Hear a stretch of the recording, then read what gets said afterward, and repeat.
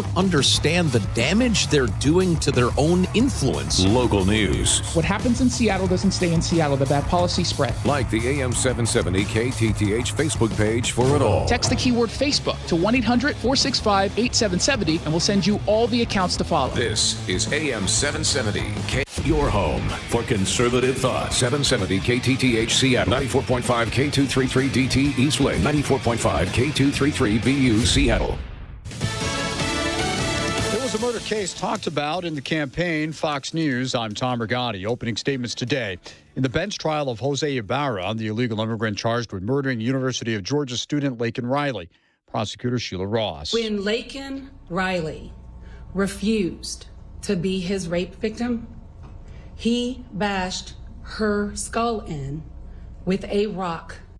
Fox's Madison Scarpino is covering the trial. We just heard from two of Laken Riley's roommates who described them going out to look for Laken when they realized that she may be missing and finding one of her AirPods in the woods where her body was later found. Prosecutors say based on evidence, Riley and Ibarra's interaction was long before she died and that she put up a fight. And the prosecution says that they know this thanks to modern day technology like Riley's Garmin watch and the app Find My iPhone. Ibarra's defense goes on to say that there is no injuries consistent with sexual assault and that the DNA evidence in this case just is not strong enough.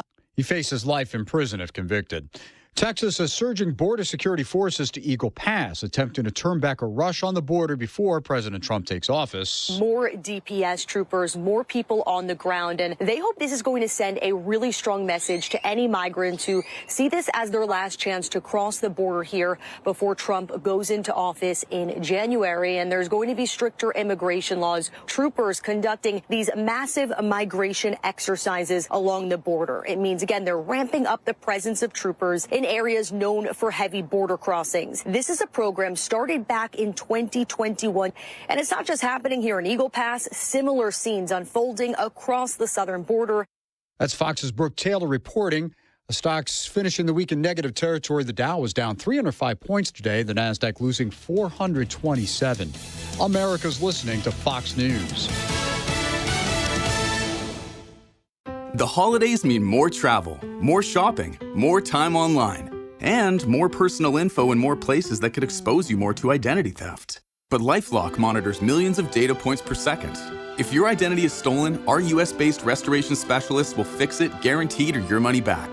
Don't face drained accounts, fraudulent loans, or financial losses alone. Get more holiday fun and less holiday worry with LifeLock.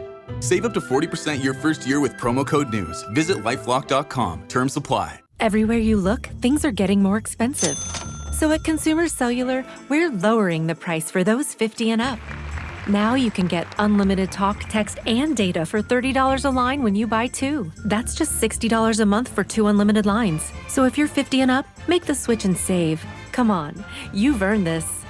Call 1-888-FREEDOM or visit consumercellular.com today. Requires 2 lines of service, age validation, and credit approval, subject to system and area limits, taxes, and other fees apply. The yellow light! God, I'm walking here!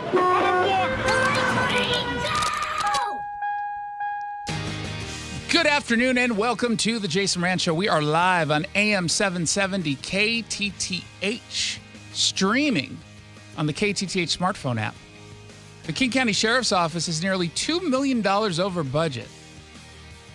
What exactly does this mean for public safety? Because there are some implications, and that's what's trending. Brought to you by Legacy Group Capital Construction Loans. What's trending?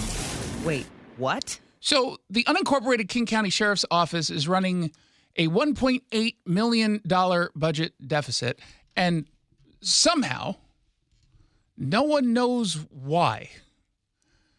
No one has any clue as to how they got to $1.8 million over budget. They're all like, I don't know. This is all according to an email memo that was leaked to our friend James Lynch over at Cairo News Radio, our sister station. And in this memo, it says they can't explain how the deficit occurred and who or what systems appeared to have failed. As a result, there are going to be some cuts. There's going to be some some pausing on spending money because they have to immediately cut $900,000. Now, I don't know how many people are familiar with the budget process of a massive government organization. It's hard because we got 6 weeks left in the year, and you're going to have to try to cut $900,000 immediately. Huh? How are you going to do that? And by the way, who's even going to track whether or not you're getting the savings because you haven't been tracking the spending? But you'll track the savings? So here's what we know they're going to do, at least in the short term. Because it does, I think, come at a potential cost to public safety. Potential. Because they say they're going to cut off discretionary training. They're going to cut some equipment. They don't say what kind of equipment. And some supply requests. So none of those expenditures are going to be approved. And that's not the cutting. That's just, we're not going to approve it. Now, it says discretionary training. That could still mean training that a deputy might end up getting that could make them more effective in the field. I don't know. That's why I say there's the potential cost to public safety.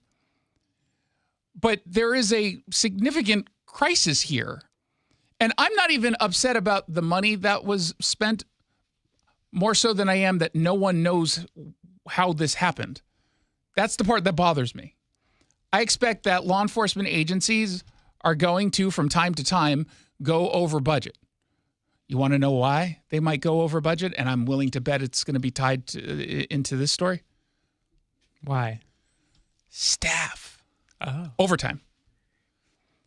Overtime. I'm willing to bet that this is due to a staffing issue.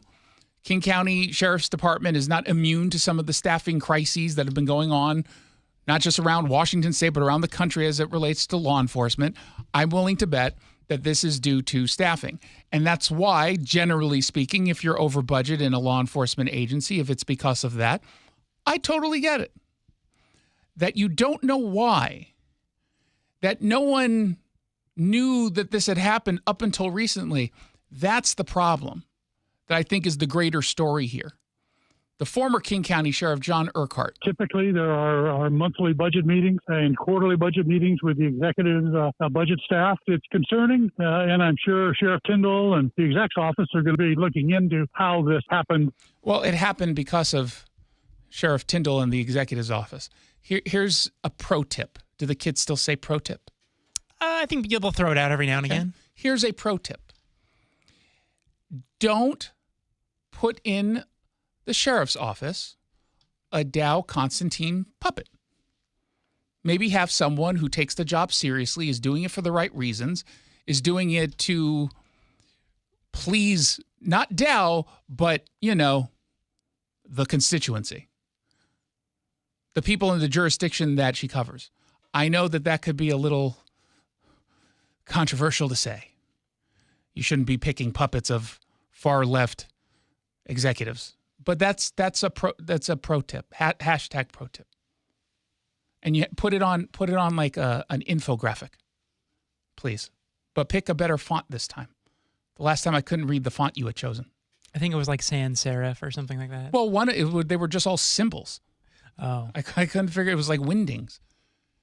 Now, the sheriff's office put out a statement to Cairo News Radio saying the ability of the King County Sheriff's Office to deliver exceptional law enforcement services to unincorporated King County and support our regional partners remains unchanged. Like every organization, we must evaluate and respond to potential changes in our fiscal environment. At times, this work necessitates adjusting discretionary expenditures, blah, blah, blah, blah, blah. None of what was written makes any lick of difference here and definitely doesn't give us the answers as to how and why this happened. I'm hoping someone can figure it out. It is kind of interesting. How did they know that they were missing $1.8 million if they don't know how they got there? Maybe the reason why is because no one was doing what they did at the end to find the $1.8 million. Maybe it was just opening an Excel sheet. Like, hey, Frank, why? It's in red. When was the last time you opened this? June? Maybe that's what it is. Maybe. You never know. Push the button. Let's get political. I enjoy autopsying the autopsy of failed campaigns. The autopsy itself, as everyone is trying to figure out, well, why did we lose? Sometimes it's interesting, but it's mostly interesting to autopsy the autopsy because it's a bunch of people who lie about why it is Democrats lost, why Kamala Harris lost. They have a whole bunch of different opinions and analyses that essentially boil down to they didn't really do anything wrong. It's something wrong with you, the voter. You're racist, you're sexist. Whatever it is, it's always your fault, not theirs. And so, color me shocked when I saw Marie Gluesenkamp Perez, the congresswoman from Washington's 3rd Congressional District. She was on with Jake Tapper, and one, didn't try to punch him once, which I think that deserves some credit. Not once. You would want to be just raining blows. But or at least like leaning over and trying to grab him by the neck and like, why are you arguing in bad faith? Stop it.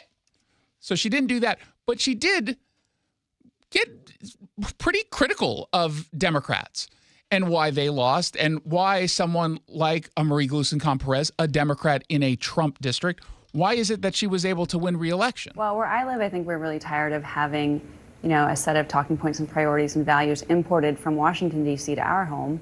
We want to see our values and priorities reflected and advanced in Washington, D.C., not the other way around. Now, keep in mind, when she says our values, she's not even talking about Washington per se. She's talking about her districts, right? Or her district. She's got a lot of counties there, Clark being the largest. She's not talking about, Seattle, because God knows I don't want Seattle principals and cult, just keep it away. We've got to flip that stream of influence because the things that we care about are not often talked about in national media. Right now, and ironically, she's about to talk about something that is, in fact, talked about in national media a lot, but it's on Fox. And I know it's talked about a lot because I quite literally talk about it almost every single time I'm on television. Okay? Almost all of my appearances over the course of the last 4 years have had something to do with this topic. Even today, I was on the Big Money Show on Fox Business, and this issue came up. In one of my largest hospitals, 40% of the babies born have at least one parent addicted to fentanyl. Not the baby part, the fentanyl. 40%. It is ravaging a lot of rural America. And take people seriously. It is everywhere. Take it seriously. Listen to them. That is real empathy. We want good jobs that don't require a college degree. Now, why might a Democrat not want to talk about the drug crisis? Say it's because they're responsible via their horrible policy. Because they're responsible via their horrible policy. I could not have said it better myself. Thank you. They're the ones who legalized drugs. And what happened as a result? A whole bunch of people took drugs. And then a whole bunch of people who took drugs died. That's the issue. What's going on at the southern border that we're supposed to pretend wasn't an issue for 3.5 years? Oh, it was porous and drugs were coming through in record numbers, getting sold on our streets. Adults, children, pets ended up getting access to fentanyl. Too many died. And so if you're a Democrat, you definitely don't want to talk about this issue. Certainly not nationally. And by the way, Maria Gluesenkamp Perez is telling that to Jake Tapper, who never talks about these issues. I recall back in 2020, as I was covering riots, as I was covering Antifa violence, they were pretending there was none. And the only time that they did mention it, it was in a positive sense. Like soldiers storming Normandy. Was that Cuomo or Don Lemon? It was one of them. It might have been both. No, it was Cuomo. Don Lemon was the one who was trying to justify the anger leading to the rioting and looting. The rooting. It's rioting and rooting. You just made a new term. I think that works. I like it. We want to get our family business to the next generation. We want to have strong regional economies. In my state, Washington State, the second largest emitter of CO2 is wildfire. And one of my school districts just went down to a 4-day school week because of falling revenue from timber harvest, right? So talking about our issues, reflecting and respecting and showing up, being present, available, accountable. So before being elected, I ran an auto repair and a machine shop. I live on a gravel road. My son was 8 months old when I decided to run. I know how hard it is for people like me to feel heard and be heard. And so I really focus hard on showing up. I go out to every county, hold in-person town halls. It's okay to get yelled at, you know? Yeah. You gotta listen to people and like lift up in the hood and see like what is the part of this argument we agree on. It's okay to get yelled at. I mean, I will point out she's never agreed to come on the show to get yelled at. But I liked her answers there. And she's right. People on the left, the candidates, the talking heads, the media members were not talking about the issues the average person cared about. Instead, they were being lectured about gender identities and personal pronouns. They were lectured about Nazis taking over. I mean, it's absolute insanity. Absolute insanity. And Republicans were talking about the issues that did matter. Immigration, economy, crime, pushing back against the woke agenda. One side won, the other side lost. The loser side claims that none of the reality is reality, and they only lost because y'all screwed up. You big racist, sexist, homophobe, transphobe. I'm talking to you, Jackson. Did you get Islamophobe? Islamophobe. Just say phobe. Yeah. You ist and phobe. Push the button. What's trending? Anti-Semitism. Speaking of which, our sister station also spoke with Congressman Adam Smith, Democrat, and he pointed out in the aftermath of yesterday's report we brought to you, we told you about UW President Anna Marie Kelsey getting targeted with anti-Semitic graffiti, both on her personal home, but also her car. A lot of damage was done. Like paint was being thrown everywhere on her home. And a lot of the messages that were up were all about freeing Gaza and you have blood on your hands because the UW is refusing to divest from companies that are connected to Israel in some way or companies that don't believe Israel should just, call it quits and let the terrorists win. And so just a few weeks ago, he was also targeted at his home in Bellevue. Now, I did have a group of people show up in my neighborhood at 5 o'clock in the morning a couple weeks ago, banging drums and shouting through loudspeakers various insults. I will say, 5 a.m. and you're a congressman, you should be up. Am I wrong to hold that position? I mean, that's kind of early. I'm not saying it's not early. It's early for you. It's early for the average person. What's he going to be doing at 5 a.m.? I mean, check an email. You get up at 6 a.m. No. At 6 a.m., you're writing emails. You're responding. You're getting some work done.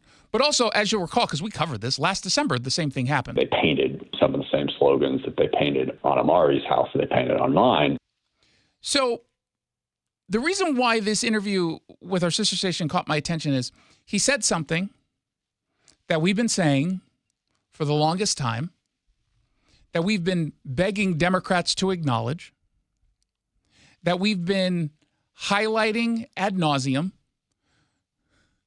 We've been telling stories about people who have been impacted by crimes because of one particular issue, and he finally decided to discuss it. I think the unwillingness to enforce the law is giving rise to a group of people who think that it is appropriate in a democracy to use threats and intimidation against people in positions of power.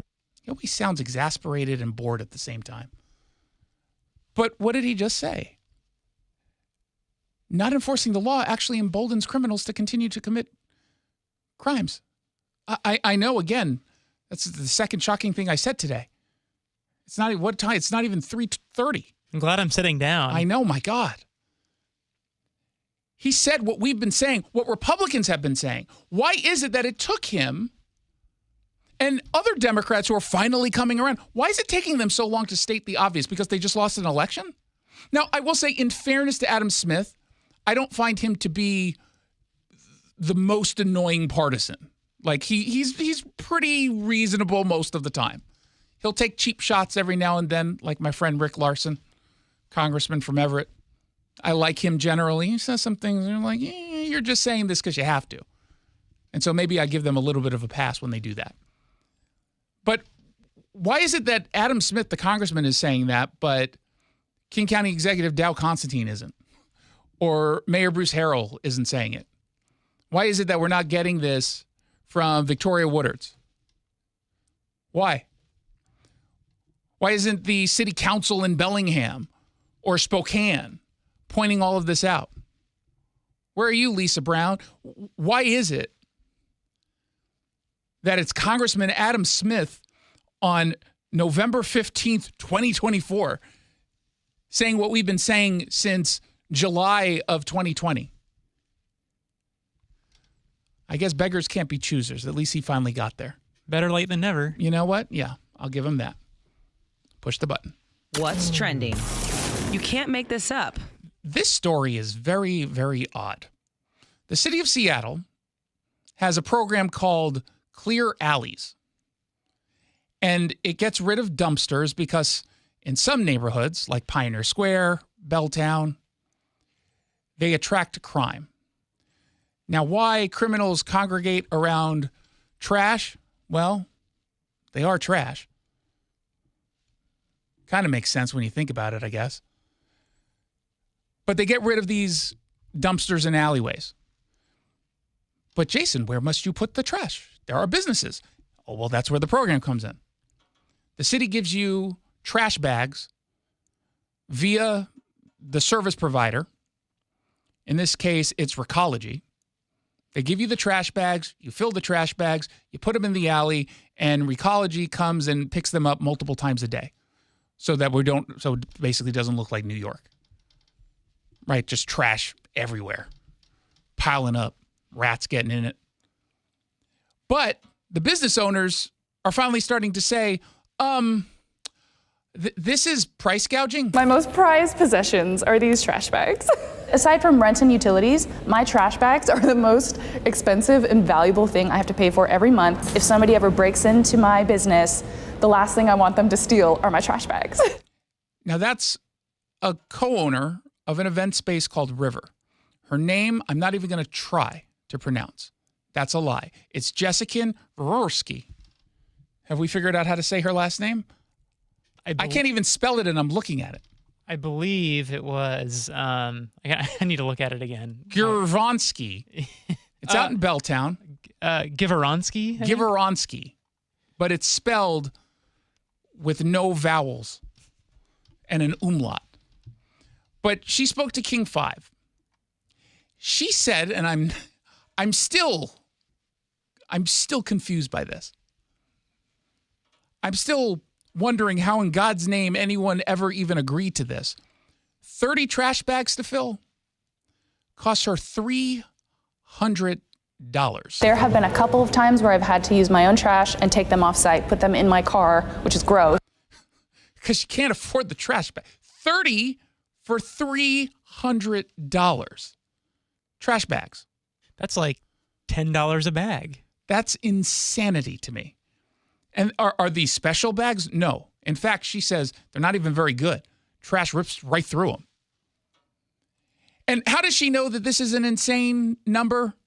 Not just because anyone who hears that number knows it's insane, but her husband, Mikhail, owns a coffee shop in a different neighborhood that doesn't have this program. And he was like, wait, I'm sorry, what? She's like, oh yeah, the bags are like $300. I was like, haha, that's funny. And I was like, she's like, no, they are. I was like, wait. Like, you're being serious? Pretty unfair that small business owners, they're bringing something special, they're bringing a culture to the downtown area, but then they're the ones who have to pay the extra fees. Yep. It just doesn't feel fair. For that price, you think they would have someone to deliver them on a silver platter, I don't need the silver platter. You can just send me the trash bags for a reasonable price. Now, Recology handles the program for the area.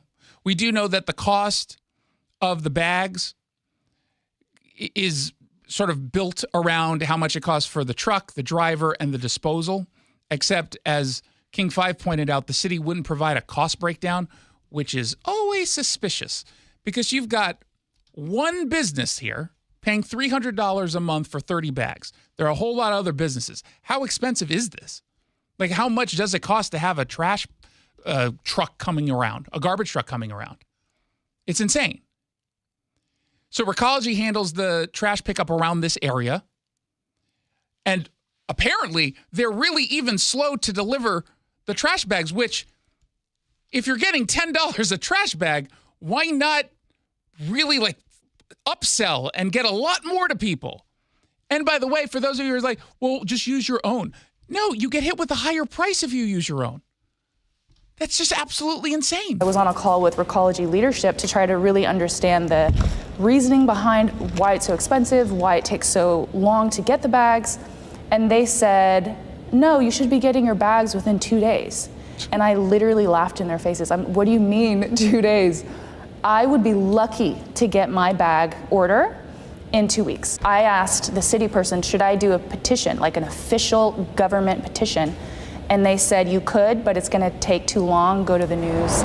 Go to the news is what the city apparently told her. Tell me there's a problem with local government without telling me there's a problem with local government. There's a problem with local government. Go to the news. We're not going to be able to help you even though it's our program. So just go to the news. Well, you could tell Recology, figure this out or we're going to use a different garbage truck provider.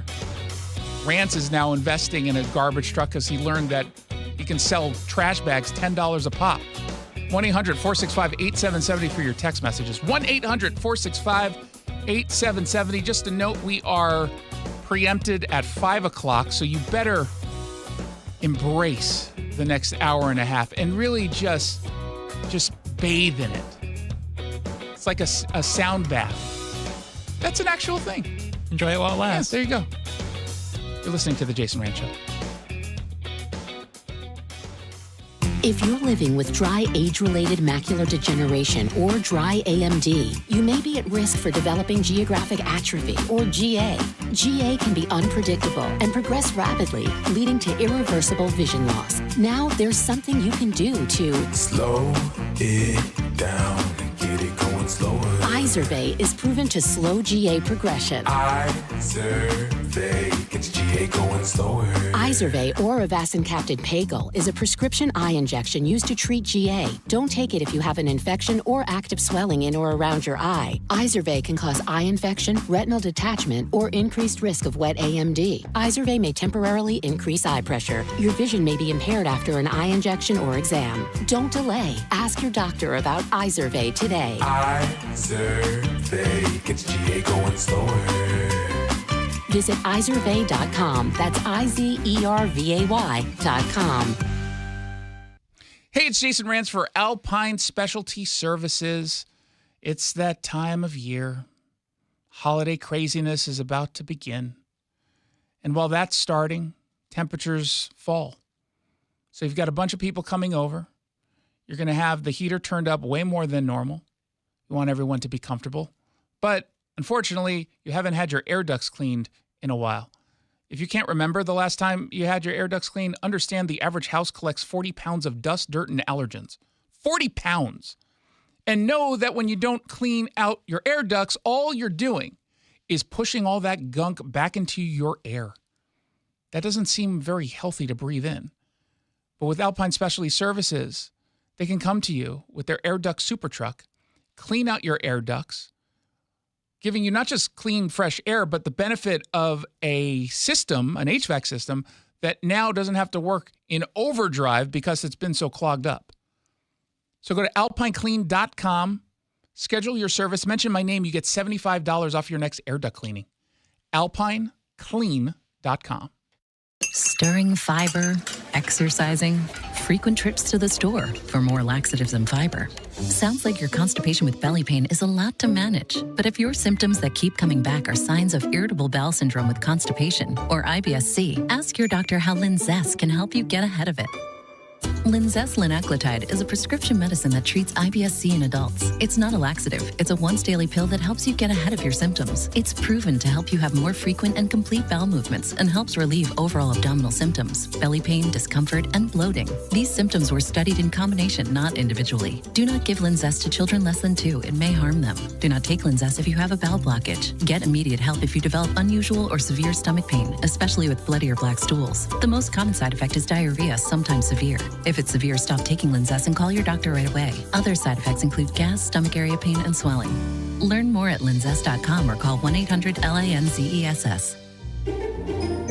Mike Rowe here with a quick question. Have you noticed a musty smell in your home? I hope not, because damp smells mean that you could have a crawl space problem. That's where Groundworks comes in. They can honestly assess your situation and create a plan to waterproof your crawl space and get to the root cause of the problem. Schedule your free inspection at groundworks.com/row. And while you're there, check out my latest dirty job. It's a good one. Licensed in all states where work is performed. See website for details. AM 770 KTTH is teaming up with Global Credit Union to support our veterans with the Invest in Our Veterans program. For more than 75 years, Global Credit Union has been committed to our military communities and to organizations that back our military and their families. Do you know a nonprofit serving our heroes that could use additional funding? Head to mynorthwest.com/veterans to nominate an organization to receive $1,000 to support their mission. Let's invest in our veterans. Go to mynorthwest.com/veterans. Bonneville International radio station contests are open to participants 18 years of age or older that are residents of Washington State unless otherwise specified. Employees or agents of the station, Bonneville International Corporation, other area radio stations, or any entity associated with the contests are not eligible to win unless the station otherwise specifies at its own discretion. Persons who have won in the last 60 days from a station contest or event may not be eligible. Full general contest rules are available on kTTH.com or in person at the station during regular business hours. This hour of the Jason Rantz Show is brought to you by General Transmission Repair.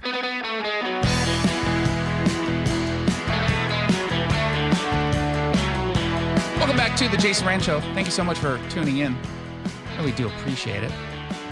Thanks to our backward environmental policies that somehow continue to get tied to California, starting January 1st, Washington will be banning the sale of new RVs and large trucks powered by diesel or gasoline because the new emissions regulations run afoul of the California standards. Now, you might be saying, well, but we're Washington. That's California. Who cares? Well, we decided to tie our emissions policies to California. And while some other states, they modeled after California, they made some changes, we just copy-pasted because Democrats in Washington are lazy. The new rules will apply to vehicles with over 8,500 pounds of gross vehicle weight, which pretty much impacts almost all RVs, and certainly it impacts the medium to heavy-duty trucks. It even impacts tractor trailers.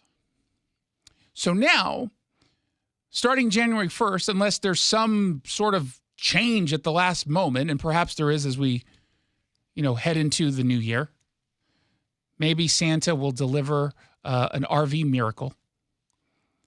But the only option would become these uber expensive electric versions of what we're pretending is a top-tier RV or truck. And as the Washington State Truckers Association CEO Sherry Call told our sister station, that's expensive. The perverse effect that it's having is forcing our members who can't afford a zero-emission vehicle right now to either hang on to their old trucks or buy and license that vehicle outside the state. Now, this is all because of the zero-emission vehicle legislation. We committed to follow this back in 2020. It came from California. We committed to it. And it's part of a bigger strategy, which is to what? Force you into EVs. They're trying desperately to create a market for these vehicles that doesn't exist. It does not exist. Even the people who purchased EVs. There was that poll that came out, a survey came out a few months ago. What was it? 60% said they would rather go back to a gas-powered vehicle than stick with their EV, which of course makes total sense because there's nowhere to plug in. We don't have a whole bunch of plug-in infrastructure. Now, the amendments that were made to this act by the California Air Resources Board, It increases the percentage of zero-emission vehicles that you have to sell in the state to between 4 and 7%. And what's worse about all of this is the folks impacted here, they didn't find out until October 23rd, because that's when the California Air Resources Board put out the new regulations. So October 23rd, 3-ish weeks ago, they found out about this, about something that's going to happen in 6 weeks. This is kind of news to us, and I believe that our customer base, it would be a surprise to them as well. We're trying to ramp up to have 24 chassis available for next year for those people that do want to buy a new diesel vehicle. It may just increase the likelihood of used sales. It certainly will affect our business. Yeah, that's Will Rogers. Not the Will Rogers. Is it? Because I thought he died. You're thinking of Roy Rogers? Oh. Well, Will Rogers, the quarterback for the Huskies, though, which is kind of funny. That's who I was thinking of. Oh, okay. Well, and also Mr. Rogers with his stupid little sweater. Actually, this is Will, the GM of Polesbo RV out in Everett, not Polesbo.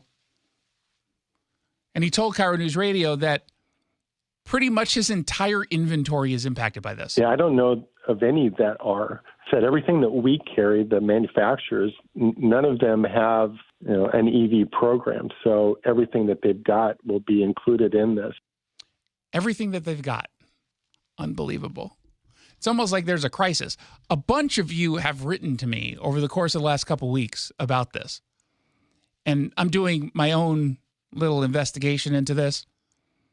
Because, of course, the state is saying, oh, it's not a big deal. Relax. Everything's going to be fine. While holding a gun to your head and putting a contract in front of you to sign a lease for a EV truck. If we had a media that was even just a little bit curious, you might have heard a little bit more about this, right?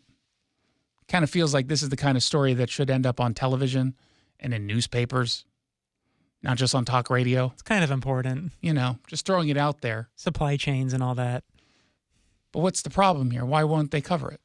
Because they're just as far to the left on environmental issues as the lawmakers. And so you're not going to get critical coverage. And the people who are delivering you the news, they're probably driving Priuses. They don't care. Well, if I can get it done, so can you. We all have to sacrifice. You can go ahead and sacrifice if you want on something like this. This is absurd. But we don't have a media here that is diverse enough to even be interested in covering this critically. Which leads me to my next story for a producer who was wondering how it was going to go from RVs to the LA Times changing up its editorial board. Oh, I had faith in you. Oh, I did a great job. The billionaire owner of the LA Times, Dr. Patrick Soon-Shiong, he said his newspaper has conflated news and opinion way too much, that when you turn to the news part of the newspaper, not the editorial page, but the news stories, it is pretty clear that they are left-wing. And he's saying, I don't like that anymore. I don't like it. Now, this is the same guy who said, hey, editorial board, we're not going to go ahead and endorse this year. I'm killing that. It caused 3 editorial board members to resign. Oh, they resigned. They said, we're not going to do that anymore. Now, I don't know if it was because he finally saw the writing on the wall that folks on the radical left weren't capable of seeing, which was simply like they're normal human beings out there and they're not all crazy libs. I don't know if that's why he decided to make the change, that this was more about preserving his newspaper and making sure it continues to stay or becomes relevant again, I should say. Not continues to stay, becomes relevant again. LA Times hasn't been relevant for a very long time. Most newspapers haven't. I don't know why he made this decision all of a sudden, but I certainly like it. He was on Fox News at Night last night. Not so awkwardly right after I was on, and was asked a direct question as to whether or not I believe the publisher is going to make a change, to which I said, not really. Good first step in talking about it, though, but I'll believe it when I see it. And then we heard Trey say, thanks. Coming up next, Dr. Patrick Soon-Shiong. This is what he said. We need to have all voices, the right, the left, and the moderate, the center. And I think it's important because the editors are responsible of stories that are told, stories are not told. Editors have these nuances of the word hatred versus could the president-elect make a real impact. And we need views from both sides, and my goal is not to change the entire editorial board for that perspective. It's interesting because the election, the voters were very clear on what they wanted. The mandate, even in Southern California, where you have Orange County, and you have San Bernardino County, and you have Riverside County that are more conservative. How do you reach out to them? They are your readers. How do you get their trust back? Well, in fact, if you look at the 2020 map of California, look at the 2024 map of California, the change has been rather dramatic, moving towards the right as well as being very liberal as before. So it is our responsibility to maintain democracy, to have the views of all our California readers, in fact, the views of all the national readers to be aired. Because if we just have the one side, it becomes nothing else but an echo chamber. And so it's going to be risky and difficult. I'm going to take a lot of heat, which I already am. Yep. But, you know, I come from the position that really it's important for all voices to be heard. What I said last night on television, I truly believe. I think that this is a good first step, right? Just making the announcement, we are too liberal. I'm going to change something. And I gave Jeff Bezos a pat on the back and a rub of his bald head when he made the announcement that, yeah, our editorial pages, he wasn't talking about news, he was talking about editorials, are too left-wing. Awesome. The reason why I'm skeptical of Dr. Soon-Shiong, has Jeff Bezos done anything yet? No. No, in fact, since he made that announcement, he lost a conservative writer in Hugh Hewitt. So he makes this announcement. He gets a lot of applause. He gets a lot of, finally, he's moving in the right direction, literally. And then nothing happens. How long does it take to get some conservative writers? You can get, in the interim of hiring, you can get freelance editor. That's how editorial pages are filled. I'll write something. It's not that hard. Maybe they're in such a bubble they don't even know the names of any. They're like, wait, we got to Google some people. Quick, watch Fox News for a week and get back to me. Give me all the names you can find. No, we're sick of Guy Benson. We want the other gay conservative. Oh, hi. But he hasn't really done anything yet. And so, again, kudos, you said something, but I want to see some action. Speaking of action, who was one of the biggest action stars at whatever date Rambo came out? Sylvester Stallone? Oh, there you go. Right, he was in Rambo? Yeah. Okay. Was like, no, is that Arnold Schwarzenegger? No, that's Predator. So Sylvester Stallone last night was at the America First Policy Institute Gala over at Mar-a-Lago. Donald Trump was there. In fact, Sylvester Stallone was the one who introduced him. And he was very, very complimentary. When I did Rocky, if you remember, the first image was a picture of Jesus, and it says Resurrection AC Club. I found a church that had been converted to a boxing ring. So the image pans down from Jesus onto Rocky being hit. And at that moment, he was a chosen person, and that's how I began the journey. Something was going to happen. This man was going to go through a metamorphosis and change lives, just like President Trump. Long way to get to that. Is he Rambo or Jesus? The presence of a really mythical character. I love mythology. And this individual does not exist on this planet. Nobody in the world could have pulled off what he pulled off, so I'm in awe. Question. Will we see or hear or read more complimentary positions about Donald Trump from celebrities?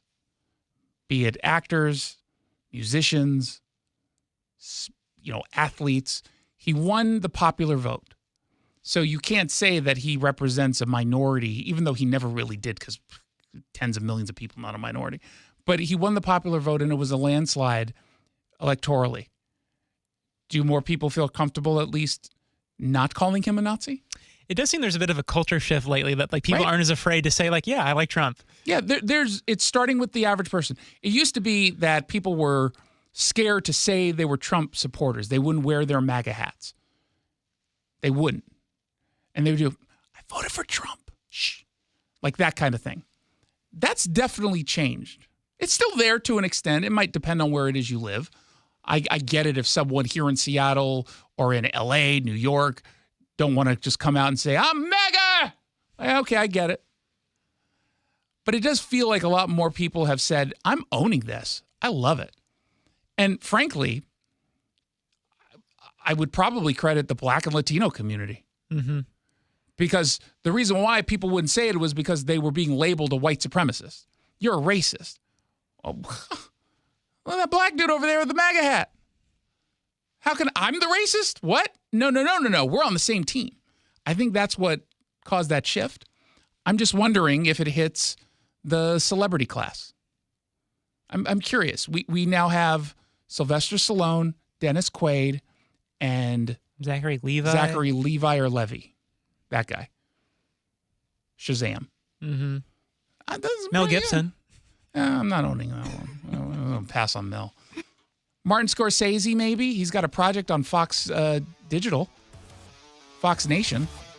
I was like, that Martin Scorsese? Okay. I mean, I find him overrated, but if he's a conservative or at least conservative friendly, a little bit different. 1-800-465-8770 if you want to send me a text. 1-800-465-8770. You're listening to The Jason Rantz Show. Mike Rowe here with a quick question. Have you noticed a musty smell in your home? I hope not, because damp smells mean that you could have a crawl space problem. That's where Groundworks comes in.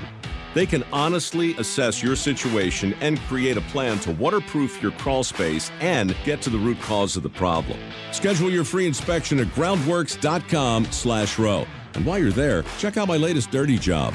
It's a good one. Licensed in all states where work is performed. See website for details. I'm attorney Rob Iddens, proud Marine Corps veteran and owner of Warrior Injury Law. I'm a fifth-generation Pacific Northwesterner, graduated from UW and CLU School of Law. At Warrior Injury Law, we have years of experience in the trenches, fighting insurance companies for the people of Washington, my people. Forward, if you've been injured, you need a lawyer that is tough, confident, and battle-tested. Call us at 253-WARRIOR for your free case review. Warrior Injury Law, battle-tested. Eddies! Hey, it's Jason Rantz here for Johnny Tsunami.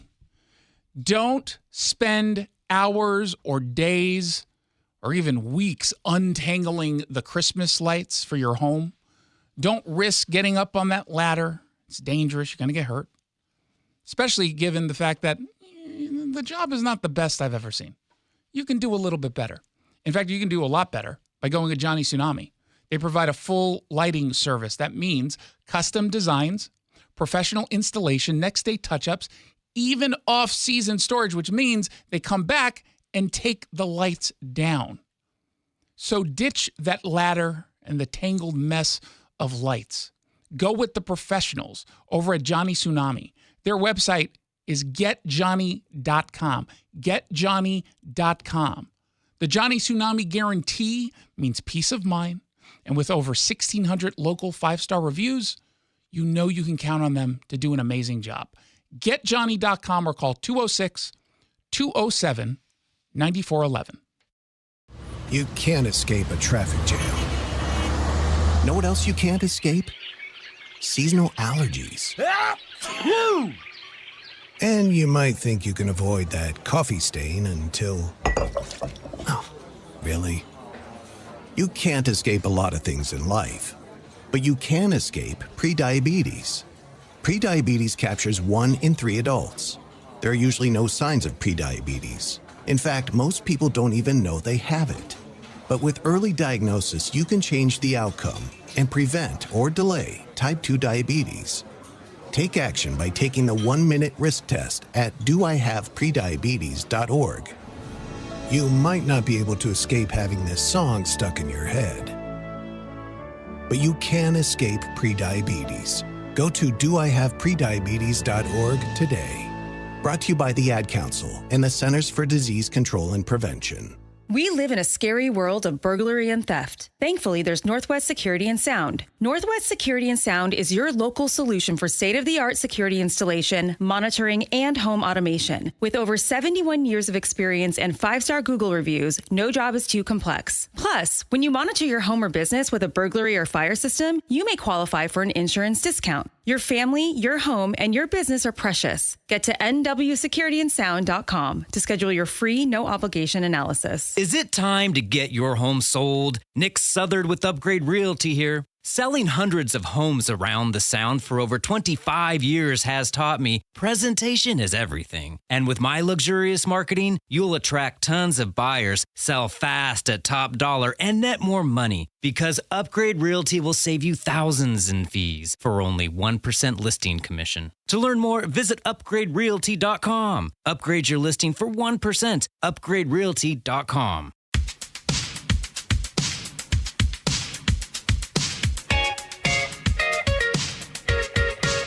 Welcome back to the Jason Rantz Show. Thank you so much for tuning in. As the 425 texted us, very disappointed. Will Rogers was an actor, a comedian in the early 1900s. He's vaudevillian. Oh, okay. Yeah. I'm not super familiar with vaudeville. Well, I knew that, but I thought if I made that reference, it wouldn't land. People wouldn't get it. But I knew. I've got a problem. I got a little problem and I need some help. It's maybe an embarrassing problem, depending on your perspective of what happened to me yesterday. And I am asking for text messages to tell me what I should do. So I'm in the big boss's office upstairs having a meeting. And sometimes, because I use my hands a lot when I speak, I put them in my pocket so they don't move. Except, of course, they still move. Just in my pocket. And she's talking to me. I've got my hand in my left pocket. And it starts to make a sound. Now, I don't know if this is going to get picked up on the microphone, but this is what it sounded like. And tell me if you can hear it. Yeah, I hear it. It's like a rustling. Yeah. So it's a plastic bag because I don't know if I told you this, but I adopted a dog. Oh, really? Yeah, his name is D'Artagnan. He's got an Instagram account called The Dog D'Artagnan. And if you're able to spell it, you really earned that. It's a poop bag. It's a poop bag. Every pair of pants I own have at least one poop bag in them. Every single one in one of the pockets, sometimes both of the pockets. Any jacket I own, got a poop bag. You always carry a poop bag. He goes consistently 2 times a day. He's very consistent. Got to be ready. She clearly looked at the source of the noise. And she clearly had a look on her face that I read as, what is that? It was brief, but it was there. We go along with the meeting. She says, Jason, you're the best. Gosh, I wish I could give you even more money. In fact, here's more money. And she just gave me a bunch of cash. And so I went along with my day. And it hit me a few hours later. I think she thinks I wear adult diapers. Because this sounds like a diaper, like the exterior of a diaper. And it's the same kind of plastic.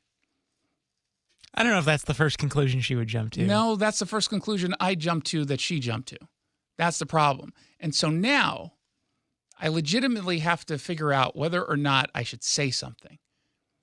And I fear if I go up and say, I don't wear adult diapers, and she wasn't thinking that, she will then assume I'm wearing adult diapers because that's what someone who wears adult diapers that doesn't want you to know he wears adult diapers would do. But if I don't say anything, she might now think I wear adult diapers. Now, here's what you do. Next time you have a meeting, you just do it again. And this time you pull the bag. I'm like, oh, sorry. You can just show what it is. Oh, yeah. Well, what if she thinks that I'm only doing that now to cover the fact that I wear adult diapers? I mean, there's always, I guess, going to be a small chance that's but I mean, I'm concerned. I'm really concerned. And so, you know, maybe next time I go into a meeting, if she if she puts down like a towel first on the chair. So, oh, no, just sit down, don't worry. Oh, there was a little bit of stain. I just don't want, you to get it on your pants. Well, I can sit over there. Oh, no, that one has a stain too. Let me grab another towel. Like if that, then I think I should have a conversation. But it has been bothering me. This is my life. This is my life. That I go home and all of a sudden it hits me like, oh my God, does she think I wear adult diapers? Because the noise was coming when my hand was in my pocket. On my thigh, right? So it would be touching the adult diaper. This literally sounds like a Curb Your Enthusiasm episode. No, if it was a Curb Your Enthusiasm episode, he probably was wearing a diaper, but I'm not. I don't wear a diaper.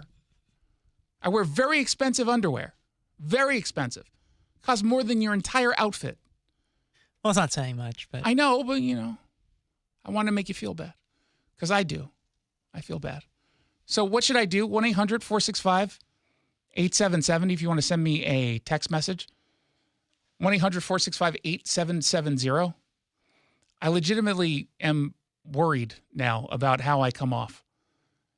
And I'm not going to remember to take the poop bags out of my pockets because it's sort of like a clown when you pull up the handkerchief and it keeps going and going and going. That's how many I have in my pocket all the time.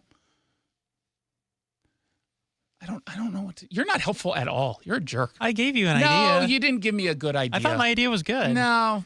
At first blush it is, and then when you think about it, it actually makes you seem more suspicious. Always overlooking the producer. Well, always coming up with bad ideas. I mean, okay, I'll take it out. Or maybe I'll just have it sticking out a little bit, and then she'll say, what is that? I was like, oh, this is my poop bag. It makes it almost sounds like an adult diaper. Man, I probably shouldn't keep it in my pocket because people might think I'm wearing an adult diaper. 1-800-465-8770 for your text. You're listening to The Jason Rantz Show. Don't let sinus problems, snoring, and allergies hold you back. I'm Dr. Ryan Stern with the Stern Sinus Center. Nasal congestion, sneezing, runny nose, snoring, facial pain are just a few sinus symptoms we can help you out with. From allergy workups and treatment to modern nasal breathing procedures to advanced outpatient balloon sinuplasty, we can diagnose and treat your problems. Let us help you get the relief you need easily, quickly, and permanently. Come see us in Federal Way and Auburn or at sternsinus.com. That's sternsinus.com. Jason Rantz here with our local tax expert and advocate Greg Nunn from Nunn Better Tax Resolution. It feels like when people are in trouble, they know that the notices are going to get to them. And then they start getting to them and getting sent over and over and over again. It doesn't stop. Once you start receiving IRS notices, there's a guarantee in there. They will not stop. They will continue to come to your mailbox, and you'll continue to feel really uneasy about opening that mailbox because there could be an IRS nastygram. And in time, they will get more and more aggressive. And when you finally receive a certified letter from the IRS, you're getting to the end of avoiding them. And by then, it's not too late to contact you, but the truth is they should be starting immediately. I understand why people procrastinate. We all do, especially when it comes to things that are painful. But in time, if you do not respond to that IRS notice or get help early on, you will eventually need help. And then it will be really a rat's nest and very expensive to get through. I saw something I found unfortunately humorous because I know better, thanks to you, that some people think, oh, I just won't file my tax return. That means the IRS can't get me. Oh, no, that's not what it means at all. Yeah, it's crazy to think, okay, I don't file, so I'm good to go. The IRS isn't going to find me. Yeah, I feel like if that were a loophole, they'd figure that one out pretty quickly. Yeah, they have means to figure out who is not paying taxes. Why go with someone who's local rather than someone who is in another state? Who cares? Well, if I was the client, I would want to be local because then if something goes awry, I know where to go. I know what door to knock on. If there's someone from Colorado or California, are you going to take an air flight and get over there and knock on their door? I don't think so. If you're having trouble with the IRS, then call Greg Nunn.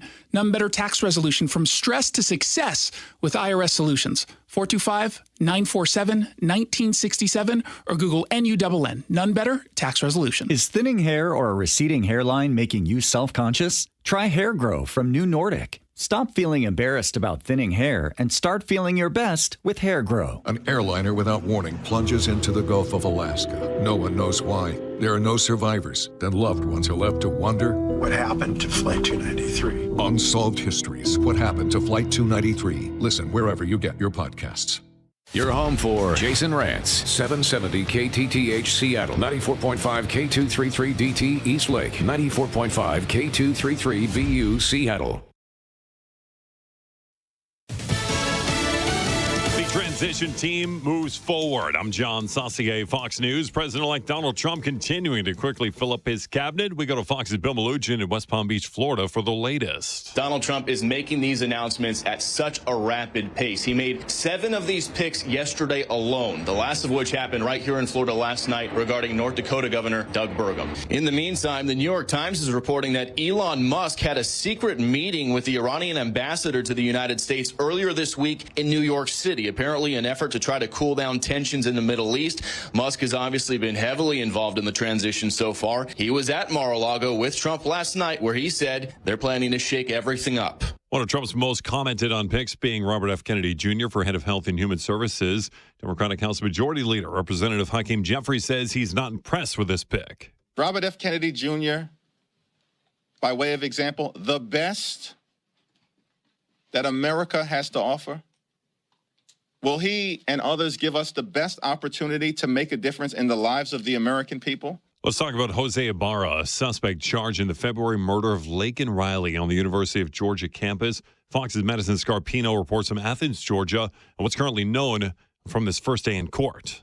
We've already heard a lot of testimony from multiple witnesses, including Laken Riley's 3 roommates, who say that they were more like family. But perhaps the most shocking testimony so far has come from the UGA police officer who found Riley's lifeless body on campus. And during opening statements, the prosecutor said that Jose Ibarra went out hunting for women the day that Riley was murdered. She says that when Riley refused to be Ibarra's rape victim, he bashed her skull in with a rock several times. He's pleaded not guilty, but facing life in prison if convicted. America's listening to Fox News.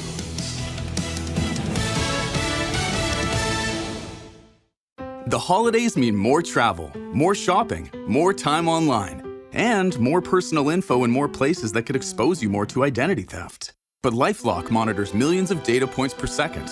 If your identity is stolen, our US-based restoration specialists will fix it, guaranteed, or your money back.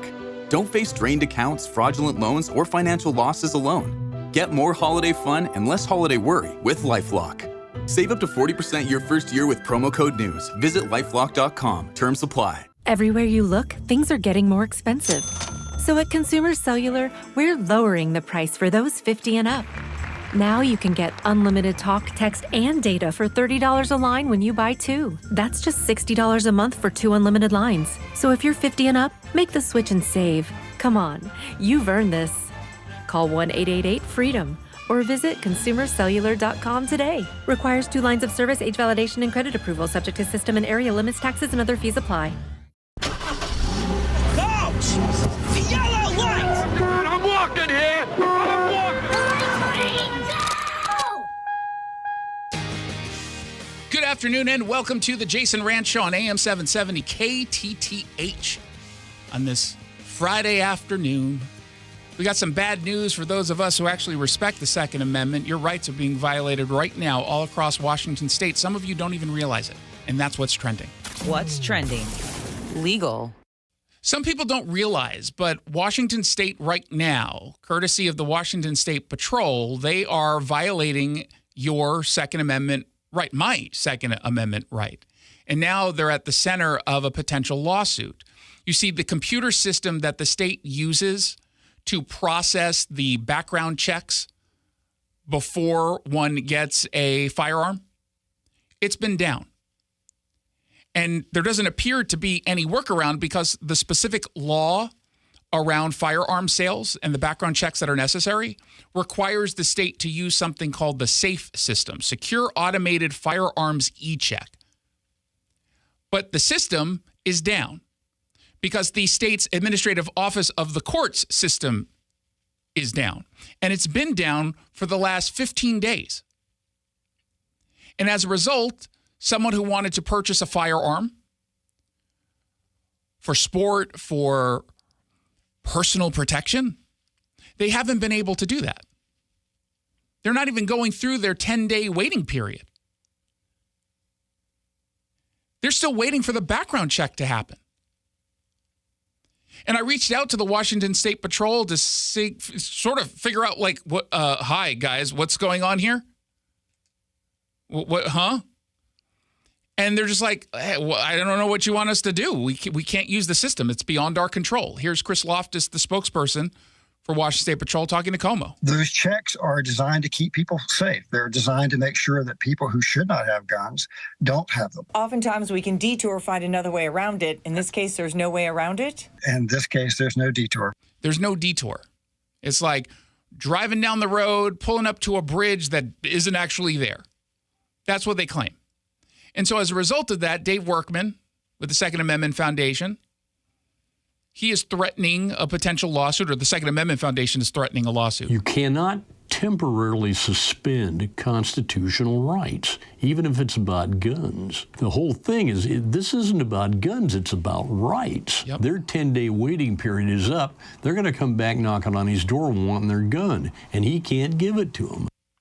He's, of course, 100% correct. Now, what exactly caused this to happen? There have been some speculation that someone who should not have accessed the administrative office's computer system, that they gained entry. But they're saying, look, we're working to restore the system. It's going to take a little bit more time. It's really complicated. It's really time-consuming because we want to make sure that it's fully secure so it doesn't go down again. Again, I understand that totally. But you better have a workaround, and that they don't is a problem. The gun owners are fuming over this because they see this as a way for the state to just block gun sales, which it really is, and it can't do that. If this had something to do with access to getting an abortion, the entire state government would move mountains to ensure that a woman would have access to her Planned Parenthood appointment.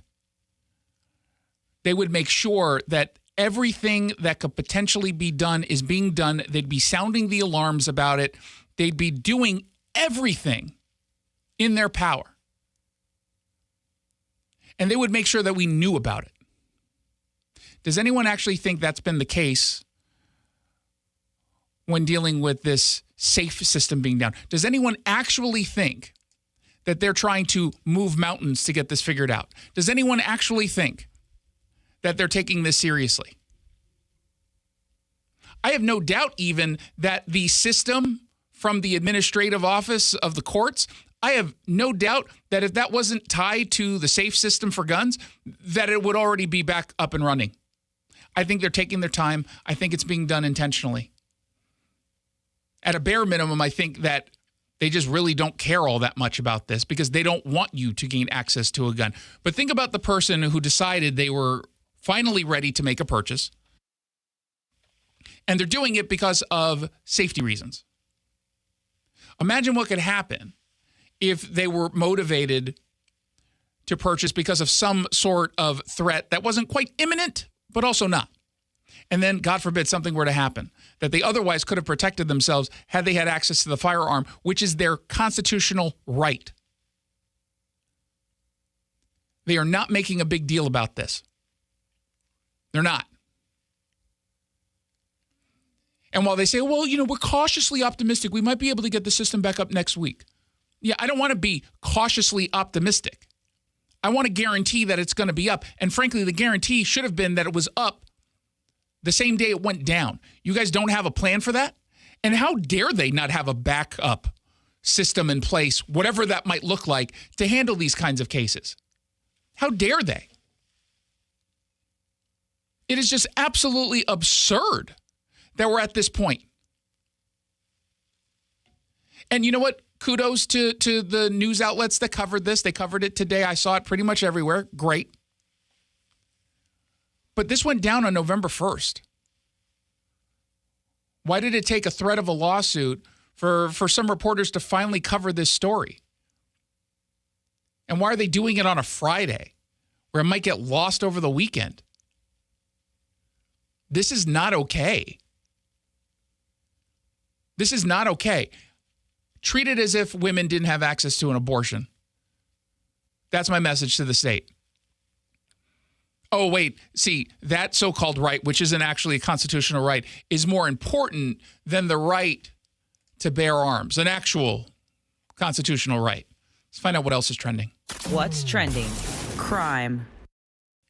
Another day, another business getting targeted in the Seattle area.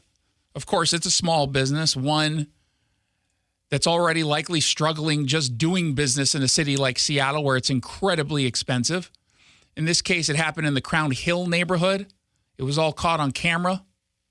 2 thieves were trying to get into the Wild Mountain Cafe, and then bam, they ended up getting in, going into various rooms within the business.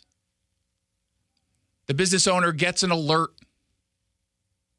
But according to the business owner, his name is Kevin, he spoke with Fox 13, the criminals were able to get away with $5,000 worth of tips that were going to go to the staff before cops could arrive. But I have video of them going in the bar, looking around, and then video going downstairs and looking around. Cash. They took out with cash. We looked at all the rest of our stuff, and even in the video, I was like, aren't taking any liquor? I'm like, okay. They look like very young men, though. They did look like very young men. And they were going for cash. That's probably why they were looking from room to room. They were looking for just cash. They're not looking for the booze. They're not looking for cutlery. They're looking for cash. 2 degenerates. 2 degenerates who decided to take $5,000 worth of tips from people who worked their tails off to earn them, only to have it get stolen by 2 losers, life's losers, who don't want to get an actual job, who think that this is cool. This is them, being badass. That's what they think. Oh, wow. Look what we can do. I'm sure it impresses other losers like they are. Oh, wow, you broke in. Oh, you didn't get caught? No, of course not, because it's Seattle. We don't catch criminals in Seattle. Instead, we make it very, very easy for bad guys to get away with crimes. We go after our cops endlessly. We defund. We demoralize. We pass laws that help criminals get away with their criminal behavior. And everyone knows it. They ripped the camera off. We have footage of them kicking it. People aren't afraid in this neighborhood. It's kind of sad because it's a nice neighborhood, but people don't want to take that responsibility. The police were here, but after they left, there's going to be no more looking into that. Yeah, and he's right. And again, it's not because officers aren't interested in looking into it. It's because they just don't have the staff. It'll just get put in a pile of other crimes where small businesses get targeted here. And they're the ones who have to pick up the pieces. And then you're in a place where you have to look for some of the silver lining. Like, well, I guess they didn't steal the booze. They didn't do as much damage as they could have. That's not acceptable to me. And I don't know why in this city we find it acceptable. Oh, but the Seattle mayor's office came out with a plan today, a plan to tackle crime, although not in the Crown Hill neighborhood. Not in the Crown Hill neighborhood. This is going to be in the block in front of Pike Place Market, in the downtown corridor. That's what they're going to be doing there. And his plan to tackle the crime it's comprehensive. They've already been doing some of it. They put up some lights. They strung up some lights in the area, and that led to a trillion% decrease in crime. Huge success. We may have to arrest, we have to clean, and we have to treat. You arrest bad people, you clean dirty areas, and you treat sick people. Yeah, okay, thanks. Remind me, your plan is to... We may have to... We may have to? Is that what he said? We may have to arrest. We may have to arrest. Not definitely. We don't definitely have to arrest the criminals who are responsible for all of this. So what exactly are they doing? What are they doing? They're just going to have more people going around cleaning up after the homeless without actually sweeping. They'll do the same thing they've done in the past, which is offer services, and the people say no. When they have extra officers who aren't responding to 911 calls, they'll drive around in the International District and Pioneer Square to try to serve as a disincentive to the criminals, but they almost never have the time to do that. Oh, but it's quote unquote comprehensive. They throw out these buzzwords. You know what? If this was a true plan to tackle crime and he thought this was going to work, you know what he would do? Hold a press conference not on a Friday. You hold press conferences on Fridays, the same reason why you release documents on Fridays. You really don't want to bring a whole bunch of attention to it. Why would you not want to bring attention to a comprehensive plan to tackle the public safety problems in the downtown area? Why wouldn't you want to make a big deal about that? Why wouldn't you want to scream it at the top of your lungs and make sure that every business in the area heard it? Make sure that folks who sometimes want to go into downtown Seattle, not just the workers, but people have to go to, appointments, business meetings. Maybe they want to go to Pike Place Market. Maybe they want to check out the new construction on the back end. Oh, it's gorgeous. You can see everything. You just have to walk over a whole bunch of homeless people to get there. When you want those people to hear about it, when you want to scream it so loudly that even potential tourists will know you're tackling this issue, I'll do it. I'll do it on a Friday morning. Yeah. That'll help. Appreciate the hard work. Let's find out what else is trending. What's trending? Let's get political. The fallout continues. It seems, in fact, like the left is going into overdrive in sounding the alarms over the cabinet choices from Donald Trump. They're turning their attention from candidate to candidate to candidate. It seems like they're actually struggling in a way to really focus their attention because they're going after everyone. They're just going after everyone. And so in one moment, you've got them going after Tulsi Gabbard. In another moment, they're going after RFK Jr., then Matt Gaetz. And then eventually they go back to Pete Hegseth, who started it all. And what it is that they're doing is just absolutely despicable. Absolutely despicable.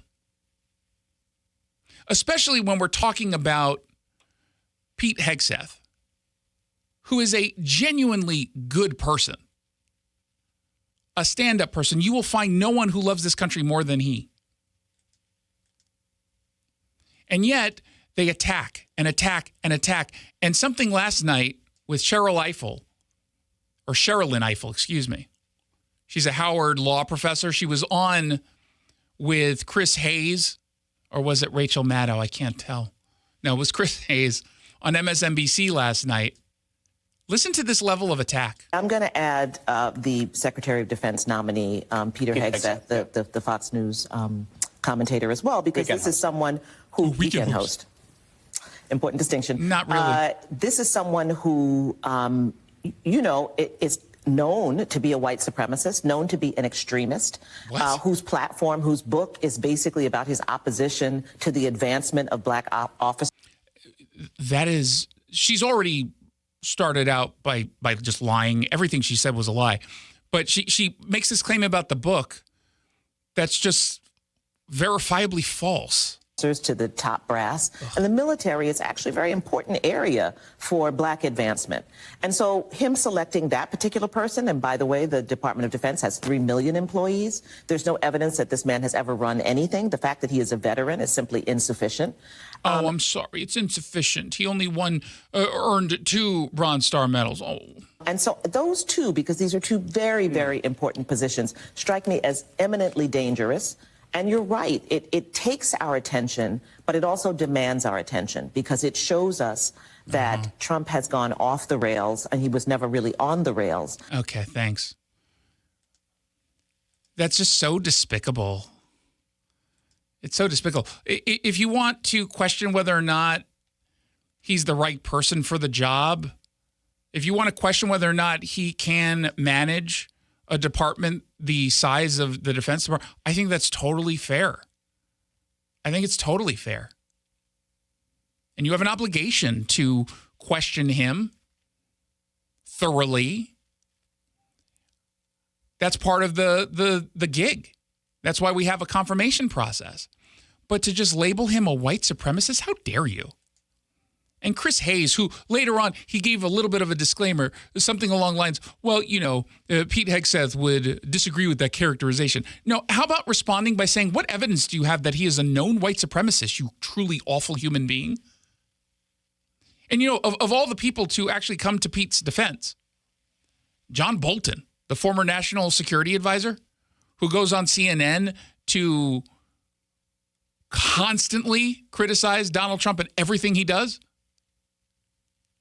even he stood up for him. I think Hegseth has a lot to answer for some of the things he's written, such as suggesting that C.Q. Brown, the current chairman of the Joint Chiefs, be fired. I think that would be a mistake, at least in the abstract. That's what the confirmation process is for. I would give Hegseth a chance. I think he's got a steep hill to climb. I think the Democrats are going to come after him too. But he's not Matt Gaetz or Tulsi Gabbard. Let's be clear about that. Yeah, that's his version of saying this is a normal person for you guys. Why don't you maybe focus somewhere else? Give him a shot. I don't know what's going to happen during the confirmation process. It seems pretty clear that Matt Gaetz is most definitely not going to get confirmed. And I still maintain there's something else behind why he was chosen, and it wasn't so that he can become the attorney general. I think RFK is going to have a little bit of a tough shot. I think Pete actually gets the thumbs up. At least I certainly hope he does. Let's find out what else is trending. What's trending? The economy. Not the best day for the market today. Unfortunately, some of the Trump bump was erased. That after the Fed indicated they would not be lowering interest rates in the near future. Joining me on the line to discuss what the economic outlook looks like as Donald Trump is getting ready to return to the White House is Tom Carter. He is the president of Ridgeline Research. Welcome to the show. Thanks, Jason. Thanks for having me. What did you make of today's walk back, I guess, on some significant gains we saw this week? Yeah, well, look, we expected some market movement when the president was reelected, when our former president was reelected president, and we thought there would be a bump. But certainly, we're looking at the economy. His steps haven't been taken yet to fix the economy, so the economy is exactly where it was a week ago. Mm-hmm. And so even though there is optimism about the economy coming up, I think the stock market is going to go through some bumps along the way until President Trump can get his economic course reestablished, is my opinion. Yeah, and obviously what didn't help was Jerome Powell coming out and saying he's in no rush, or we don't need to be in a hurry to reduce the interest rates. That definitely hurt. Well, of course. And look, inflation is still out there, right? I mean, the government spending that happened under the Biden administration, we're going to pay for that for a while. I think Trump's policies, when he comes in and starts producing U.S. oil again and getting the cost of energy down, will be very helpful. Certainly the goal to reduce government waste and government spending that Mr. Musk and Mr. Ramaswamy are going to take on is going to be good for the economy. Overspending by the government causes inflation. We all know it. And so it's going to take some time, but inflation is still out there because of the past administration's actions. And I think it's going to take some time for the new administration to take action to reduce those costs and reduce that inflation. And hopefully, ultimately, interest rates will follow. And on inflation, this was a story that virtually no one covered, mostly because of the presidential election. But inflation rose to 2.6% in October. Well, you're right, and again, we haven't done much to cut government spending. Correct? I mean, the Fed can do whatever they want with interest rates, and but I think the easing of the Fed, you still see the fact that inflation is out there. The numbers were still showing it. Jobs were being created by the government, but not by private industry, is what the jobs report showed. So there's still some fear of some inflation. There's still some fear that the economy is not as strong as what they once thought. And so it doesn't surprise me that the Fed's stepping back a little bit on these reductions. But certainly I think once President Trump's economic policies come in, we will ultimately see reduction in inflation and reduction in interest rates that follow. But how would you characterize the economy right now? So I don't expect a recession. Hopefully the Fed can give us a soft landing, and I think that's what they're trying to do. But I don't think the economy is as strong as people think it is. Obviously, the stock market, and that's what we do every day. We run the American Conservative Values Fund, and so we're stock market people. Obviously, the stock market is still quite strong historically, and that's based on so much money coming into it, right? I mean, there's been a significant amount of money. But the middle America economy, I think, is tough because inflation has really hurt. Certainly costs have gone up quicker than wages, and so the bulk of Americans are still struggling, and that's going to be a while before that releases. Now, you mentioned the American Conservative Values Fund. It's an ETF. What do you expect out of, some of the previously woke companies? Do you think that over the course of the next 4 years, we're going to see that completely dismantled? Was this last election about rejecting identity politics? I think we'll see some of it, right? I mean, I think you already see people pulling back on their DEI programs. Yep. You saw Boeing pull back on their DEI programs. I don't think they work. We even saw Microsoft pull back on their DEI program. I don't think they were getting the economic impact that they were thinking. And I don't think virtue signaling works in our kind of environment. I think they want the best performing people, and they need to hire the best people for the job. And I think companies will realize that. Now, can we ever get all the woke out of companies? I don't believe we can. I think just today you saw the Disney personality come out and rip Donald Trump's voters, and Disney's now thinking about not releasing a movie. Things like that are going to continue to happen, and we're going to continue to police those policies on those companies, and we will continue to not invest in companies that have woke policies. So I think there will be some easing and some pullback, but I think you still want to invest with companies that share your values, and you still need to keep a good eye on what those companies are doing, not only in their boardrooms, but with their executives and things like that as well. Well, and that's what you guys do with the American Conservative Values ETF. I mean, you're looking at the companies, not just what they're doing publicly that everyone knows about, but also what it is that maybe a lot of folks aren't paying close attention to. I want to close out the conversation with Boeing. You had mentioned them. Obviously, Boeing cutting 17,000 jobs. Those 17,000 or so jobs will be cut at the beginning of Q1. What role ultimately is Boeing going to have in, the strength of our economy? They start to do poorly. It's not just about Boeing. It's about a lot of other businesses that are directly connected. Well, certainly travel and leisure and other things. And I think when there is weakness in the economy, when there's inflation and people don't have that discretionary spending to go out and take vacations and do the travel that they do, certainly there's going to be an impact there. Look, we're for Boeing. We hope they do a great job. We hope they turn it around. We hope they get rid of the safety issues and the other problems that they've had, so that they can be a great American company again. So we're certainly rooting for Boeing. But it's not a good look at the economy when a company like Boeing, who's probably more of a leading indicator, is cutting jobs, and that's a little bit frightening for the economy. But again, we're positive on the overall economy because we believe President Trump's economic policies are going to carry us forward. Well, there you go. We've been talking with Tom Carter. He's the president of Ridgeline Research. He's also one of the men behind American Conservative Values ETF. You can learn more about that at acvetfs.com. So ACV and then ETFs.com. Thank you so much for coming on. I really appreciate it. Thanks, Jason. Thanks for having me. Of course. You're listening to The Jason Rantz Show. When we come back, we're going to dive into the big local. This hour brought to you by the Northwest Safe Company. And now here's Growing Your Wealth, presented by Madrona Financial Services. Here's Brian Evans.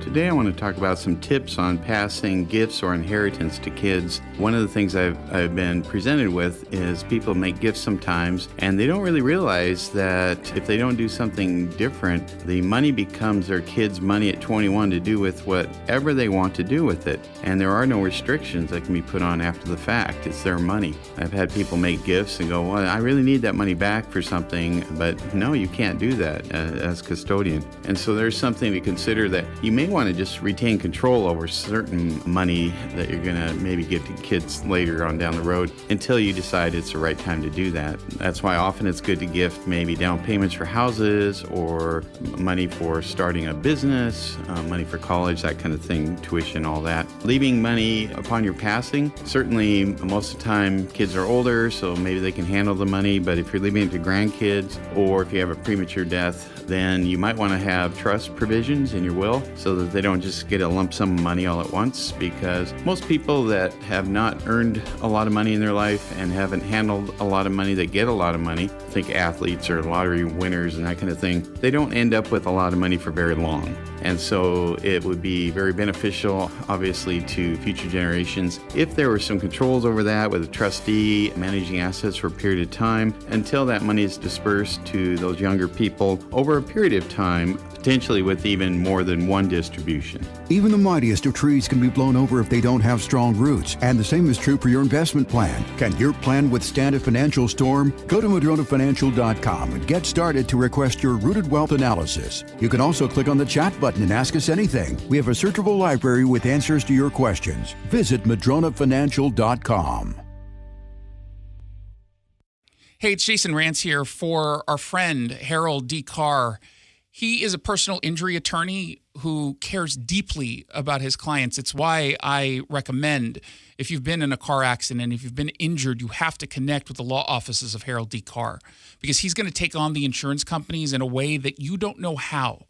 That's not your fault. It's none of our faults. This is not what we do. But the reality is, if you try to take them on your own, you're not going to come out ahead. Harold D. Carr is there to make sure that you get the best representation possible. Go to HaroldCarrAttorney.com, C-A-R-R, HaroldCarrAttorney.com. He can help you when it comes to medical bills, repair costs, missing wages, and even some of the non-economic damages. Connect with him. It's absolutely free to meet. Go over your case. He'll tell you what he can do to help. He's got locations all across the Puget Sound. HaroldCarrAttorney.com. There are 2 R's in car. Car accident?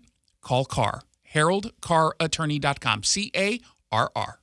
When the hot water needs to be hot, when the drain needs to drain, when the toilet needs to flush, you need to do 2 things. Stop freaking and call Beacon. Beacon Plumbing, Heating, and Mechanical. On call and there when you need them most. 1-800-FREAKIN or beaconplumbing.net. Women's Declaration International USA presents Standing Up for Women and Girls in Washington on Sunday, November 17th at 7 p.m. at the Seattle Public Library. Tickets are only $15 but must be purchased in advance. The panel features Kara Dansky, lawyer, author, and former president of WDI USA, April Morrow, leader of Sovereign Women Speak, and Amy Souza, women's rights activist, writer, lecturer, and educator. Get your tickets now for Standing Up for Women and Girls in Washington at WDIUSA.nationbuilder.com. Hey, this is Pete from Home Matters. Tune in this weekend when we'll talk with local business owners about everything in and around your home. Join us on Saturdays from 2 to 3 right here on AM 770 KTTH or listen to the podcast on mynorthwest.com. Olympia, Sammamish, Lakewood, Bellevue. This is the Big Local on the Jason Rantz Show. Bellingham, Kirkland, Z-Town. Stories about you, not about Seattle. Hey, look at that. Look at the time. It's 4:30 on a weekday afternoon. That means it's time for the Big Local, brought to you by Alpine Specialty Services. They're online at alpineclean.com.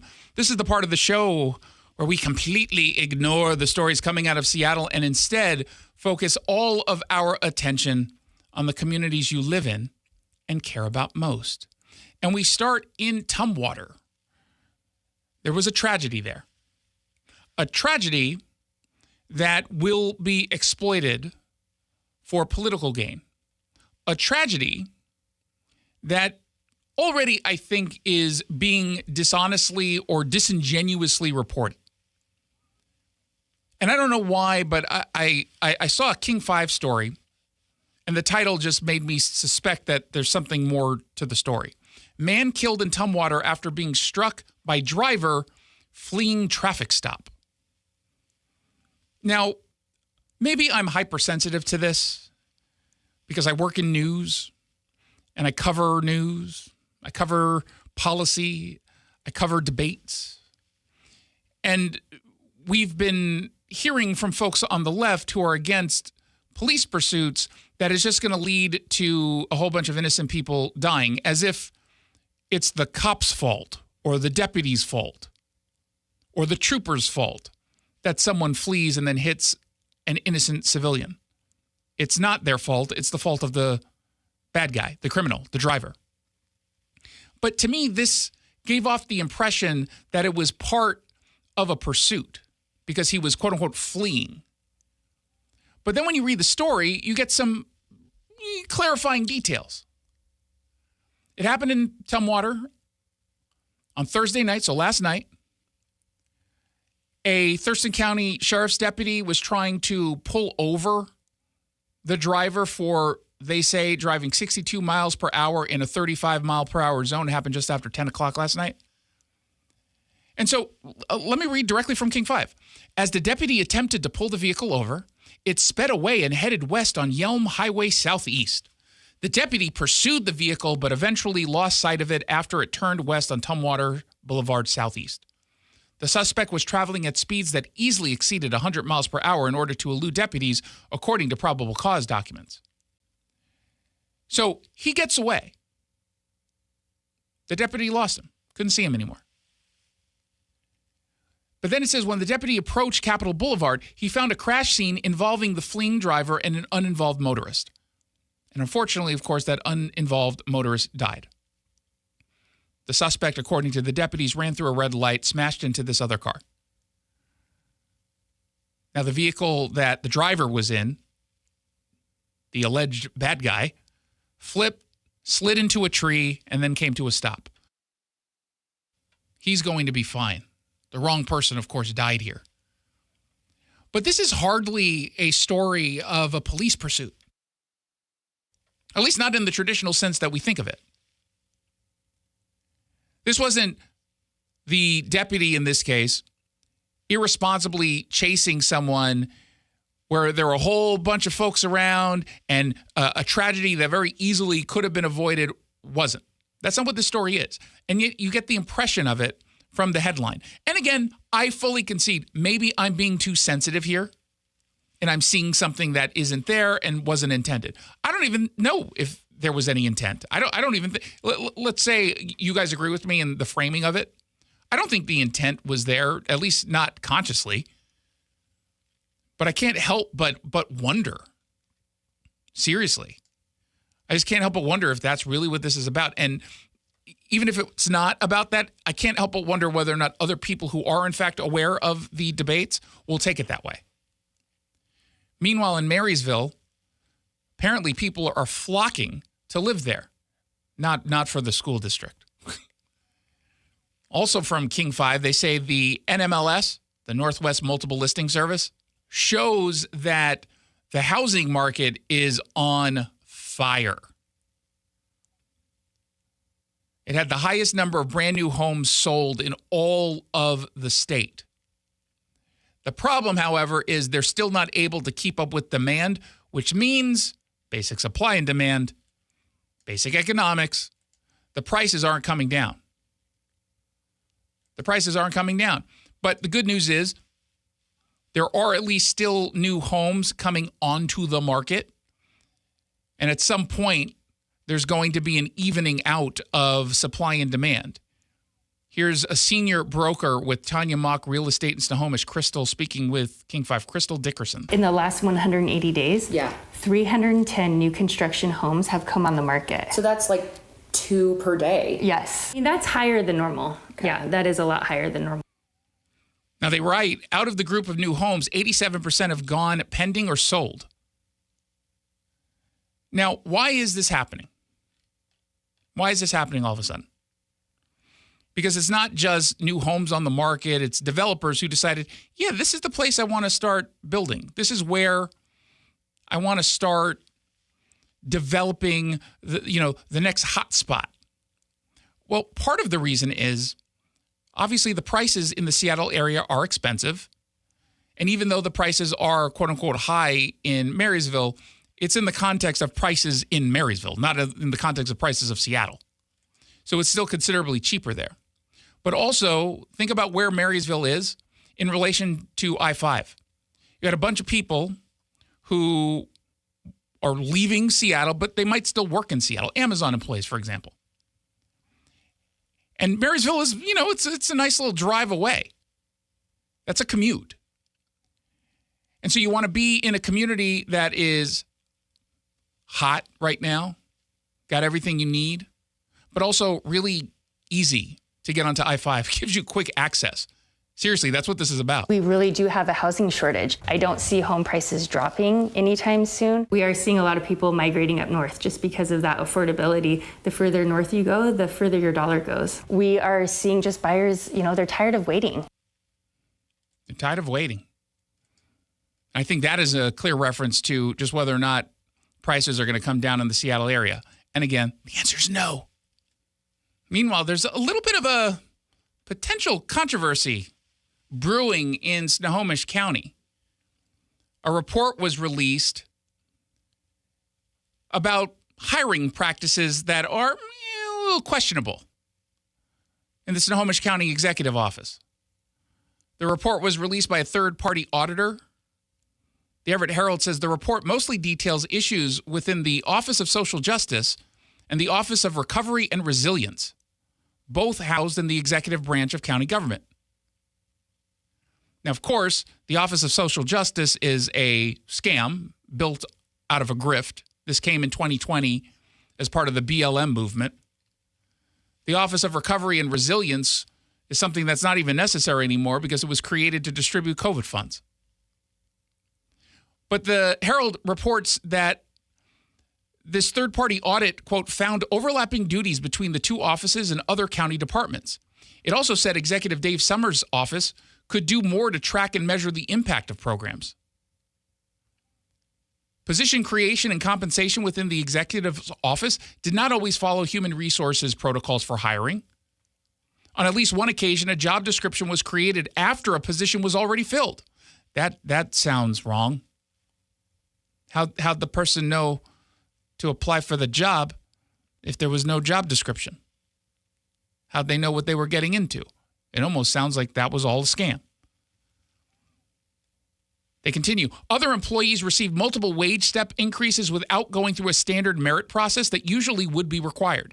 Instead, changes in position and pay utilized the budget process and didn't involve human resources. It's kind of weird. Hey, Dave Summers, what's going on over there? What's going on? Now, I know the Snohomish County Council is actually looking into this. They've already done some of the work. Obviously, they got this presentation to them of the audit. But this is something that I kind of sense there might be more to. It feels like to me there might be a little bit more of a scandal here than maybe some folks want to admit. And this is just the first step. Because the audit wasn't being done to uncover some kind of, nefarious plot by Dave Summers or someone in his office. That's not really what this was directly about. So they're not going to come out and make all these hardcore accusations. But it does seem like there's enough here for them to, I don't know, perhaps dig a little bit deeper. Find out what else is going on and why. Find out who the players are. Literally, who's the person who got the job where there wasn't a job description? What's their connection to the person who hired them? Why is it that all of a sudden X amount of employees got raises without going through the HR process? Is it because they're trying to hide something? Or is it because this is an intentional move to keep out HR? Those seem like, I think, kind of significant questions. And obviously, if you have nothing to hide,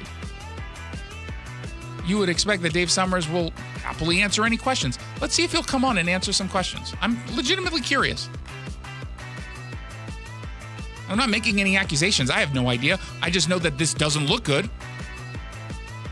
The optics here aren't good. 1-800-465-8770 for your text. When we come back, I pick the news. It's Friday. So right now may be the perfect time for you to rethink how you pay for health care. And here's why. This time of year is decision time for a lot of people, but it's also when you can join MediShare and save even more than usual.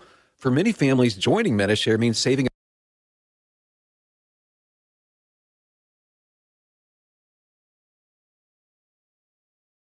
about $500 a month, which is a game changer for a lot of people, obviously. But what's more, MediShare members like it a lot. Their satisfaction rate is 98%. Imagine that. And MediShare is a proven thing, too, for over 30 years. It's a Christian community of hundreds of thousands of people now. And here's the thing. If you join before November 15th and you mention the promo code SHARE, they'll waive your application fee. So you save even more right off the bat. I'll give you the number here in a second, but just call and you'll get a price within 2 minutes. And again, the deadline is November 15th. So call now. You'll save even more. Here's the number, 877-26-BIBLE. That's 877-26. Jason Rantz here for Alpine Specialty Services. Regulatory changes in 2025 mean HVAC installation is going to get more expensive. In fact, somewhere between 20 and 30% more expensive. And that's why if you've been thinking about getting HVAC installed in your home, call Alpine Specialty Services. Their website is alpinehvacpro.com. They install the best American-made Mitsubishi HVAC systems, and they're a diamond dealer for Mitsubishi, which means they're the best of the best. They've got extended warranties, expert installation, and right now you can take advantage of up to $6,000 in rebates. Reach out to the experts at Alpine Specialty Services. They'll get that HVAC system installed today. If you just have some questions about what they can do and what your needs are, that's okay too. Head on over to alpinehvacpro.com. They've been in business for over 50 years for a reason. alpinehvacpro.com. With great reviews and friendly, smiling faces, General Transmission can repair your transmission for far less than a replacement. Need a second opinion? Trust General Transmission. Family owned and operated since 1988, generaltransmission.com.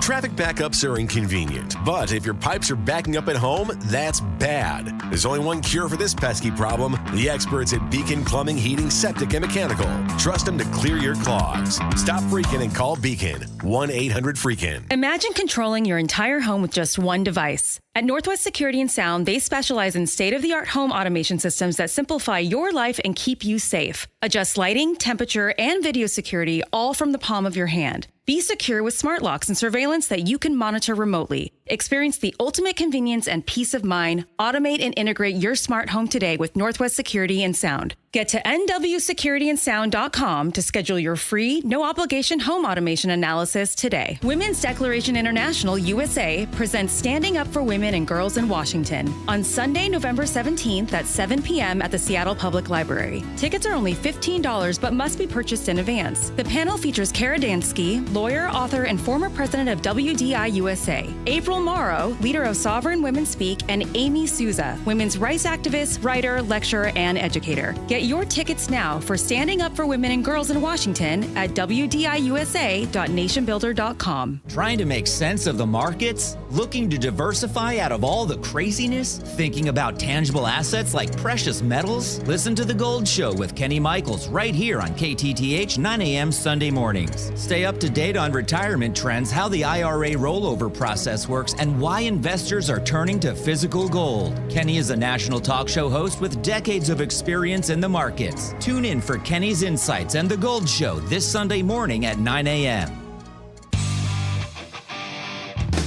You pick the topic on the Jason Rantz Show. Indeed, you do get to pick the news, except on Friday. That's when I pick the news. On this truncated show, we're being preempted for the last hour of the show for Wazoo. Go Cougs. So I want to make sure that these stories really count. Now, yesterday I told you a little bit about Rachel Zegler.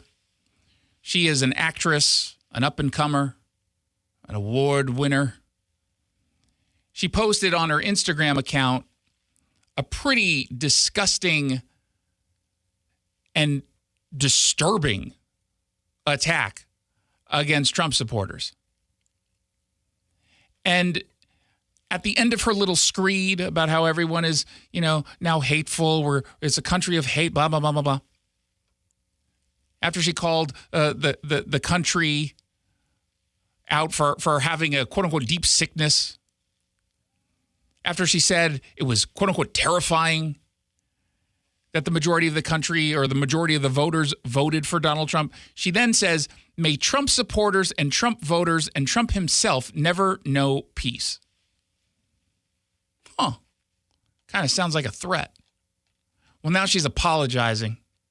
Except it's one of those apologies that sounds like a publicist or executive over at Disney made her post. Because she's got the movie Snow White coming out. And it's already been really controversial because it's like a woke feminist version of Snow White. And no one asked for a remake or a redux of Snow White. No one wants a real-life version of that. Ugh. But let's go through her apology. I would like to sincerely apologize for the election post I shared on my Instagram last week. I let my emotions get the best of me. Hatred and anger have caused us to move further and further away from peace and understanding, and I am sorry I contributed to the negative discourse. She pledged to contribute, quote, positively toward a better tomorrow. Does that sound legitimate? Seriously, does that sound like a real apology? No, because she's not sorry. And you know what? I would rather her not be sorry. You don't have to be sorry. Seriously. If that's how you feel, then that's how you feel. It's okay. You can feel however you want. Just know that we're going to respond in a way that you might not like. For example, pushing people not to go see Snow White, which, according to the latest reports, is just about ready to blow past its budget. The cost of making the movie has now ballooned to $270 million, which means it's going to be very, very, very, very difficult for them to make that money back. And boy, would it suck if a whole bunch of people who otherwise would have taken their kids to go see it decided, yeah, no, she's not someone who we want to support. Yeah, she's not someone who seems all that interested in getting our dollars anyway. I mean, we're bad people to her. We're nasty to her. We're not someone who she would want to even hang out with. I mean, we heard her tweet or her Instagram statement. Why would we want anything to do with her? Gotta love it. Gotta love it. That's how, and I'm not a fan of boycotts in a traditional sense. So if you weren't going to go see the movie and you're now saying, I'm boycotting, yeah, and that's annoying. I'm not boycotting because I had no intention of seeing Snow White. But a lot of people, probably families, did have that intention. So ask yourself whether or not you want to reward someone like that. Meanwhile, Whoopi Goldberg on The View, she made a claim. She made a claim about how on her birthday, she was denied service, essentially, because of her politics. Now, that's interesting because she lives in New York. I know New York got a little bit redder, but dear God, how red did it get that they're going after you specifically? But she went to go get a bunch of Charlotte Russe cakes, or Russ, R-U-S-S-E. And she did it because she said it was one of her mom's favorite desserts growing up, and this was sort of nostalgic for her, I guess. But she said the bakery initially refused to take her order, and she only got it after someone else made the order on her behalf. The place that made these refused to make them for me. Oh, really? Oh. Yes. What? Oh, No. Let me explain. They said that their ovens had gone down, all kinds of stuff, but folks went and got them anyway, which is why I'm not telling you who made them. But can't be because I'm a woman, but perhaps they did not like my politics. Yeah. Okay. So the bakery owner, her name is Jill. She spoke to Entertainment Weekly. And she said, no, that's not true at all, what she just said. She said she got 2 sets of dessert orders scheduled for deliveries. But she said the bakery was having issues with its boiler. So she didn't want to make a commitment that she couldn't carry through with. She told the outlet, I said to Whoopi, I can't do it right now. We have so many things going on with my boiler because the building is from 1930. So when she called me, I had no idea if we could be baking everything. She then added that an unidentified woman picked up 50 of the cakes on Wednesday, which she was able to make in spite of the boiler issues. She also confirmed that she had no idea the woman was affiliated with Whoopi Goldberg or The View. So it actually makes total sense. And I don't understand why someone would make the assumption that she's being discriminated against if you knew that there was a problem with the boiler. But leftists love to be victims. They adore it. You heard the response from the audience. Oh, no. She feels now like people care about her. People love her. People want to back her. Everyone loves to be a victim on the left. It's amazing. But let's stay with The View.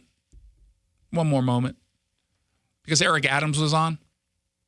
And he schooled the ladies of The View on why the Democrats just lost so spectacularly. We stopped talking about working class people issues.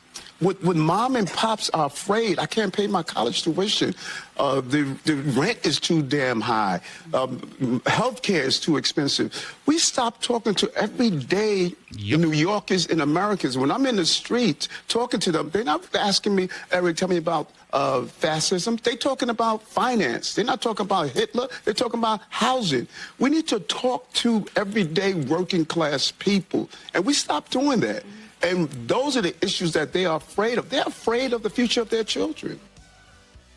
Seems like a pretty obvious point, right? And we talked about it on this show. Not that I wanted to help the Democrats, but we said over and over and over again, they're just out of touch with what the American people are feeling, thinking, and experiencing. They're completely out of touch, especially the women of The View. 1-800-465-8770 for your text messages. Our next hour of the show is preempted for Wazoo. Enjoy the game.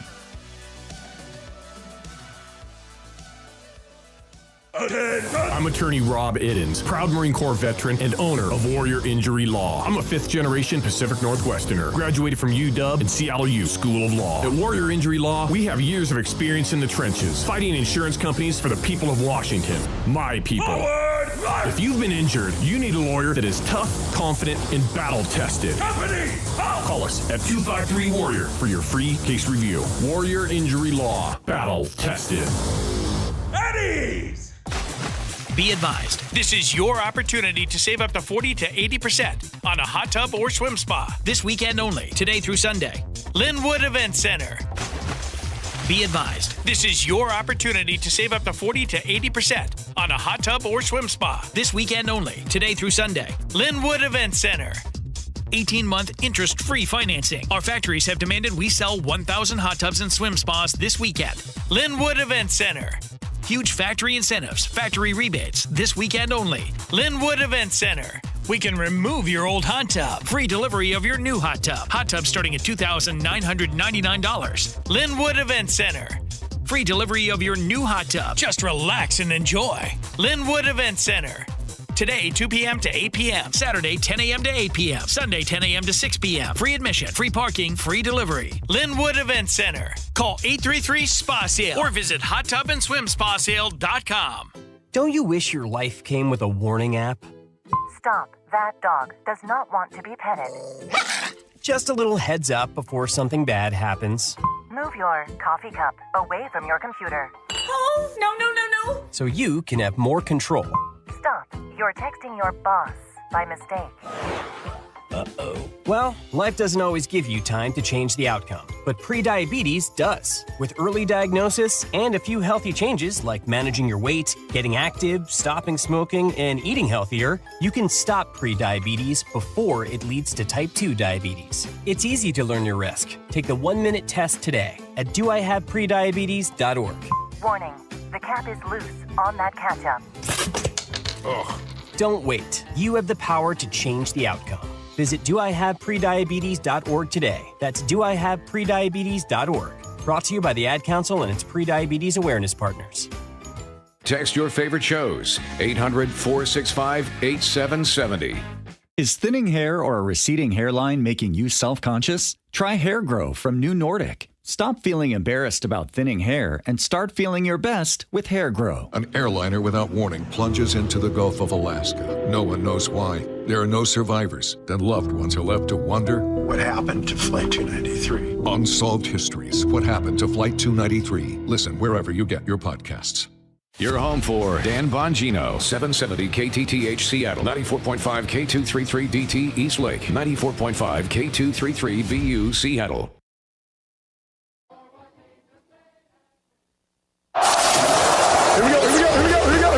The following is a Learfield presentation of the Washington State Sports Network. A new era of Cougar basketball. These guys want to get better at basketball. They want to be around each other and build a real family. Hustle hard. These fans, this community, is just special place. Pullman is unlike no other. I've never seen anything like it. Ball hard. Step back, contested jumpers. Up, it's good. A buzzer beater. No mercy. Our first goal is to be the most cohesive team in the country. Wave the wheat. Washington State basketball is on the air with the Coors Light Cougar Courtside Show. Coors Light. Choose chill. Proud partner of Cougar Athletics. Celebrate responsibly. Coming up, we'll hear from Cougar head coach David Riley. Get our keys to the game and check scores from around the nation. Let's go live courtside alongside 14-year NBA veteran Craig Elo. Here's the voice of the Cougs, Chris King.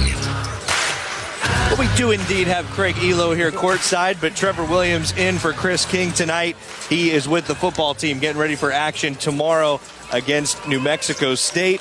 So, Craig, here we are. We are just steps away from the Mississippi River. Washington State basketball tonight finds itself on the road. We'll call it on the road. It's going to go in the books as a neutral site game, but here to take on the Iowa Hawkeyes. They're from only 50 miles away, so for fans back home, it's kind of the equivalent of a Spokane game for Washington State if you want to think about it that way.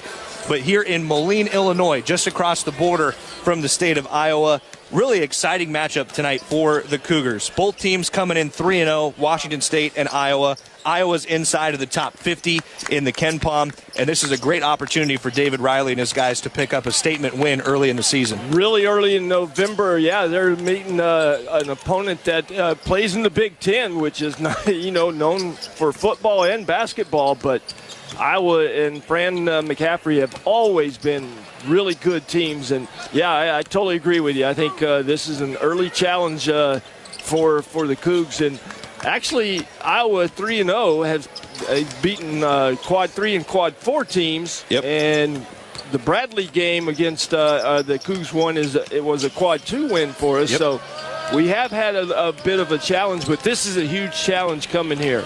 Yeah, this will go down Quad 1 for Washington State, likely by the time all is said and done. Iowa last year, they were a young team. They pushed to the postseason, got to the NIT, made it into the second round. Until that final weekend of the regular season, they were right in the conversation for the NCAA tournament. It snapped a stretch of 4 consecutive tournaments reached for the Hawkeyes.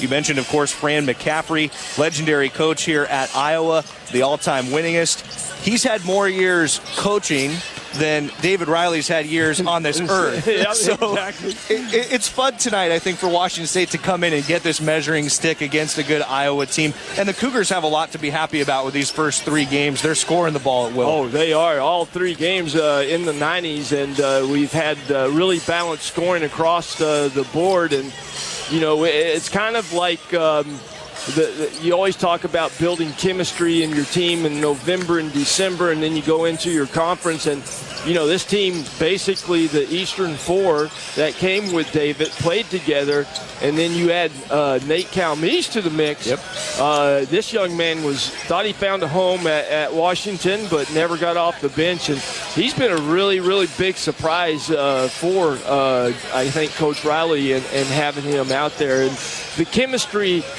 having played together, has been the difference, and I think that's really helped the Cougs win. I thought it was a huge sign last time out on Monday against Idaho in that border rivalry. Cedric Coward, we expect him to be a huge guard powering this offense. He only scored 4 points. He only took 3 shots, and the Cougars still came up with 90 points. That's a great sign when you have that kind of balance that maybe one of your best scorers can shoot the ball 3 times and you still put up 90. Yeah, and I was impressed with the fact that he never really, his body language, his attitude in that game never really changed. And I think that speaks volumes to this team being very unselfish, and maybe unselfish too much. I mean, Cedric should get more than 3 or 4 shots a game, even if you're throwing stuff up. I mean, he proved it in the first game. He's been a second-half fireball right for the Cougs. I think all of his points have really came in the second half. Yes. But he's deferred quite a bit, and yeah, I mean, I like the way the ball moves on offense for Washington State. Now there's a pair of brothers for Iowa, not McCaffrey brothers. No. We've known that to be a staple of Fran McCaffrey programs with his kids playing on the team, but Peyton Sanford, Price Sanford, right now they've combined for 23 pointers, 10 each. They lead the Big Ten in those categories. Certainly they're going to be names that Washington State is keying on tonight. Yeah, Peyton, the older brother, the 6'8", starting, I don't know if you want to call him center, forward, whatever, 4 or 5. I think they're very interchangeable, but yes, he's been very, very good for Coach McCaffrey. And then you add Bryce, the sophomore, at 6'7". I mean, I was asking you kind of jokingly until we saw his parents on a local broadcast. The dad's pretty big, so how do you get 6'8" and 6'7" boys? It's genetic. Well, yeah, I've got one coming in April. I don't think it's going to end up being 6'8". This is going to be a lot of fun tonight. Iowa and Washington State, pair of 3-0 teams looking to carve out a big early season win. We've got lots coming up here on the pregame. We're going to talk to George Galanopoulos, assistant coach for WSU. He's going to go through a scout with us. Stephen Hartzell is back in our network studios. He's going to take you around the country with scores happening tonight and get you set for a big weekend of football as well. Then we'll talk with David Riley, and we'll come back and get lineups and get ready for tip tonight. Washington State on the banks of the Mississippi River to take on the Iowa Hawkeyes out here in Moline, Illinois. Our pregame coverage continues right after this. Coors Light presents To Chill or Not to Chill. When your friend skips your favorite song on the playlist. End the friendship. Or choose chill because that song lives rent-free in your head anyway. And you're planned ahead by bringing Coors Light to the party. And the sound of that ice-cold can cracking open was music to your ears already. Coors Light. Choose chill. Celebrate responsibly. 2024 Coors Brewing Company, Golden, Colorado. Hey, pet parents. With Progressive's collision coverage, you get extra protection for your cat or dog because there's nothing worse than seeing your pet hurt. Like when you see their face after accidentally stepping on their tail, and you say, "I'm so sorry, Mr. Pickles." But as you kiss his nose and rub his little belly welly, you know Mr. Pickles is thinking, "You betrayed me." Anywho, Progressive pays up to $1,000 in vet bills if your pet is injured in an auto accident. Learn more at Progressive.com and watch where you step. Progressive Casualty Insurance Company and Affiliates. Collision coverage subject to policy terms. Not available in all states. You're listening to Cougar Basketball on the Washington State Sports Network from Learfield. This Cougar Moment is sponsored by Brown Family Vineyards. Brown Family honors the legacy of founder Andrew Brown's late grandfather, William Bittner Brown. Every decision made, from farm to glass, reflects their commitment to premium Northwest wine and spirits. Whether you're visiting one of Brown's tasting rooms or opening a bottle in your own home, Andrew and his wife Courtney welcome you to their extended family where good friends, good food and wine, and good times are always on the agenda. Stop by one of our tasting rooms in Spokane, Walla Walla, Seattle, Bellevue, Tacoma, or Portland and get 20% off a glass this season when you mention WSU. Imagine waking up in a place where spectacular views change every day, where unforgettable memories are made every night, and where the journey is far more fun than your destination. Now stop imagining and go RVing. Coach Walden here for my friends at Valley RV Supercenter in Kent, the Northwest premier Jayco dealer, the affordable RV dealer and proud sponsor of Cougar football. So whether it's a family weekend on the coast, a winter in the desert, or a tailgate party in the Palouse, your journey begins at ValleyRVSupercenter.com.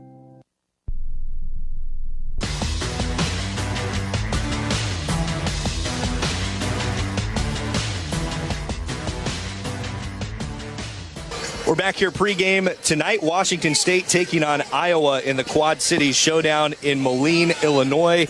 With us, assistant coach for the Cougars, George Galanopoulos. And, Coach, let's talk first about your experience here at Washington State so far. Joining this WSU staff, coming to Pullman, what's it been like getting everything ready and now rolling this season with the Cougs? Yeah, it's been incredible. I think one of the most attractive things about coming to Washington State was the people. You know, I got connected with Coach Riley through a mutual friend. Came in one day from Portland, a short drive, and I was sold from the moment I met everybody on the staff, the players. There was incredible energy in the gym that day, and that energy hasn't left since I've been here. It's my first full season in college basketball, and I can't say enough great things about it. It's just a good group of people. It's high-level basketball, and before you know, in the blink of an eye, we went from summer workouts, and now we're here. So we're excited. This is our scouting segment. I know you guys as a staff, you all share pieces of the scouting for every game throughout the season. Yep. I imagine in this one, we're going to hear Peyton Sanford's name quite a bit for Iowa, a guy that can really fill it up for the Hawkeyes. Yeah, he's just an extremely talented player. He's got size, he's got skill, he could obviously shoot the basketball, he's got a high IQ, and he fits perfectly with his skill set into how this team plays. They're very fast. They play with a lot of force offensively, and if you're not getting back correctly in transition, you're not crashing correctly, you take 1 second off of a play, and those first few seconds are going to score the basketball. They're at least going to get a lot of threes. So, yeah, he's a problem.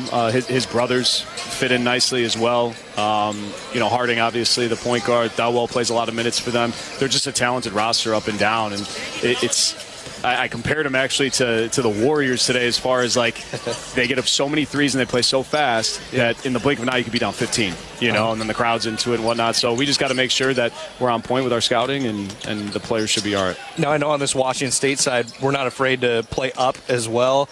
Do you guys worry about it getting too up-tempo either side? Well, what can fans expect in that regard with two teams with so many guys that are scoring in double figures right now? Yeah, at the end of the day, you scout these teams and you come up with a game plan as far as what to do defensively, what to do offensively, but we got to stick to our identity as well, and we put up points as well. We've had a couple decent defensive outings since giving up 92 our first game, so we're hoping that we could just carry that forward and just continue to move the needle with what we do. At the end of the day, we just give our players some information to put them in the best position to succeed against the team they're playing against. But at the end of the day, we just got to play our game and not get caught up in what they do nearly as much as what we have to do to win. On that note, then, going in, I know you've got those talking points that you want guys to have cemented in their head, maybe those top three things.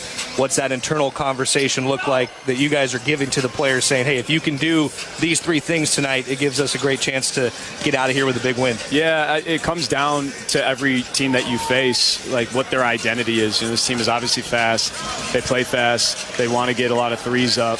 They play with a lot of force offensively. So you got to take care of them in transition. You got to make sure you know exactly where their shooters are. If you think you're close enough to them where they're not going to shoot it, they're going to try and shoot it still, So you want to limit their three-point attempts, especially from the guys that are big-time shooters. And then you got to rebound the basketball. If you're forcing misses and forcing inside the three-point line, then you got to rotate and you got to rebound. So I think as long as we take care of those things, we put ourselves in a position to win. But they're a good team. You could play the possession exactly how you wanted to defensively, and they could still make a shot. A lot of times great offense beats great defense. So we're just going to do what we can to limit that from them, and we'll see what happens. Last thing for you personally, some family around this game, it sounded like, in the area. What's that like for you? It's cool. I got my parents here. I grew up about 3.5 hours from here, so my parents came with my aunt and my uncle. So I'm really excited about that. I don't get to see them nearly as much being in Pullman, Washington. So, that'll be nice. Hopefully we come away with a win. All right, Coach. Thanks for the time. We appreciate it. Good luck today against Iowa. Thank you. Really appreciate it. Hey, Hey, Coug fans! Can't decide what to do with your late-night weekends? Why not Cosmic Bowling? Every Friday and Saturday night from 9 p.m. to 2 a.m. is Cosmic Bowling at Zeppo's. At a price designed with everyone in mind, we are your destination for music, disco lights, and of course, bowling. Can't join us on the weekends? Zeppo's is the place to be for all ages every day of the week. With bowling, food, and drink specials, we offer prices that won't break the budget. You can even reserve your lane in advance with online reservations at Zeppos.com. When looking for fun in Pullman, look no further than Zeppo's. Dear Traction, Toyota has 22 vehicles with available all-wheel drive and four-wheel drive to grip every twist and every turn. Come rain, slick, sleet, or snow, leaves, mud, gravel, or sharp turns. Tackle the trails in the nimble RAV4. Drive steady in the all-hybrid Camry with all-wheel drive available on every trim. Or turn up the traction in the beefed-up Tundra with available four-wheel drive. Find those wheels at Toyota.com. Toyota, let's go places. Cougar Basketball is brought to you in part by Progressive Insurance. Looking for a career path with flexibility and great pay and benefits? Go to progressive.com/careers and apply online today. Whenever I see somebody purchasing something with their WSU card, I always like to give them a go Cougs. It brings me back to when I was in Pullman. From the rolling hills of the Palouse to keys jingling before every kickoff, there's something special about being a Coug. That's why BECU created the WSU credit and debit cards. It's just one more way to show pride for a place we all call home. Grab your WSU card today. BECU, power in people. Membership required. Restrictions apply. Call 800-233-2328 for details about credit costs and terms. Federally insured by NCUA. Member compensated for participation. This great call in WSU history is presented by T-Mobile. September 29th, 2017. With fifth-ranked and unbeaten USC in town, linebacker Jahad Woods forced a fourth-quarter fumble against Trojan QB Sam Darnold to cement the win, sending the Palouse into a frenzy. Snap back to Darnold. Pressure is on. Jahad Woods hits the ball. It goes free. The Cougs have recovered it. The ball goes free. Jahad Woods forces a turnover. Washington State's recovered inside the USC 20. Head to T-Mobile.com for a great deal on the iPhone 16 Pro.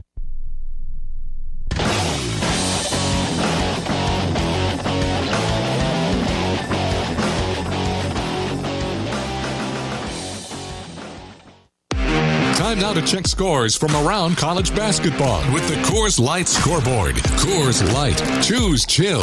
Proud partner of Washington State Athletics. Celebrate responsibly. Now let's go back to the U.S. Bank Network studios. Here's Luke Hallett. Cougs and Hawkeyes set to hook up this evening in Moline, Illinois. The first road trip of the young season for WSU, part of the Quad City Hoops Showdown. Stephen Hartzell with you inside the U.S. Bank Network studios, filling in for Luke Hallett today. We will get you back out to the arena for more of our pregame coverage. But first, a check of the scoreboard. Decent Friday night slate in the top 25. One game's just gone final in Tallahassee. Number 20, Florida, gets the win at Florida State.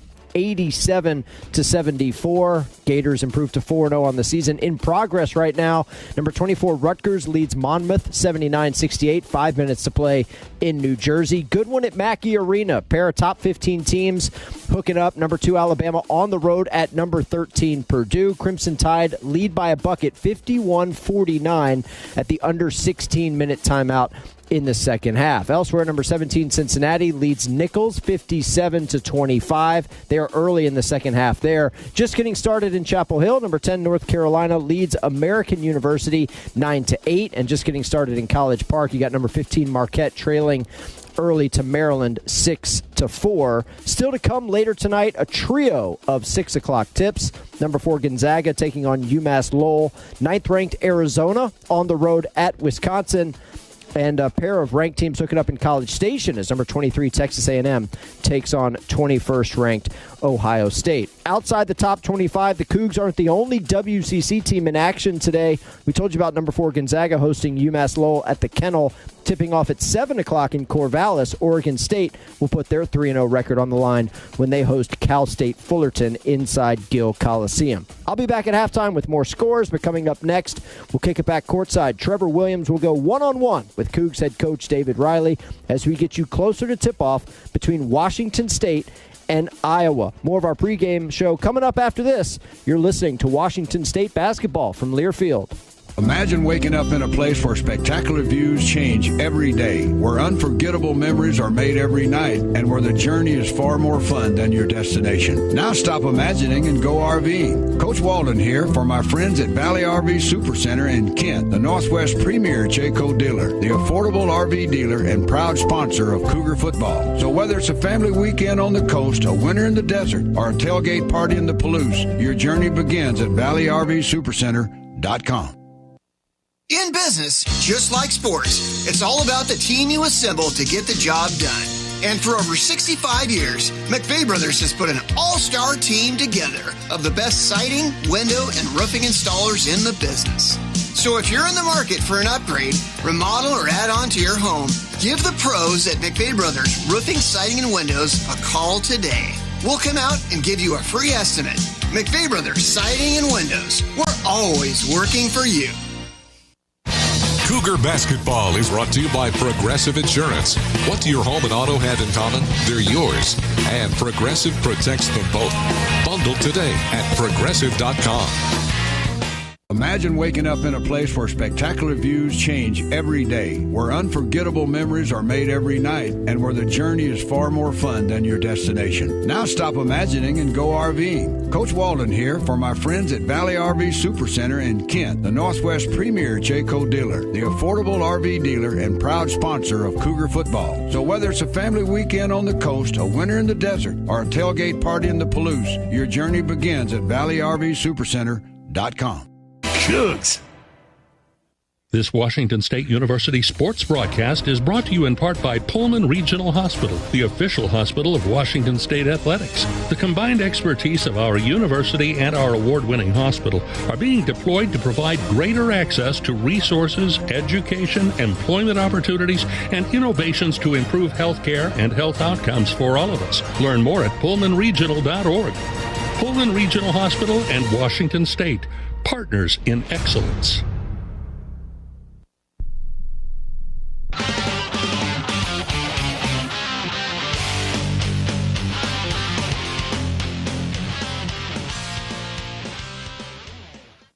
Time to learn about the cold, hard facts for today's game with head coach David Riley. Presented by Coors Light. Choose chill. Proud partner of Washington State Athletics. Celebrate responsibly. Here again, Chris King.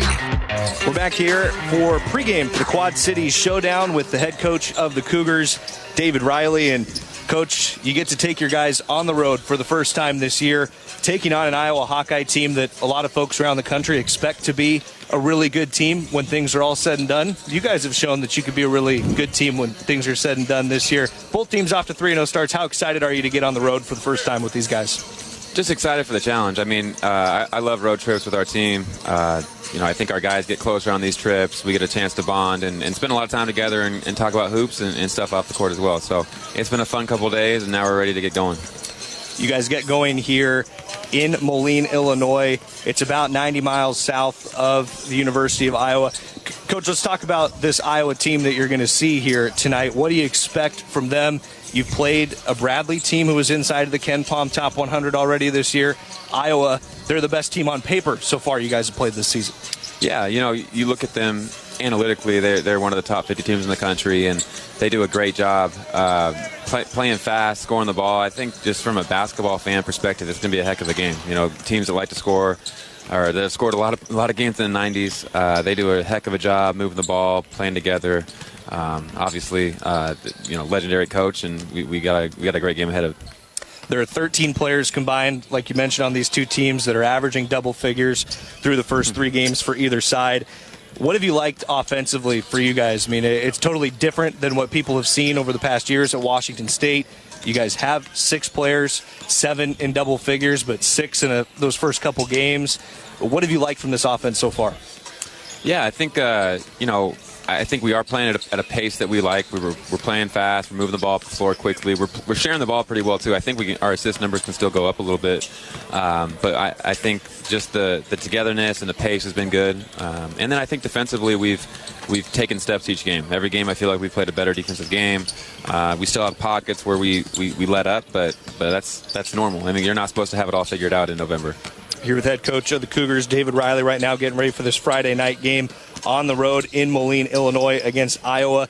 Peyton Sanford for Iowa, big name. He can fill it up. He can score. You just talked about the defense, the growth there. What do you do? I mean, it's not a guy that you can expect to shut down and hold to zero, but what do you do to kind of contain him tonight? I think we got to make sure we keep bodies on bodies. Like he's a heck of a shooter. He's going to make tough shots, and we just got to make him earn every single one. Like this team's going to score 60, 70 points no matter what. It's just can we take care of those 20 or 30 controllable ones and make him shoot over us and make him have an inefficient night? Because he can score in all different ways. He can score at the rim. He can shoot the three. He can shoot off the dribble. Just a really good player. Nate Calmese for you guys coming off a tremendous game, scored a team-high 18 points against Idaho in that rivalry win. For him, I'm curious, what's your perspective on his career right now? Because he goes from that all-freshman season in the Southland Conference to being underutilized at the University of Washington. I know he went to an off-guard spot, back to point with you guys. How have you seen him kind of growing into the start of this year since you guys got hands on him? I think it's a lot of credit to him. He's spent a lot of time in the gym, a ton of time watching film. He's been in there with me. He's been there with Jerry and Pedro and Donald and George every single day, just trying to soak it all up and get used to this system. And so it's a lot of credit to him for figuring things out. And for him coming in, he showed the world he can score at a high level when he was at Lamar. And so now he wants to show that he can win and play the point on a national or NCAA tournament team, and I think he's done a good job of that so far. You talk about NCAA tournament aspirations. Everybody has them. I know in the preseason you talked about there's things you guys have to check off the list. You need to put together a strong non-conference showing. You want to be in the top 3 there, the WCC, so you want to win the whole thing. But this game, it can provide a big lift in terms of some of those goals. Playing a team that you mentioned is top 50 kind of across the board in a lot of metrics. How do you talk to your team about this game tonight? What a big game it is. What a big environment we expect this to be. You think there'll be some nerves in front of 9,000 fans here on the road? It's going to be a hostile environment. How do you get them ready for that? Yeah, it's funny. It is technically a neutral site game, but it's kind of like us playing in Spokane. Yeah. There are a lot of Iowa fans here tonight. And, I've kind of learned this over the last few years as I've been coaching.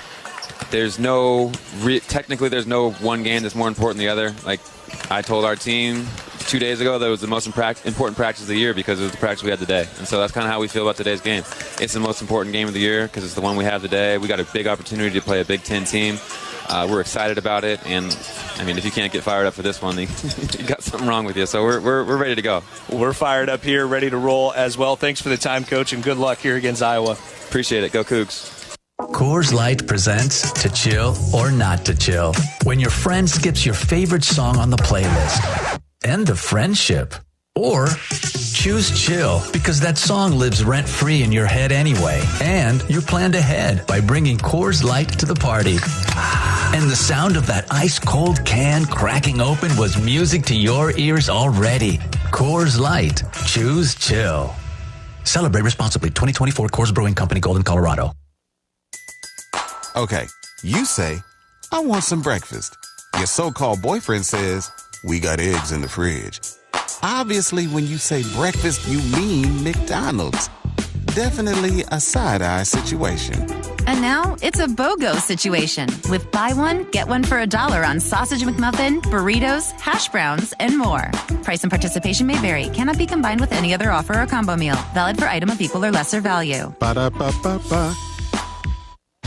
Cougar Basketball is sponsored by Progressive Insurance. Protect your family, your phone, and your furry friends with life, electronic device, and pet health insurance. Toyotathon is on. Our biggest event of the year is better than ever. With our biggest and best selection, including the best-selling Toyota Camry. It's all hybrid all the time. Now through December 2nd, you can lease a Camry LE from just $339 a month for 39 months with $29.99 due at signing. With approved credit through TFS, tax, title, and license extra. A dealer doc fee of up to $200 may be added. Call 1-888-48-TOYOTA for details or go to Toyota.com. Toyota, let's go places. Want you to be safe. Cougar Nation, Flight 509, Spokane's newest family entertainment center, invites you to visit them this fall. Located in the Spokane Valley, the 22,000 square foot facility features a laser tag arena, ropes course, arcade, spin zone bumper cars, an epic Ninja Warrior course, mini bowling, and a VR Omni Arena. Now that's a lot of fun. Book your next birthday party or event at flight509.com and mention Go Cougs for 10% off your jet engine passport.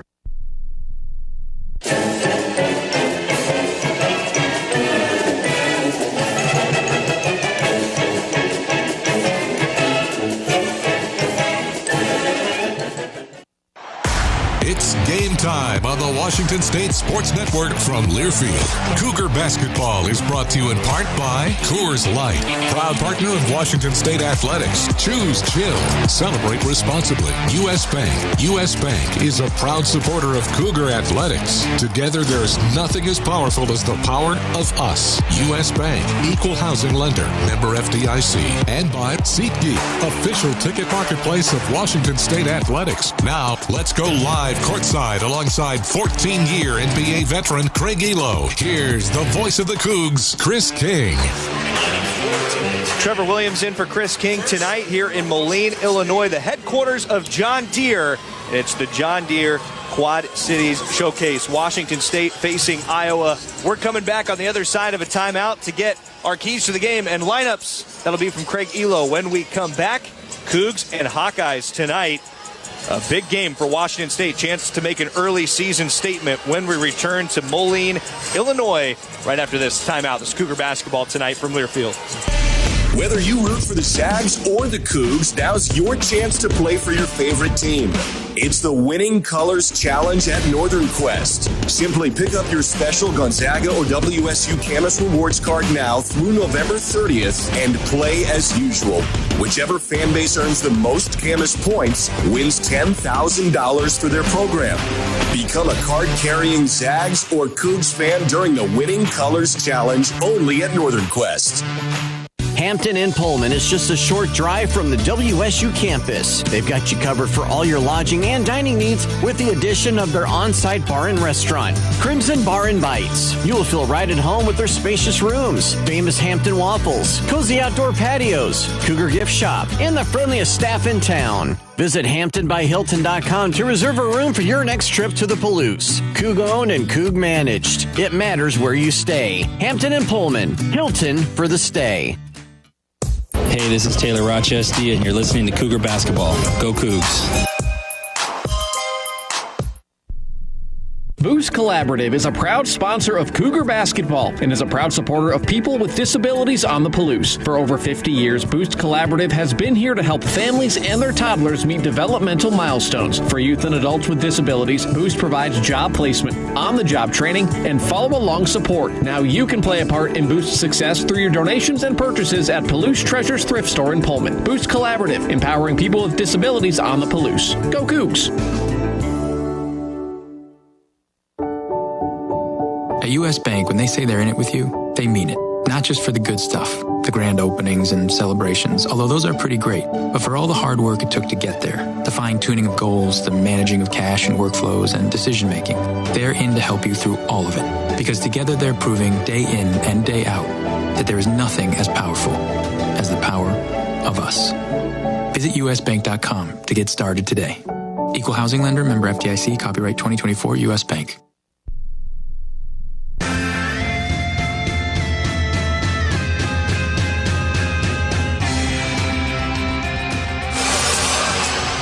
It's about to get loud inside a vibrant arena here in Moline, Illinois, on the shores of the Mississippi River, in between Iowa and Illinois. Trevor Williams alongside Craig Elo.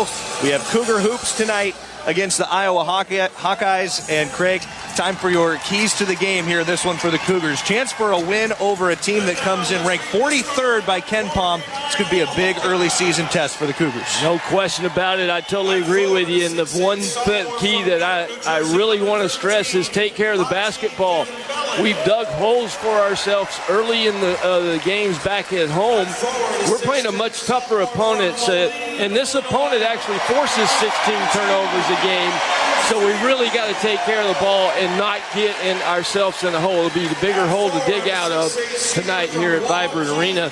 And then they defend the three well. And what do we do well? We shoot the three well, and it's part of the weapon that Coach Riley's put in and uses. So we got to make sure we take open threes and make them. And I think we make 11 a game right now. We need that to be probably around 15 tonight. You hear these big cheers in the background. A couple players for Iowa are from right here in Moline, Illinois. Brock Harding, who played at Moline High School, along with Owen Freeman. And so both of those guys getting a hometown welcome in Moline. The starting five for Washington State hasn't changed for David Riley. Cedric, along with Ethan Price, Lawan Watts, Nate Calmese, and Dane Erickstrup as the Cougs get ready to go tonight. For Iowa, we mentioned Brock Harding and Owen Freeman. You've got Peyton Sanford, one of the best players in the Big Ten. Laji Dembele, a sophomore forward who had a really nice game last time out against South Dakota, 11 points, 8 rebounds. And they've got Josh Dix, who is a talented guard as well. He scored 23 last time out. I said it with Coach Riley in the pregame, but there are 13 combined players on the floor tonight that average double figures. Yeah. So I would bet the over if you're a betting person here tonight. Yeah, no question. I think you can definitely win on that one. It is early in November, too, and guys are going to slowly start trickling down. But I like the chemistry that Coach Riley has on the floor. Nate Calmese has just been amazing. And tonight we get our first look at our boy from Lapwai. Yeah, we're going to see Case Wynot tonight. We found that out from David Riley to expect to see him in action. 6'6" freshman. He scored over 3,000 points in high school at Lapwai. I mean, this was his line. Get this, what he averaged. He averaged 36 points, 14 rebounds, 9 assists per game, almost an average of a triple-double if he could just have one more assist in there. But David Riley said we're going to see him because he's been playing so well in practice. They have to give him some minutes. Yeah, I mean, when we came to shoot-around today, that was one of the first things that David said was, hey, we're going to see Case. And I said, well, are you going to use him? I mean, are you going to work him back in? And he's like, I have to. The kid's made like 6-7 threes in a row in practice, so yeah, he'll be able to help the Cougs space the floor on offense. WSU with the early season success. We talked about the KenPom rating for Iowa at 43. I love KenPom. It's got all the metrics, everything that you look for to see who's got tournament resumes. Washington State has cracked the top 100. They're up to 93. Awesome. Of course, the win over Bradley helped with that. Another chance to take a step forward here in a technically neutral site game against Iowa tonight in Moline, Illinois. But this 9,000-seat venue, it's probably 8,800 Iowa fans, and we do have a couple family connections on the Cougar coaching staff that have brought a handful of Cougars here into the building as well. Yeah, I mean, there's one, right, like we talked about, straight across from us that has the crimson on and gray, but the others are right behind us. So, but yes, this arena is full of black and gold. And, Des Moines is what, 90 or 50 miles? Or 50 miles, 90 minutes. 90 minutes away from here. And, very supportive, what I'm seeing from the Hawkeye fan base. Well, and one thing that tricked my eyes a little bit, there is some maroon and gray in the crowd. I say maroon because they're Moline High School. Those guys we mentioned, Brock Harding and Owen Freeman. Moline High School, they are the Maroons. Okay. And so, don't be tricked. If you see a little bit extra that looks like it's going the Cougars' way, they're probably cheering for Brock Harding and Owen Freeman tonight. I'm a little concerned that there's not more green and yellow out there with the John Deere. I mean, that was everybody's dream to have a John Deere. It's right on center court here at Vibrant Arena. The John Deere Quad Cities Classic, Iowa and Washington State. And the opening tap is won by Owen Freeman and the Hawkeyes. They're working left to right in gold uniforms tonight. Brock Harding on the left wing, stepping it up high, crossing over Nate Calmese from beyond the free throw line, and his two-pointers up and good. to start it for Iowa tonight. Yeah, Brock Harding, a little tough as nails point guard for Coach McCaffrey, and he used that screen. He used it twice to get himself open and get Nate off of him. So Iowa scores a 2-point bucket on its first possession. Washington State, first time away from Pullman this year for the Cougars. Nate Calmese around a high screen from Ethan Price. It swings around left wing, 8 to shoot. Lawan Watts going to try to drive it on Peyton Sanford. Lawan Watts takes his strong 6'6" frame in there on Sanford and finishes for the Cougars. Yeah, and that's what Lawan's got to do. I mean, if you take their best player, Peyton Sanford, and he's guarding Lawan, he's going to have to put some pressure on Peyton. Brock Harding stopped up at the free throw line, throws it away to Dane Erickstrup inside the left wing. He's back to Cedric Coward. And the Cougars in crimson across midcourt, going right to left as we see it from the top of the Washington State bench. 2-2 the score, 1 minute in here in Moline. Cedric Coward trying to set a screen, and Owen Freeman barreled over the top of him. First foul on Freeman, and the Cougars will have a sideline inbound across the way. And one of the staples of Coach Riley's offense is double staggers away from the ball, and that time, yes, Colin was setting a good screen, and Owen tried to run right through it. Inbounds move to the baseline. It's tipped off a right hand by Dane Erickstrup up near half court. He tipped it to Lawan Watts. It comes back to Nate Calmese, who was the inbounder on the right wing. Right corner pocket, Dane Erickstrup. 7 to shoot. You can hear the Cougar coaches calling it out. Lawan Watts, skip pass, opposite corner, near side. Cedric Coward, the 3, off the mark. Freeman trying to get it up the floor for Brock Harding. Nate Calmese taps it out of bounds. WSU forcing a turnover and active in the passing lanes early. Yeah, and I like what the Iowa did. And most college teams do this on an underneath out of bounds. They'll run a 2-3 zone. They actually was matched up, and it caused the shot clock to get down on the Cougars. 18-18 to go first quarter. Josh Dix in the lane was going to try to go up with it. The Cougars were able to poke it free for a moment. He brings it out. Peyton Sanford, right wing, trying to back down Cedric Coward. Spins baseline around Dane Erickstrup. Off the window for 2. Peyton Sanford, his first points. He averages 16 a game for Iowa. They lead 4-2 here 2 minutes in. Yeah, Cedric was a little up in his defensive stance, and that allowed Peyton to get under him. Cedric Coward, Ethan Price, left elbow. Price holds it up high, back cutting. Nate Calmese misses one from close on the right side. It's tapped around between he and Lawan Watts. Nate Calmese comes back up with it and lays it in to even the score at 4. Brock Harding and Iowa the other way, quick down the lane. Harding dropping it off with Owen Freeman, and the local product goes reverse under the bucket for Iowa. 6-4 Hawkeye lead, 2.5 in. Yeah, Harding was acting like he was going to come back out to the top, but went right around the defender, drew the big fellow over, and he had a nice little dish. Brock Harding gets in, knocks a ball out of play intended for Nate Calmese along the near side from Ethan Price.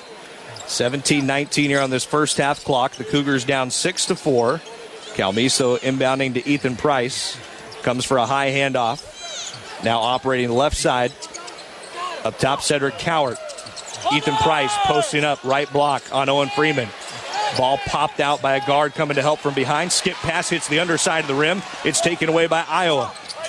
Brock Harding into the front court. Spins it near side corner. A shot fake and drive for Brock Harding. He's stopped off. Out to Owen Freeman left wing. His 3 off the mark. Lawan Watts has the rebound. That was good transition defense. The Cougs got back and picked up, and that made Iowa's fast break go away. 16:40 to go first half. Cougs down by 2. Watts, right wing. Dane Erickstrup lets a 3 fly. Ripples the twine. Washington State takes a 7-6 lead. And the other thing in the initial break on Coach Riley's offense is they go 4 out, 1 in. Cedric has his guy locked. They kind of help back on him, and that leaves Dane wide open. Close to a first media timeout. WSU up by 1, 16-15 here in the first half.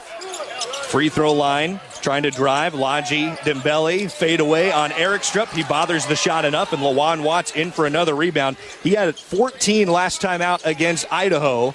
It's a lob intended inside for Cedric Coward, and they said it's off Josh Dix, then off Cedric Coward, and back to Iowa. Cedric Coward pleading his case, saying, I never touched it. Yeah, and he did what the initial break that Washington State runs is get right into the paint, get that guy on the defense on your hip, and we just couldn't get him the ball. 16:01. So next whistle will be a timeout here in Moline, Illinois tonight. Cougs on the road for the first time this year. Isaiah Watts is checked in for Washington State. Dane Erickstrip comes up trying to bother a pass for Owen Freeman on the left wing. It's in the hands of Peyton Sanford.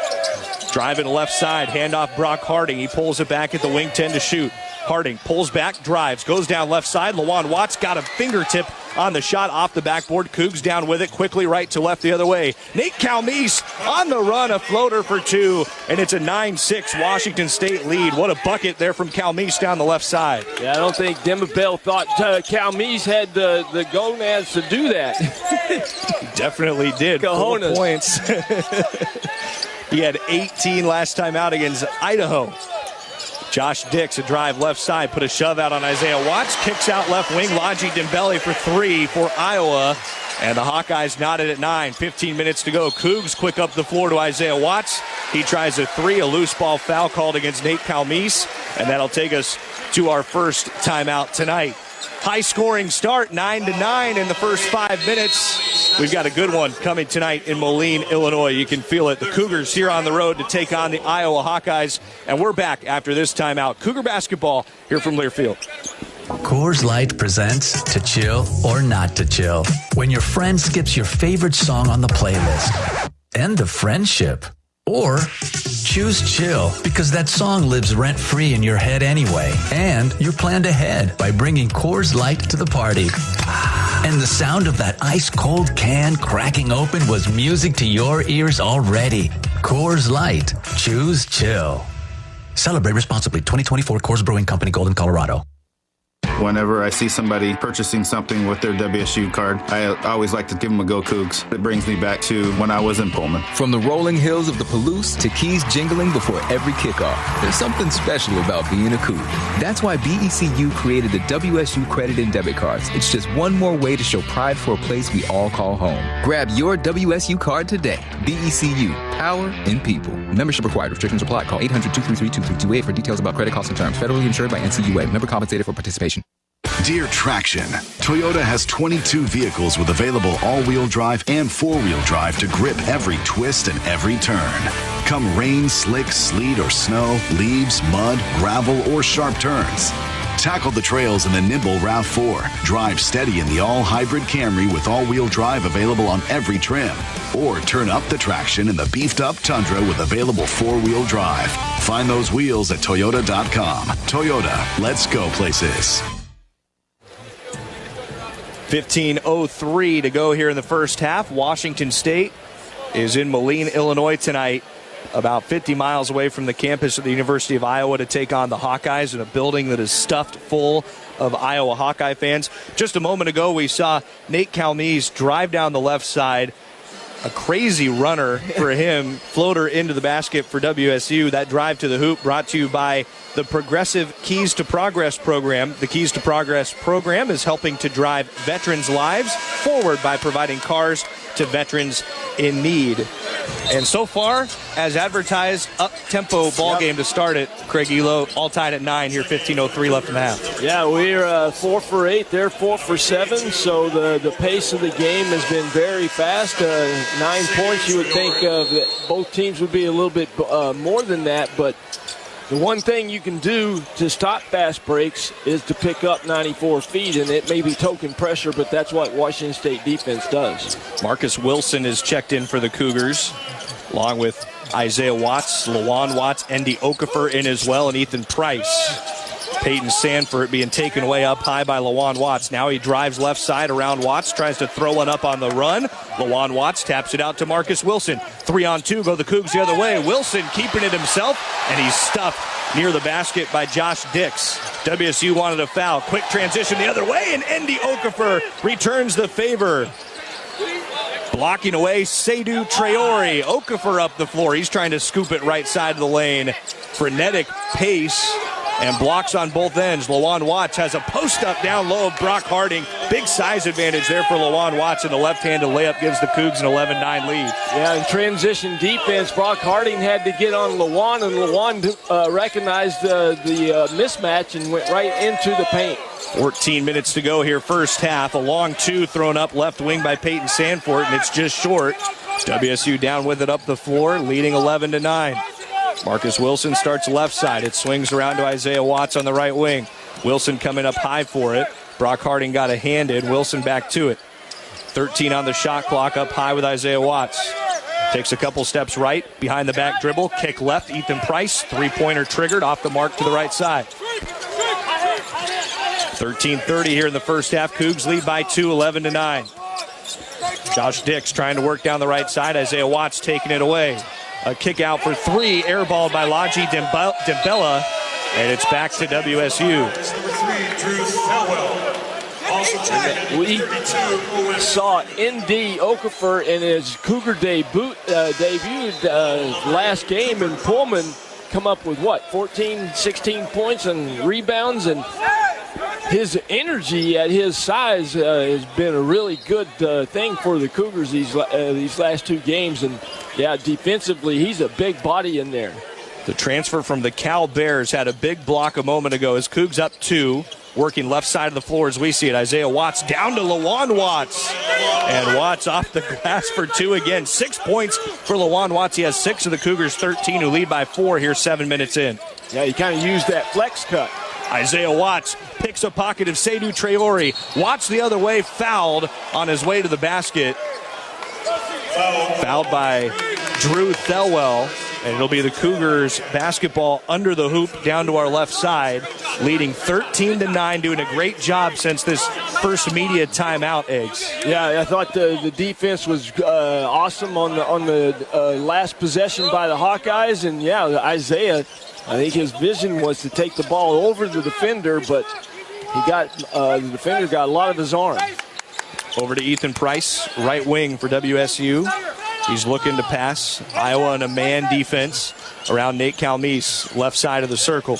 N.D. Okafor, high handoff. Cedric Coward pulls up for 3. Off the mark, Okafor trying to get to the rebound, but it's Owen Freeman in Iowa instead. 13-9 Cougars, 12.5 remain in the first half. Josh Dix, crossover dribble to his right side, stops at the elbow, tries it to. Cougars again force it one and done. Cedric Coward has the rebound and the dribble up the floor right to left. Crosses over, Ethan Price, right side. Price on the move, trying to feed Okafor over his right shoulder back in the middle of the lane. But an outlet pass off a turnover right back into the hands of Ethan Price, and he lays it in for 2. Yeah, the birthday boy from Moline, 6'10", Owen Freeman, did what you're taught in the first grade. Don't save the ball out at your defensive basket. Not only playing in front of a hometown crowd, you're right. Eggs, it's his birthday tonight. Cougs trying to spoil it. Up 15-9 here in the first half. Under 12 to play. Josh Dix, left wing. Basketball in his hand. Tries to bounce one underneath. Cedric Coward with a takeaway. Up to Nate Calmise. Head of steam. Tries to lay it up. It's blocked away by Seydou Traore. His second big block here of the last few minutes for Iowa. Ends up with Josh Dix on the right wing. And a foul called underneath against Washington State. There was a body on the floor, so that's always good. If you're going to foul, you do it the right way. Put them on the floor. Foul called on Ethan Price, Washington State. How about a 6-0 burst in that last segment of this game? It takes us to another timeout. Cougars lead 15-9, 11:30 remaining here in the first half. Cougar basketball tonight from Moline, Illinois, from Learfield. Hey, Cougar fans, the 2024 football season is here, and SeatGeek is here to help you experience all the action. SeatGeek makes it easy to find tickets so you can be a part of all the touchdown celebrations this season. Whether you're buying or selling tickets to Washington State football games or to any other live event in your area, SeatGeek is the place to do it. SeatGeek is the official ticket marketplace of the Washington State Cougars. The most disruptive idea in ticketing? A ticket that works. Expect the expected. SeatGeek. Hey, this is Craig Elo, and you're listening to Washington State basketball. Go Cougs! Do you ever pay attention to overhead power lines? If you're like most people, you don't, but you should, especially when you're working up on a roof or carrying a ladder outdoors. Kids who climb trees and fly kites and adults with drones need to watch out for power lines too. And on the off chance that you find a downed power line, stay at least 10 feet away and quickly call 911 and Avista. Always pay attention to power lines. It's your best line of defense. Avista, we just want you to be safe. In sports, they say that practice makes perfect. In the legal arena, the Cooney Law Office's team has been practicing since 1949 and knows the full playbook. Whether you're seeking justice for personal injury, battling DUI or other criminal charges, dealing with divorce or a family crisis, or planning for your future, the Cooney Law team brings a full court press to your case. Visit jcooney.com to see why you deserve Cooney Law. Cooney for Cougs, Cooney for you.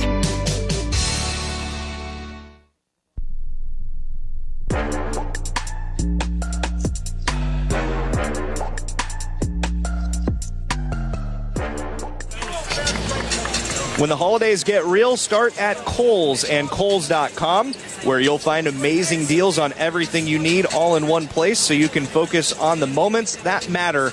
Kohl's, where families come first. 15-9, the Washington State lead with 11:30 to go here in the first half. And it's been a 6-0 Cougar run over the last 2:45. We rave about the offense this year so far for Washington State Eggs, but up 15-9 here. It's the defense of late, forcing 3 turnovers in a 3.5-minute scoring drought, and Iowa is one of its last 9 from the floor. Yeah, I think the defense is definitely, and the physicality of the defense is really, you got to do that from the very start of the game. If you don't, then the officials are going to start calling up little fouls and stuff like that. But, you know, David, Coach Riley has talked in the early part of the season here, the first 3 games, is winning the paint. And right now we are winning the paint 12-4. WSU on an inbound to Owen Freeman. Dane Erickstrup goes up with him in the battle of 32s. Erickstrup called for the foul, and it'll be free throws coming for Owen Freeman. First free throws tonight for either side. Yeah, he set a screen, and the guy that was going off of him ran to the corner, and Cedric Coward, who was guarding the ball underneath, stepped towards him, and it allowed Owen Freeman to step right through. And that's happened in the last ball game, too. There was a couple of mistakes. You always, the guy guarding the ball out of bounds underneath, you always got to protect the basket. Owen Freeman snaps nearly the 4-minute drought for Iowa, hitting the first, but missing the second of his 2 foul shots. Freeman, who was the freshman of the year in the Big Ten a year ago for Iowa. WSU on the offensive side up 15-10. 11:13 to go in the first half. Pass zipped around to Dane Erickstrup, right side. Cedric Coward now with it. Overhead pass back to Erickstrup, up top for 3. They missed everything to the right. And back to Iowa. And coming out of that timeout, we've already had 1 or 2 possessions. And Iowa goes into a 2-3 zone, but it looks like it's a matchup, so it caused some problems for Washington State. And, yeah, errant three ball by Dane. Cougs going to maybe try to bust that zone with Case Wynot, who's come into the game. We mentioned the freshman from Lapwai, Idaho, would make his college debut tonight, and he does here with 10:55 to go in the half. And he's called for a foul on a drive for Iowa down the right side for Price Sanford, the younger of the Sanford brothers on this team. 15-10 Cougar lead here, 10:55 to play in the half. Inbound pass right away to Cooper Koch. And from the corner in front of the Washington State bench, he nails a 3 to get Iowa within 2. And that time that we did protect the basket underneath, but it went to the corner guy, and we didn't have anyone out there to contest it. Also in Drew Thelwell for Iowa. So they've made some changes here in this segment, middle of the first half. Cougars leading 15-13. Cedric Coward, hop step down the right side of the lane, tries to reverse under the basket. Freeman has the rebound for Iowa, just didn't quite roll home for Coward. Up to Drew Thelwell, a senior guard, transfer from Morehead State, where he won 92 games in his career at Morehead State. Down to Owen Freeman on the right block, trying to go body for body with Dane Erickstrup, and then a turnaround for 2 for Owen Freeman. And normally on post play like that, if he takes 2 or 3 dribbles, you got to double. Nate Calmes in the lane again. Throws up another floater for Washington State. And 6 points for Calmes here in the first half. Puts the Cougars back up 17-15. It looks like he's moving in slow motion, and the finesse that he has, it's incredible the kind of shots that he gets off on his runners. Just over halfway through this first half, Cougars with a 2-point lead. Seydou Traore throws up a 3 right wing. Calmise is down with the rebound, so he's quick up the floor with it. His long hair bobbing as he works down to the left side. He gets doubled up by a couple Hawkeyes, but fouled. No, ball just batted out of bounds, the officials will say. Yeah, he actually did not recognize. He took the ball right at the defender, and they double-teamed him, and he kind of was trying to get it over the top, and you can't do that where he was located on the floor. You got to step through the defense. 9:32 left in the half. Cougs on the road for the first time this year, leading 17-15 here against Iowa. Played in a neutral site in Moline, Illinois. Cedric Coward, as it comes around near side to Lawan Watts in the corner, tries to drive baseline, and it's poked out of bounds by Cooper Koch. DJ Carsonson, the referee, with the call underneath. Kevin Brill, Mike Littlewood, the crew tonight here in Moline, Illinois, where the Cougars have come out with a ton of energy, shooting 42%. They've held Iowa to a 6 of 15 start at 40%. Lawan Watts up top looking for the second Cougar three. It's off and rebounded by Cooper Koch. Trying to pick Koch from behind, Nate Calmise, and he's called for a foul. David Riley stomps in frustration as it's the second foul on Nate Calmise. And that's the one thing Nate Calmise has gotten himself into in the first three ball games is when he's in the backcourt, he'll stay and pick up.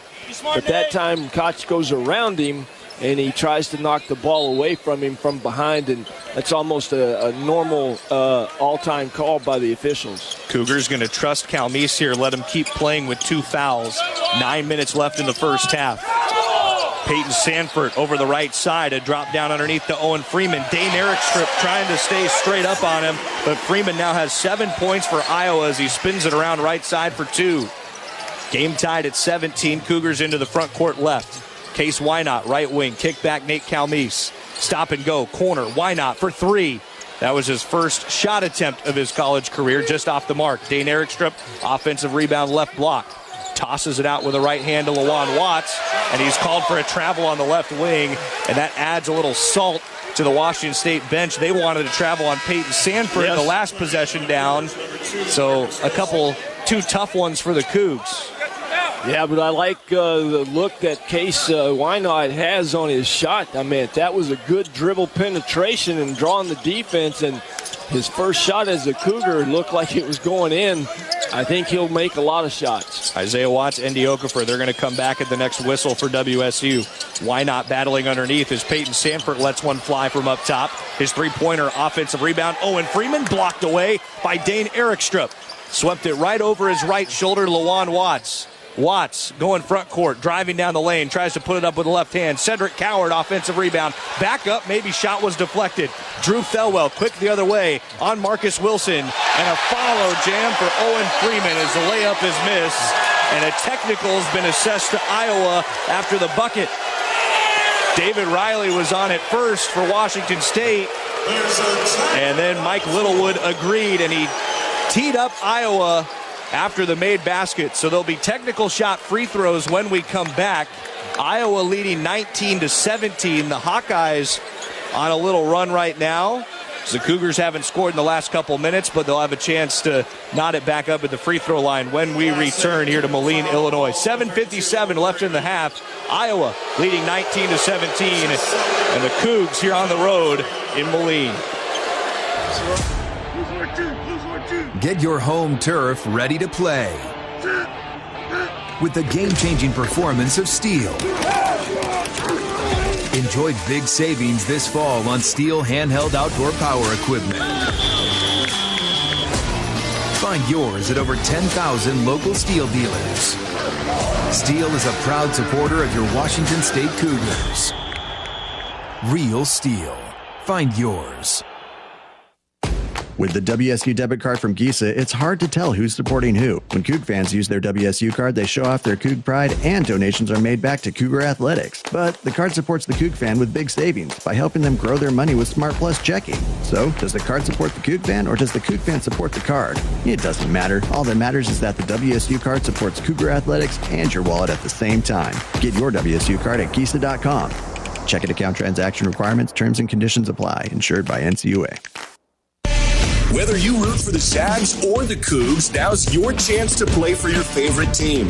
It's the Winning Colors Challenge at Northern Quest. Simply pick up your special Gonzaga or WSU Camas Rewards card now through November 30th and play as usual. Whichever fan base earns the most Camas points wins $10,000 for their program. Become a card-carrying Zags or Cougs fan during the Winning Colors Challenge only at Northern Quest. 7:57 to go in the first half. Technical foul shots coming up for Washington State, trailing 19-17. Before we get to that, let's pause 10 seconds for station identification. This is Cougar basketball tonight from Learfield. For conservative thought, 770 KTTH Seattle, 94.5 K233 DT East Lake, 94.5 K233 VU Seattle. Trevor Williams courtside against Cougar legend with Cougar legend Craig Elo here at the John Deere Quad Cities Showcase. And Craig, Washington State going to get some technical foul shots here. Kind of similar to what happened to Isaiah Watts against Idaho. He gestured at an Idaho player, was called for a technical. Owen Freeman, after a putback slam for Iowa, he made a gesture towards Washington State and picked up his second foul in that situation. It was a Class A technical, so the Cougars will have free throws. And Cedric Coward is taking a stroll over to the free throw line left side to take those shots for Washington State, down by 2. You got to love the fans booing it. I mean, it's the right call. You can't do anything after a dunk or anything. And we've seen it as a point of emphasis from officials, really trying to cut down on that. Right. Coward hitting the first of these technical foul shots. So, yeah, these are huge because we'll get the two free throws and the ball. Both shots good. It snaps a scoring drought of a couple minutes for Washington State as well. Cedric Coward will check out, and Dane Erikstrup back on for the Cougars. So the Cougars with Erikstrup, along with Nate Calmise, Isaiah Watts, Andy Okafor, Lawan Watts. Inbounds along the near side to Nate Calmise, Iowa. Little pester press into the backcourt. Erikstrup on the right side, back over near side. Calmise gets it over with a couple seconds to spare. Right-handed dribble. Speeding to his right side. Step back, 3. Right wing, Nate Calmise. He's got 9 points. And very patient on that. He didn't force anything, but the hard dribble got the defender off balance, and he looked at the rim and let it fly. 22-19 Coug leads, 7:24 left in the half. Evan Bronze, a senior from Iowa City, in at center for the Hawkeyes. Andy Okafor gets a hand in as he tries to put a shot up from close range, and Okafor called for a foul. Thought he might have hit his hand on the rim, not Bronze. Yeah, and I thought it was a good job by Indy. He actually was guarding him on the original try to shot, and then when he turned and he was able to get right into the face of the big guy. Bronze at the line for Iowa. Came from Belmont. Here to the Iowa Hawkeyes. Hits the first of the 2 free throws. And something that the Cougars did very well in the 3 games they played in Pullman was get to the free throw line. And we have yet to get there, and Iowa's gotten there. That was their 8th, or it was their 4th opportunity. Cougars with a pass over the middle to Drew Thelwell. Taken away, Peyton Sanford the other way.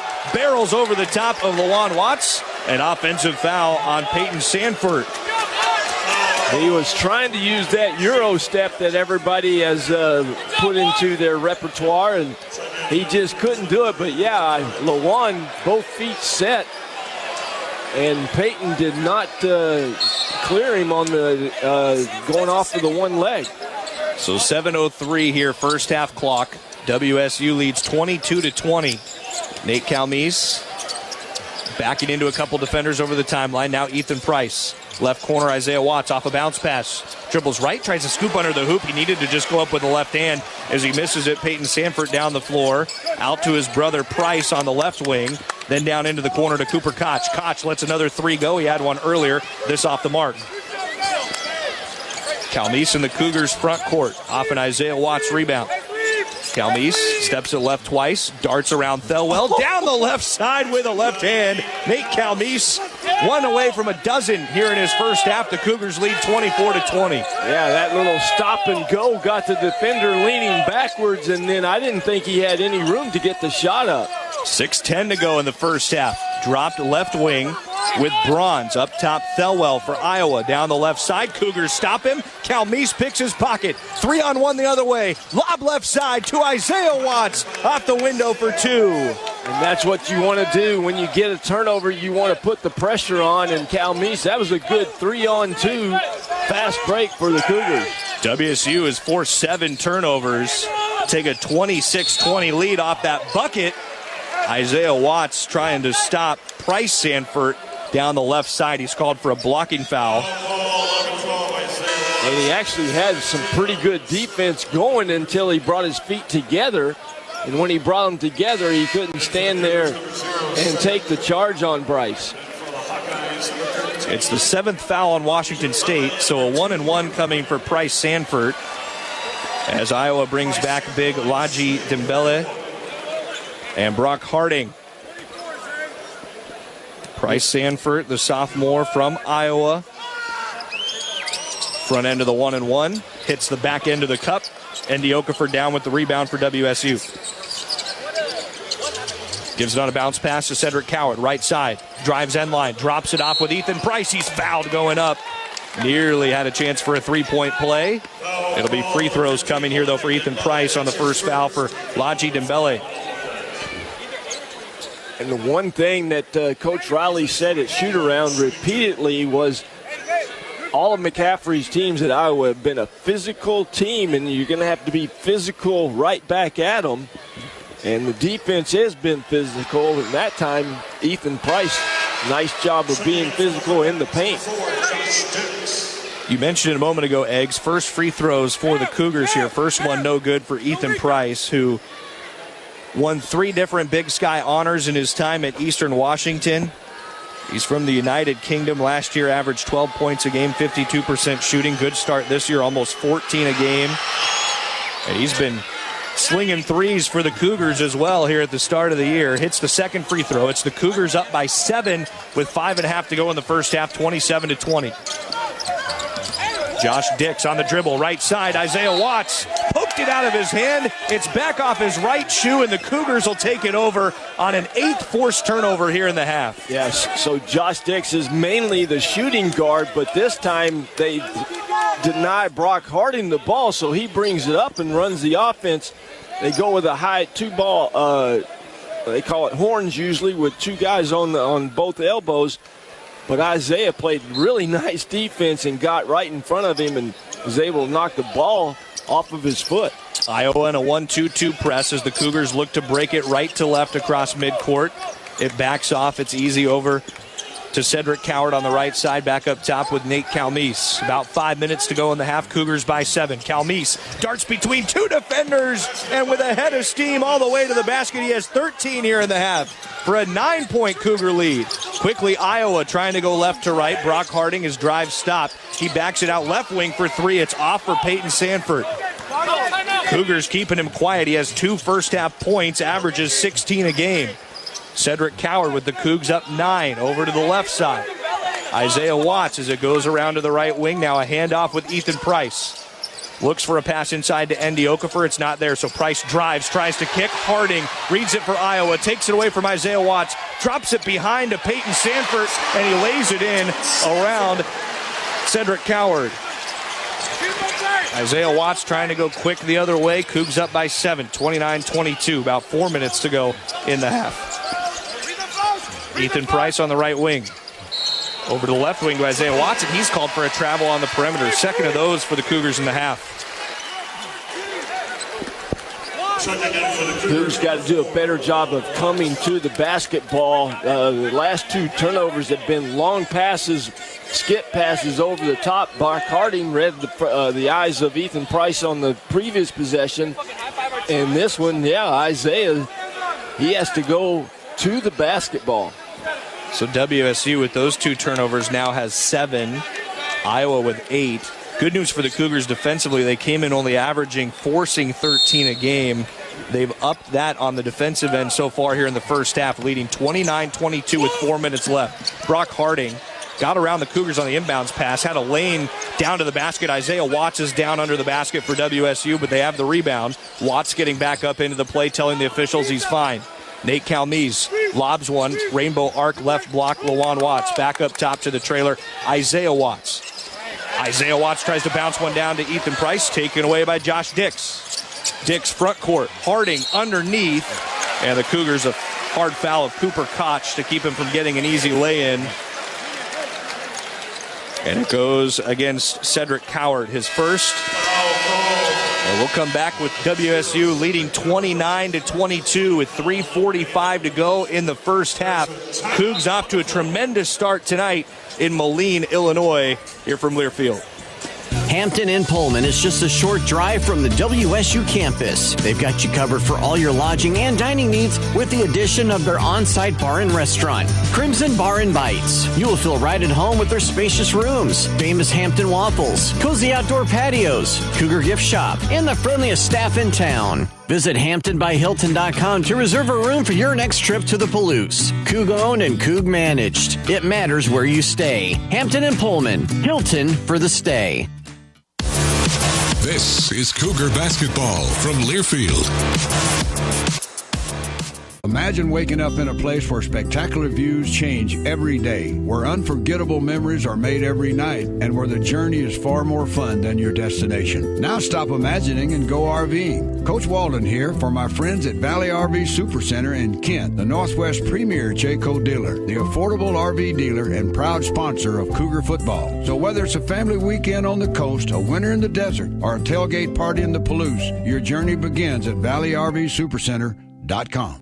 Toyota-thon is on, and it's the perfect time to wrap up the year with a new RAV4. Now through December 2nd, get 4.99 APR financing on a new 24 RAV4 or RAV4 Hybrid, or lease a gas-powered RAV4 LE for $309 a month for 39 months with $39.99 due at signing. With approved credit through TFS, tax, title, and license extra, a dealer doc fee of up to $200 may be added. Call 1-888-48-TOYOTA for details or go to Toyota.com. Toyota, let's go places.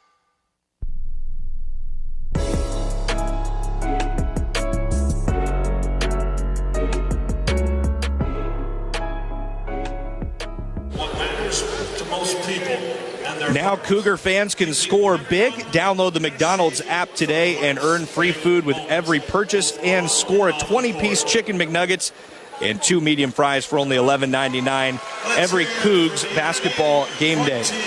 Well, Eggs, right now, a lot of the numbers in WSU's favor. Some bad turnovers over the last minute and a half that have brought the Cougar total up to 8. But way up on the glass, 21-13, and doing a great job both in the paint and in scoring off the turnovers, a 9-2 advantage there. Yeah, I love what they do in the paint. Obviously, probably 3 or 4 of those, or maybe 6 of those points are from Nate Calmes getting underneath those guys and taking it to the rim and having coming up with a big finish.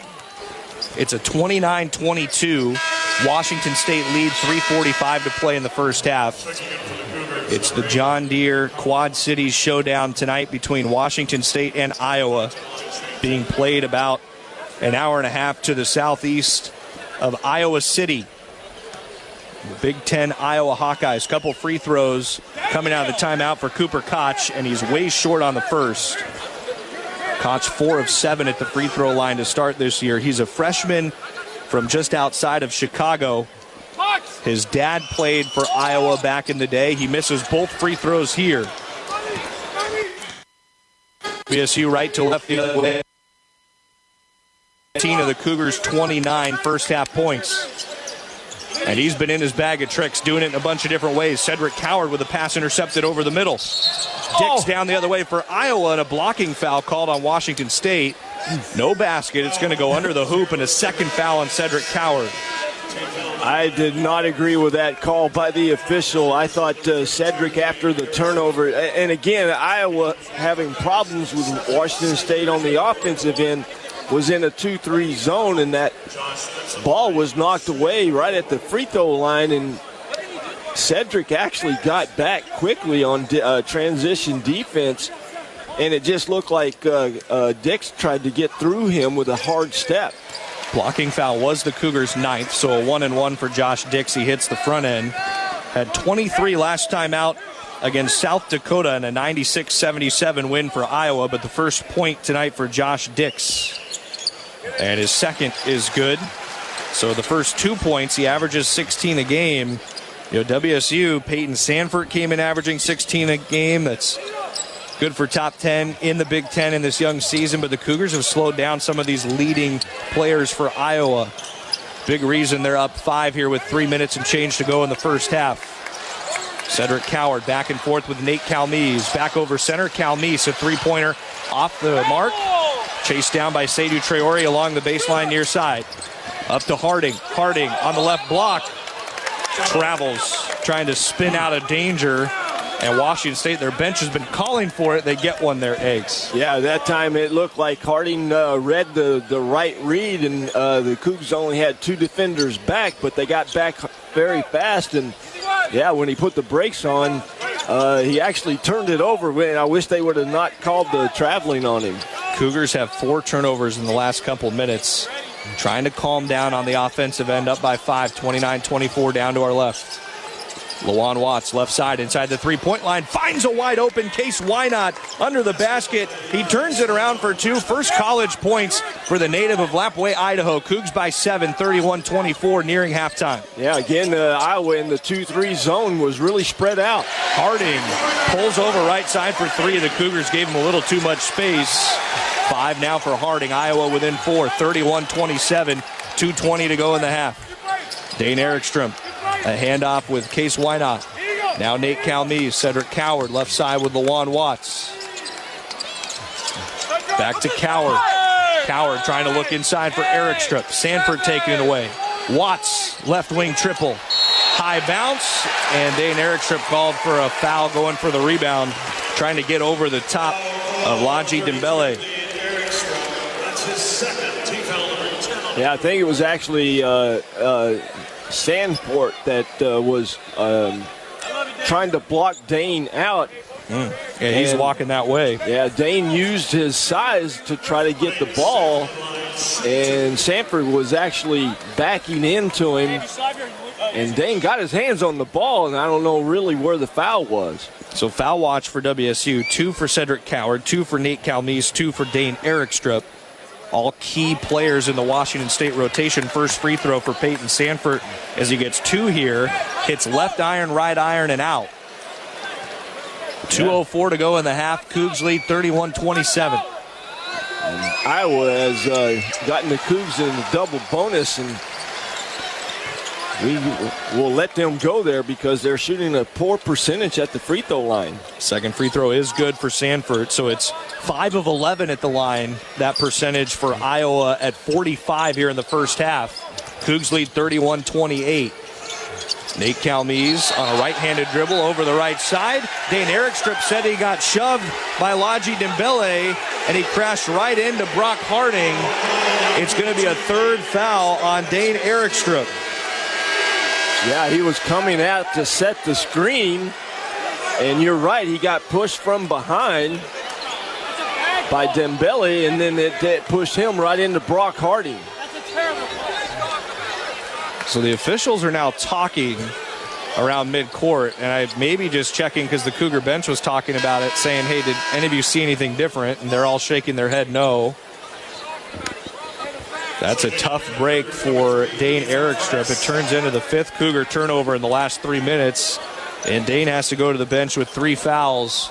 1:54 left in the half. Cougars lead 31-28, but Iowa over these last few minutes chipping away here at this Washington State lead.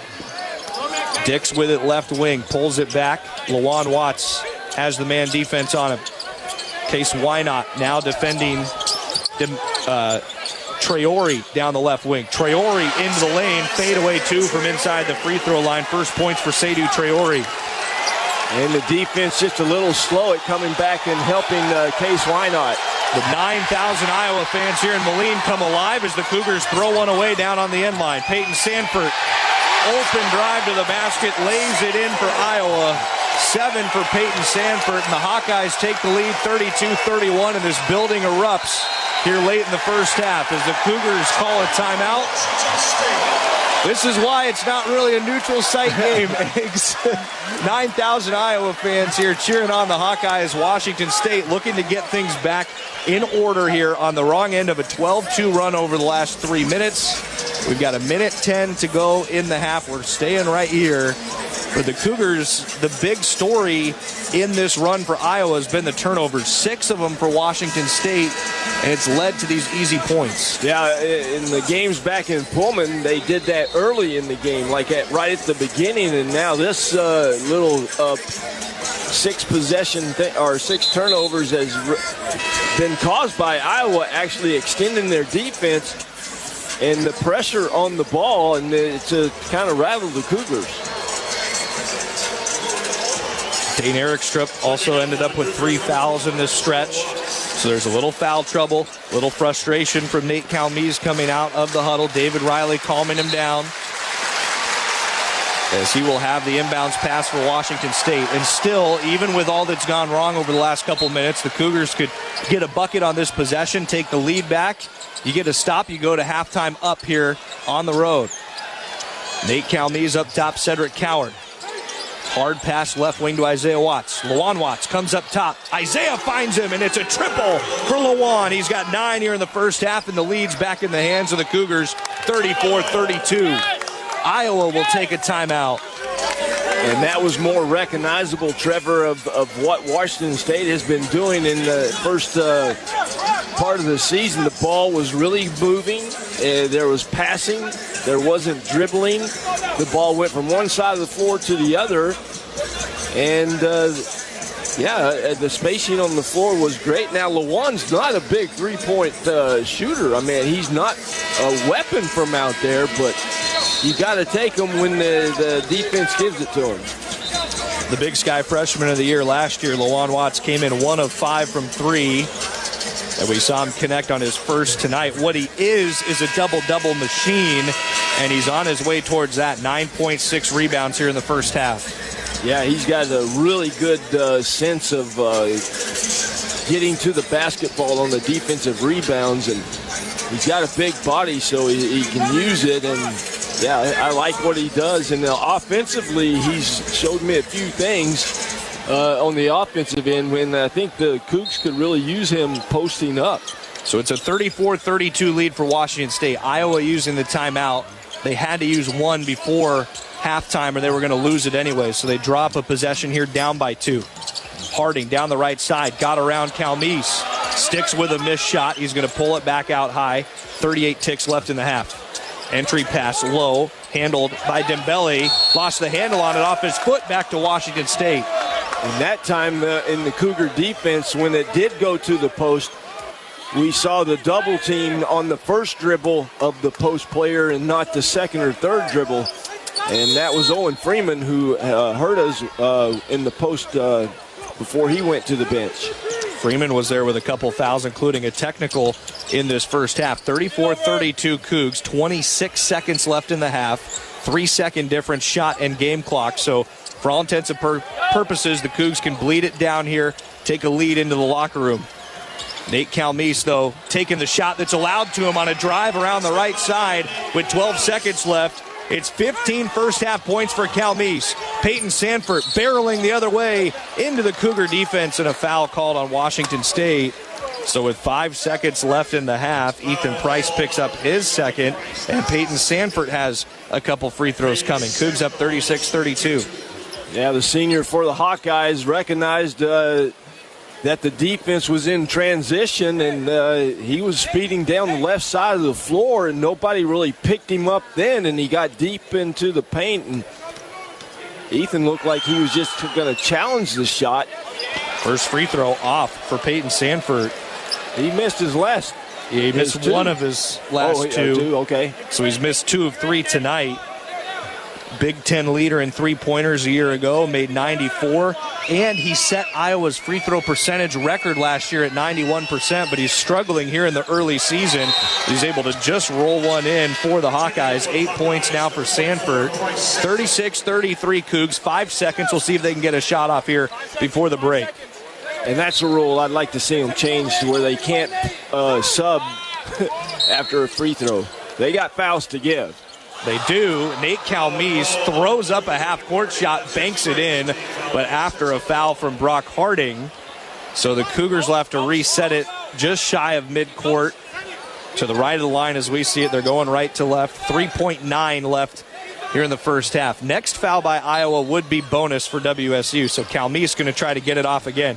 Gets to the same spot that he just made it from a moment ago. It hits the corner of the iron. A good effort from Nate Calmes. How about 15 first half points from the Husky transfer, and we are so glad to have him in Pullman. Oh, no kidding. I mean, at the point guard position, he plays it like a professional, basically, scoring the ball at will. And the moves that he has at the finish is incredible. The last one, he used a high ball screen on the elbow. He got down, kind of slowed down to let the defense catch up, and goes under with the ball in his right hand the whole time from his dribble all the way to shooting. 36-33, Cougs lead here at the half. We're sending it back to the studios with Stephen Hartzell. He's going to take you through this halftime as Washington State, so far, so good through the opening 20 at the John Deere Quad Cities Showdown with Iowa in Moline, Illinois. Stephen Hartzell on the other side of this break with you. It's a fun one tonight. We'll be back with more from Learfield. Coors Light presents To Chill or Not to Chill. When your friend skips your favorite song on the playlist. End the friendship. Or choose chill because that song lives rent-free in your head anyway. And you're planned ahead by bringing Coors Light to the party. And the sound of that ice-cold can cracking open was music to your ears already. Coors Light. Choose chill. Celebrate responsibly. 2024 Coors Brewing Company, Golden, Colorado. Dear Traction, Toyota has 22 vehicles with available all-wheel drive and four-wheel drive to grip every twist and every turn. Come rain, slick, sleet, or snow, leaves, mud, gravel, or sharp turns. Tackle the trails in the nimble RAV4. Drive steady in the all-hybrid Camry with all-wheel drive available on every trim. Or turn up the traction in the beefed-up Tundra with available four-wheel drive. Find those wheels at Toyota.com. Toyota, let's go places. Cougar Basketball is brought to you in part by Progressive Insurance. Looking for a career path with flexibility and great pay and benefits? Go to progressive.com/careers and apply online today. This holiday at T-Mobile, I'm joined by a special co-anchor. What up, everybody? It's your boy, Big Snoop D-O-double-G. Snoop, let's talk about T-Mobile. Okay, cool. This holiday, get 4 lines for $25 a line. Plus, 4 iPhone 16s with Apple Intelligence and the all-new camera control on us. Let's get cracking, like a breakfast egg. You can use those eggs to make some eggnog, Snoop. Respect. And people do love T-Mobile, where you can save on every plan versus the other big guys. You know, y'all can take some of those savings and buy some Snoop merchandise. Always a great stocking stuffer, Snoop. We up out of here. Hold your horses, Snoop D-O-double-G. Let's remind people one more time. Head to T-Mobile.com and get 4 iPhone 16s with Apple Intelligence on us. Plus 4 lines for $25. Now drop that J. With 24 monthly bill credits, 4 eligible trade-ins, and 4 new lines with autopay. Well-qualified customers plus taxes and fees and $35 per line connection charge. Cancel entire account before receiving 24 bill credits and credit stop and balance on required finance agreements due. $829.99 credits end if you pay off device early. See how you can save on wireless and streaming versus the other big guys at T-Mobile.com/switch. Apple Intelligence available now.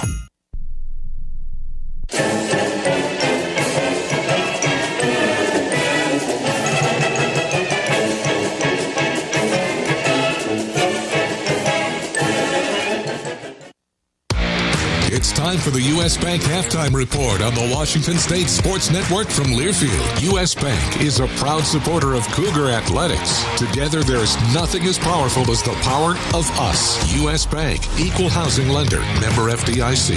Now, let's go back to the U.S. Bank Network studios. Cheers, Luke Hallett. It is halftime In Moline, Cougs up 3 against Iowa, 36-33. Stephen Hartzell inside the U.S. Bank Network studios tonight, filling in for Luke Hallett. Coming up on our halftime show, we will get you caught up on scores and stats. But first, we'll listen back to highlights from the opening 20 minutes. You knew it was going to be a bit of a shootout this evening. The Hawkeyes' lowest point output of the young season has been 89 points. They can light it up, so the Cougs would need to hit their shots early on to keep pace, and they did. Here's Dane Erickstrip lighting it up early for the Cougs. 16:40 to go first half. Cougs down by 2.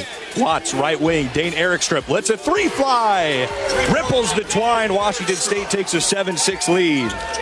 That is Dane Erickstrip with the game's first 3. It gave Washington State their first lead of the game at 7-6. A couple of possessions later, it was Nate Calmese getting out in the open floor and extending the Cougs' lead. Harding pulls back, drives, goes down left side. Lawan Watts got a fingertip on the shot off the backboard. Cougs down with it, quickly right to left the other way. Nate Calmese on the run, a floater for 2, and it's a 9-6 Washington State lead. What a bucket there from Calmese down the left side. Nate Calmese with the runner. Washington State was off and running. Both teams started hot from the floor. WSU hit 4 of their first 8 shots. Iowa cashed in on 4 of their first 7. We headed to the first media timeout tied at 9. Then the Cougar defense really started to dig in. Iowa would go cold coming out of the under-16 media timeout. They'd go on a scoring drought of nearly 4 minutes, and Washington State was there to take advantage. Crosses over, Ethan Price, right side. Price on the move, trying to feed Okafor over his right shoulder back in the middle of the lane. But an outlet pass off a turnover right back into the hands of Ethan Price, and he lays it in for 2.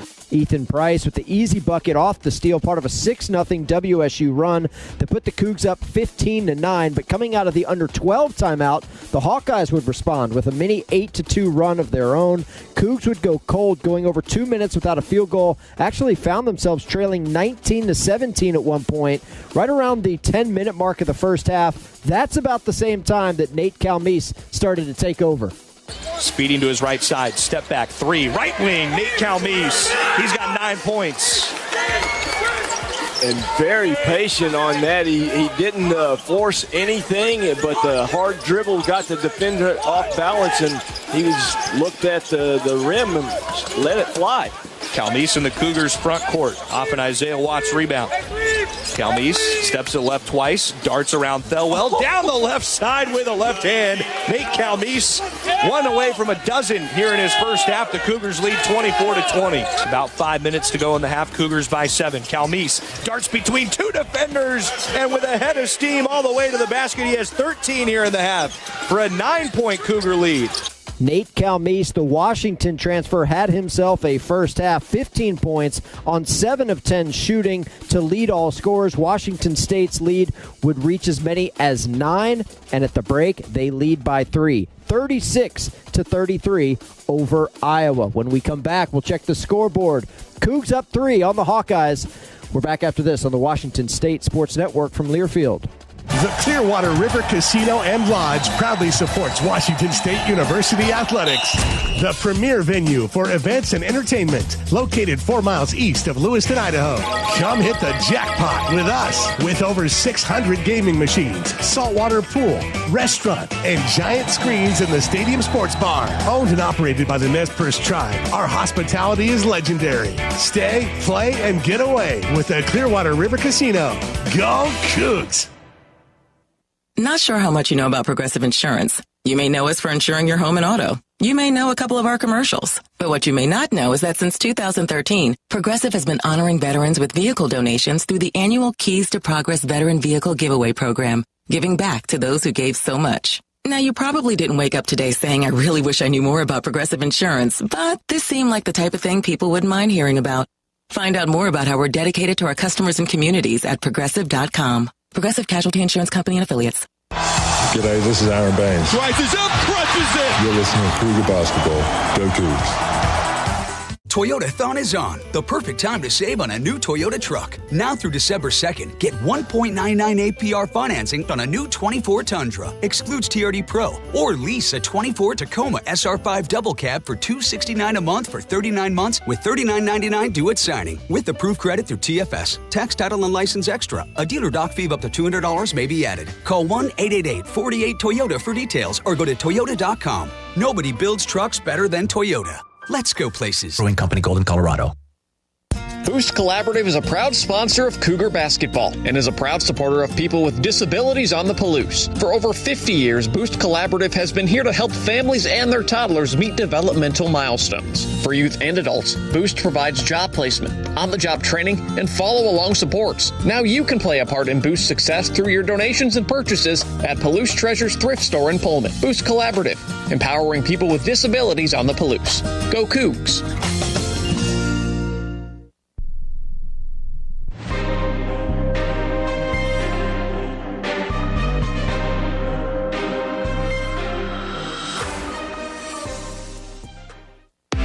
Time now to check scores from around college basketball with the Coors Light Scoreboard. Coors Light. Choose chill. Proud partner of Washington State Athletics. Celebrate responsibly. Now let's go back to the U.S. Bank Network studios. Here's Luke Hallett.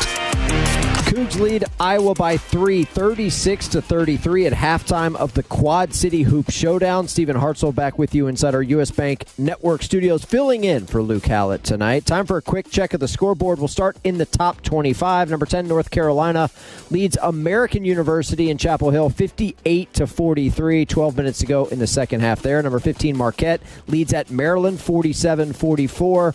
Middle of the second half in College Park. Number 4, Gonzaga cruising early against UMass Lowell 41-17. There's 3 minutes remaining in the first half at the Kennel. Number 9, Arizona trails at Wisconsin 33-26. That is a first half score. And a pair of top 25 teams hooking up in College Station tonight. Number 23, Texas A&M leads number 21, Ohio State 18-9 early first half. Game of the night today was in West Lafayette, where number 13, Purdue defeated second-ranked Alabama 87-78. This was two Final Four teams from last season hooking up in a non-conference regular season game at Mackey Arena. Boilermakers get the win over the Crimson Tide 87-78. Once again, our score at the break, Cougs lead Iowa by 3, 36-33. We're back with more of our halftime coverage after this time out on the Washington State Sports Network from Learfield. At U.S. Bank, when they say they're in it with you, they mean it. Not just for the good stuff, the grand openings and celebrations, although those are pretty great, but for all the hard work it took to get there, the fine-tuning of goals, the managing of cash and workflows, and decision-making. They're in to help you through all of it, because together they're proving day in and day out that there is nothing as powerful as the power of us. Visit usbank.com to get started today. Equal housing lender, member FDIC, copyright 2024, U.S. Bank. This Washington State University sports broadcast is brought to you in part by Pullman Regional Hospital, the official hospital of Washington State Athletics. The combined expertise of our university and our award-winning hospital are being deployed to provide greater access to resources, education, employment opportunities, and innovations to improve health care and health outcomes for all of us. Learn more at pullmanregional.org. Pullman Regional Hospital and Washington State, partners in excellence. Cougar basketball is brought to you by Progressive Insurance. What do your home and auto have in common? They're yours. And Progressive protects them both. Bundle today at Progressive.com. Get game day ready at Rosars. Rosars is a proud sponsor of WSU Athletics and your headquarters for keeping snacks stocked up for game time. You'll find the largest craft beer selection, local and imported wines, and all the makings for your favorite cocktails. And while you're there, stock up on your favorite deli snacks, pizza, rotisserie chickens, and ribs. Don't just watch the game. Experience it with your favorite game time foods. Get game day ready at Rosars. In sports, they say that practice makes perfect. In the legal arena, the Cooney Law Office's team has been practicing since 1949 and knows the full playbook. Whether you're seeking justice for personal injury, battling DUI or other criminal charges, dealing with divorce or a family crisis, or planning for your future, the Cooney Law team brings a full court press to your case. Visit jcooney.com to see why you deserve Cooney Law. Cooney for Cougs, Cooney for you.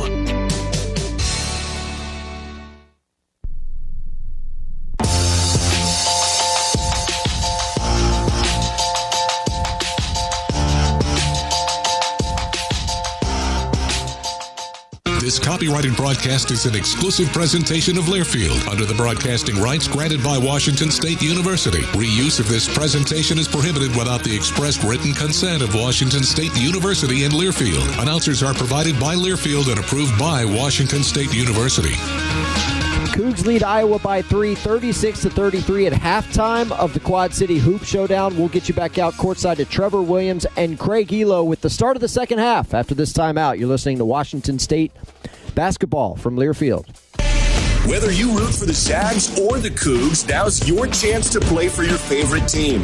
It's the Winning Colors Challenge at Northern Quest. Simply pick up your special Gonzaga or WSU Camas Rewards card now through November 30th and play as usual. Whichever fan base earns the most Camas points wins $10,000 for their program. Become a card-carrying Zags or Cougs fan during the Winning Colors Challenge only at Northern Quest. Calling all Coug fans. While the Cougars are busy taking home the win this season, you can download the McDonald's app and take home our new Game Day Bundle. Big enough to feed the whole squad. Get 20 golden, juicy chicken McNuggets, plus 2 medium orders of the world-famous fries you love, all for just $11.99. Talk about a winning combination. Must opt into rewards at participating McDonald's. Valid through 2024-25 basketball season. Ba-da-ba-ba-ba.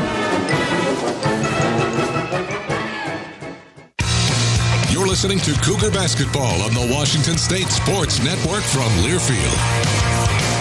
Toyotathon is on. Our biggest event of the year is better than ever. With our biggest and best selection, including the best-selling Toyota Camry. It's all hybrid all the time. Now through December 2nd, you can lease a Camry LE from just $339 a month for 39 months with $29.99 due at signing. With approved credit through TFS, tax, title, and license extra. A dealer doc fee of up to $200 may be added. Call 1-888-48-TOYOTA for details or go to Toyota.com. Toyota, let's go places. We just want you to be safe. Hello, I'm Mike McVeigh from McVeigh Brothers Roofing, Siding, and Windows, and also an alumni from WSU, the best college in the state. Go Cougs! And for over 65 years, I believe our competitive edge has been selling the very best roofing, siding, and windows made at a great price with the best team of professionals installing it. And during our anniversary sale, we're offering 10% off your next project up to $3,000. So give us a call today at McVeigh Brothers. We're always working for you.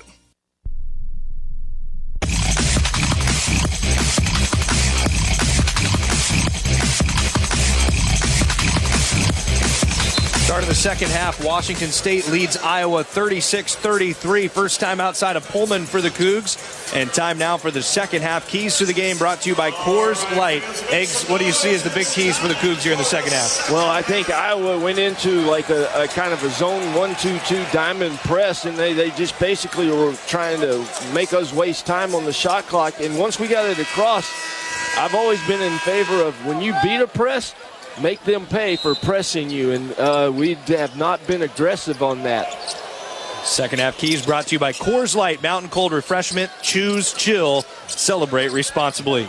Cougars with the ball here to open the second half in Moline, Illinois. About an hour and a half away from Iowa City in the campus of Iowa. Ethan Price on a pop-out left wing three. Long rebound comes back out to Cedric Coward right side. Right back into Price, driving down the right side of the lane for two. Long rebound by Cedric, gets the ball back, and then Ethan cuts behind his defender who turned his head to see where the ball was, and Cedric delivers. 38-33 Cougs. Oh, that's 4. Foul off the ball on Dane Erickstrup, and you're right, Eggs, his 4th personal.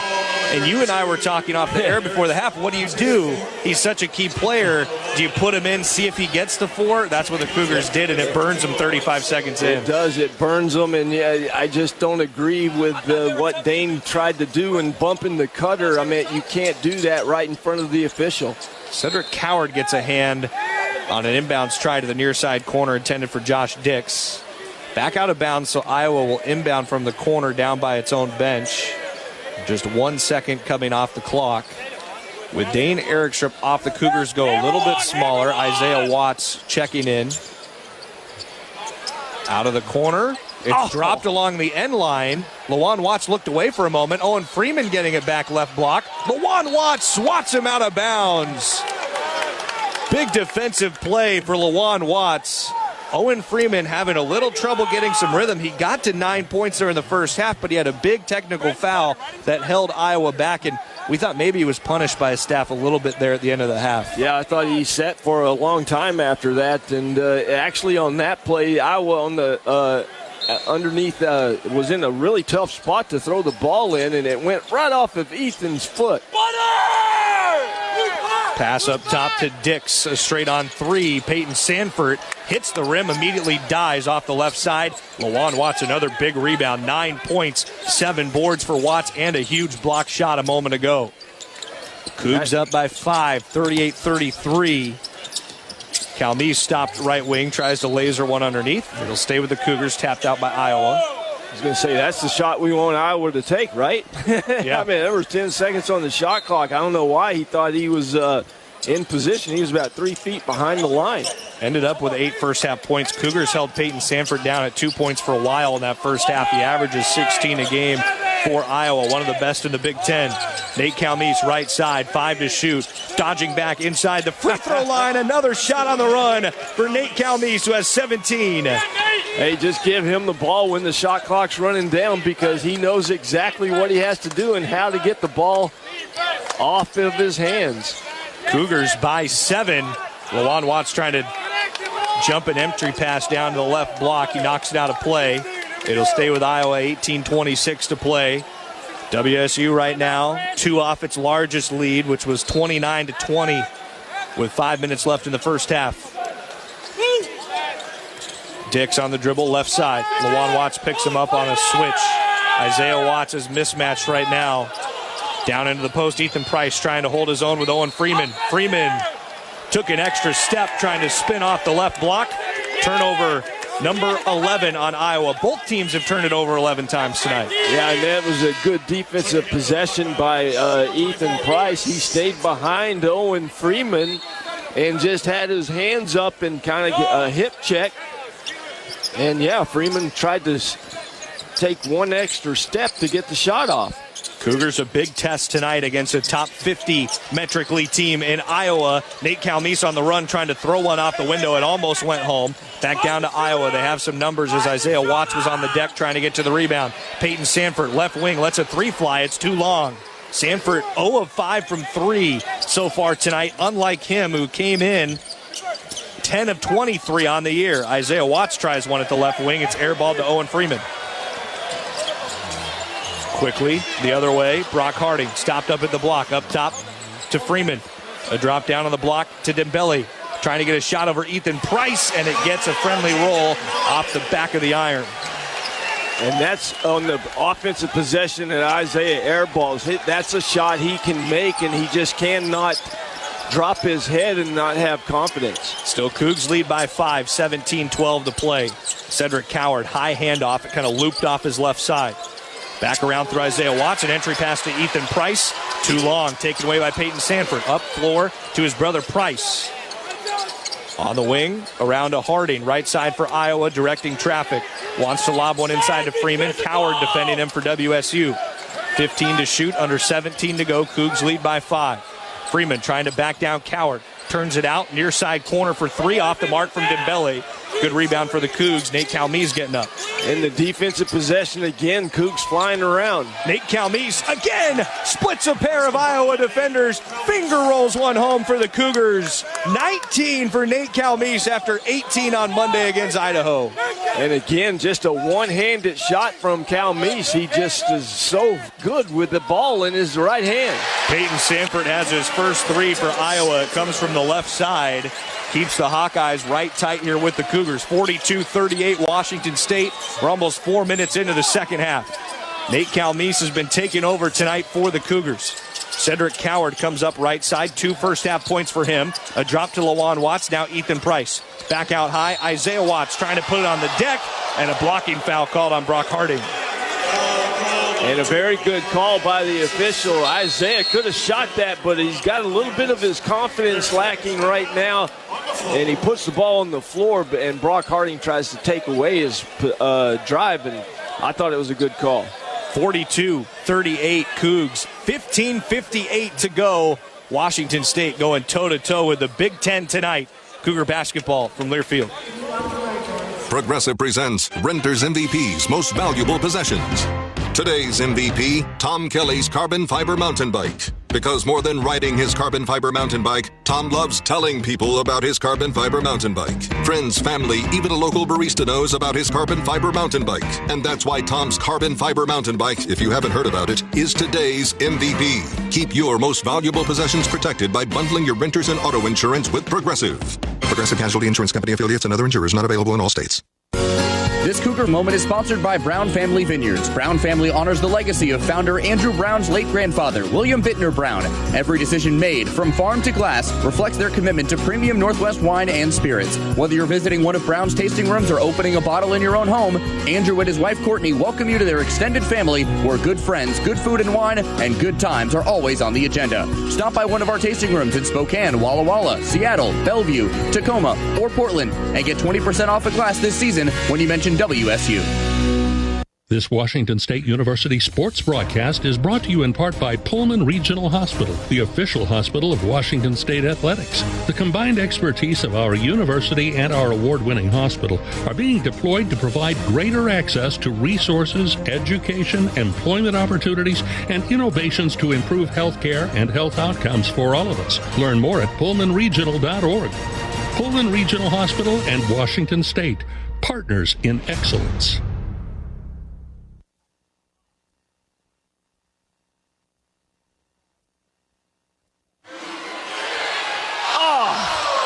Got a fan here trying to hit half-court shots in between action as Washington State leads Iowa 42-38 here at the John Deere Quad Cities Showdown. Hey, SeatGeek makes it easy to find tickets so you can be a part of all the courtside celebrations this season. Whether you're buying or selling basketball tickets, SeatGeek is the place to do it. SeatGeek is the official ticket marketplace of WSU. Expect the expected. SeatGeek. All right, Craig. Well, unexpectedly in this one, two teams that came in shooting 40% from three. They're shooting 20% from three right now. Shots not falling for some of these great shooters. And poor shot selection by both teams, too, shooting the three. I think they forced a few of Iowa, I think, has forced a few. I think we've taken them in the offensive set. So, Lawan, though, 1 for 3. I mean, we talked about that. He's not a big three-point threat. Both Nate Calmese, Lawan Watts, 1 for 3. Music plays through the opening 20 seconds of the possession. It felt like the NBA there for a moment. Cougs up by 4, dropping it Andy Okafor. Handoff Nate Calmese. He's trapped by 2 in the corner. Tries to sling one across to Isaiah Watts. It's out of bounds. Calmese ended up in a bad spot there, doubled low on the shot clock with not a lot of good options.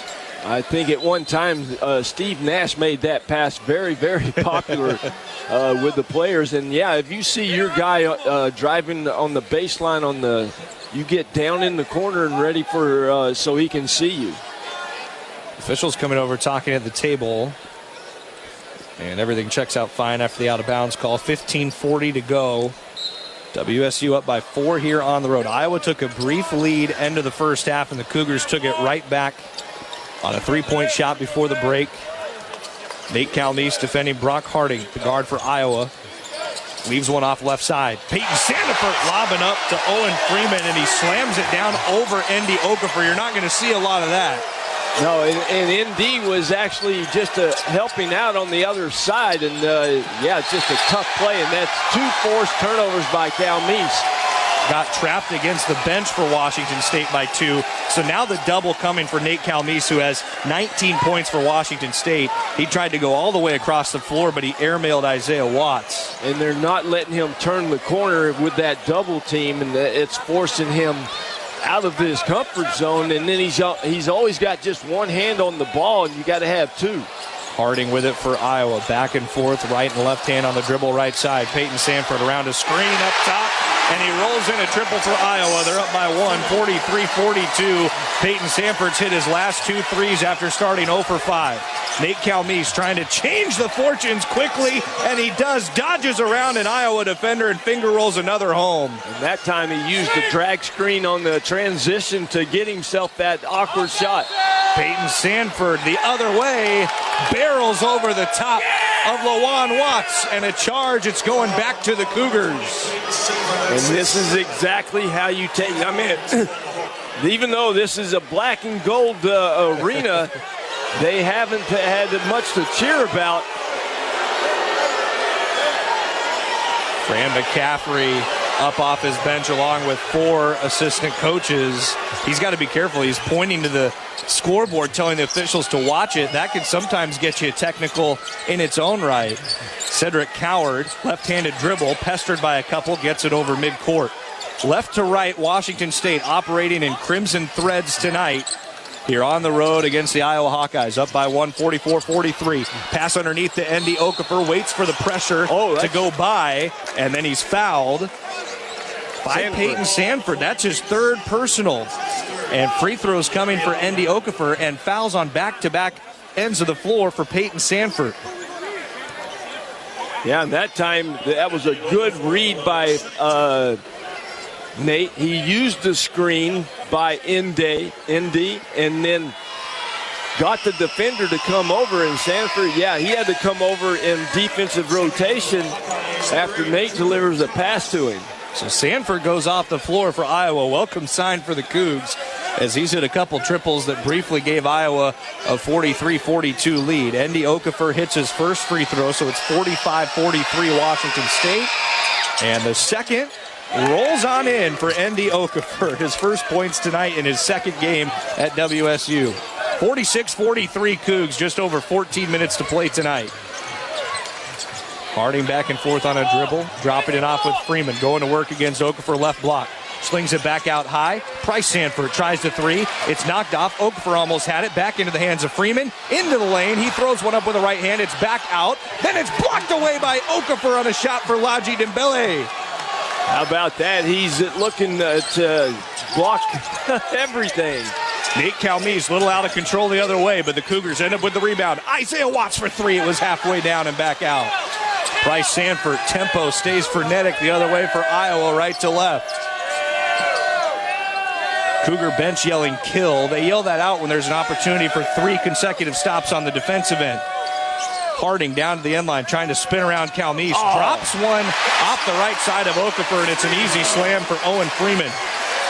Yeah, Okafor lost sight of Owen Freeman, and he got behind him, and that's just too deep for a 6'10 guy. Calmese around a screen, keeps the dribble past an Iowa defender. It's 23 for Nate Calmese. He's 9 off his career high of 32 at Lamar.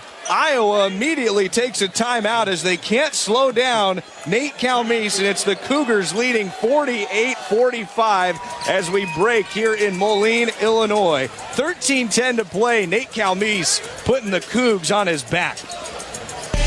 Whether you root for the Zags or the Cougs, now's your chance to play for your favorite team. It's the Winning Colors Challenge at Northern Quest. Simply pick up your special Gonzaga or WSU Camas Rewards card now through November 30th and play as usual. Whichever fan base earns the most Camas points wins $10,000 for their program.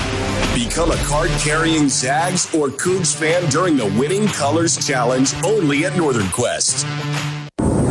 Hey everybody, this is Klay Thompson, and you're listening to Washington State Basketball. The Clearwater River Casino and Lodge proudly supports Washington State University Athletics, the premier venue for events and entertainment, located 4 miles east of Lewiston, Idaho.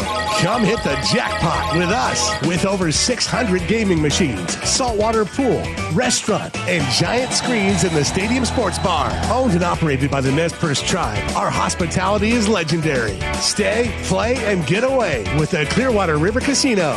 Go Cougs! Hampton and Pullman is just a short drive from the WSU campus. They've got you covered for all your lodging and dining needs with the addition of their on-site bar and restaurant, Crimson Bar and Bites. You will feel right at home with their spacious rooms, famous Hampton waffles, cozy outdoor patios, Cougar gift shop, and the friendliest staff in town. Visit HamptonByHilton.com to reserve a room for your next trip to the Palouse. Coug owned and Coug managed. It matters where you stay. Hampton and Pullman. Hilton for the stay.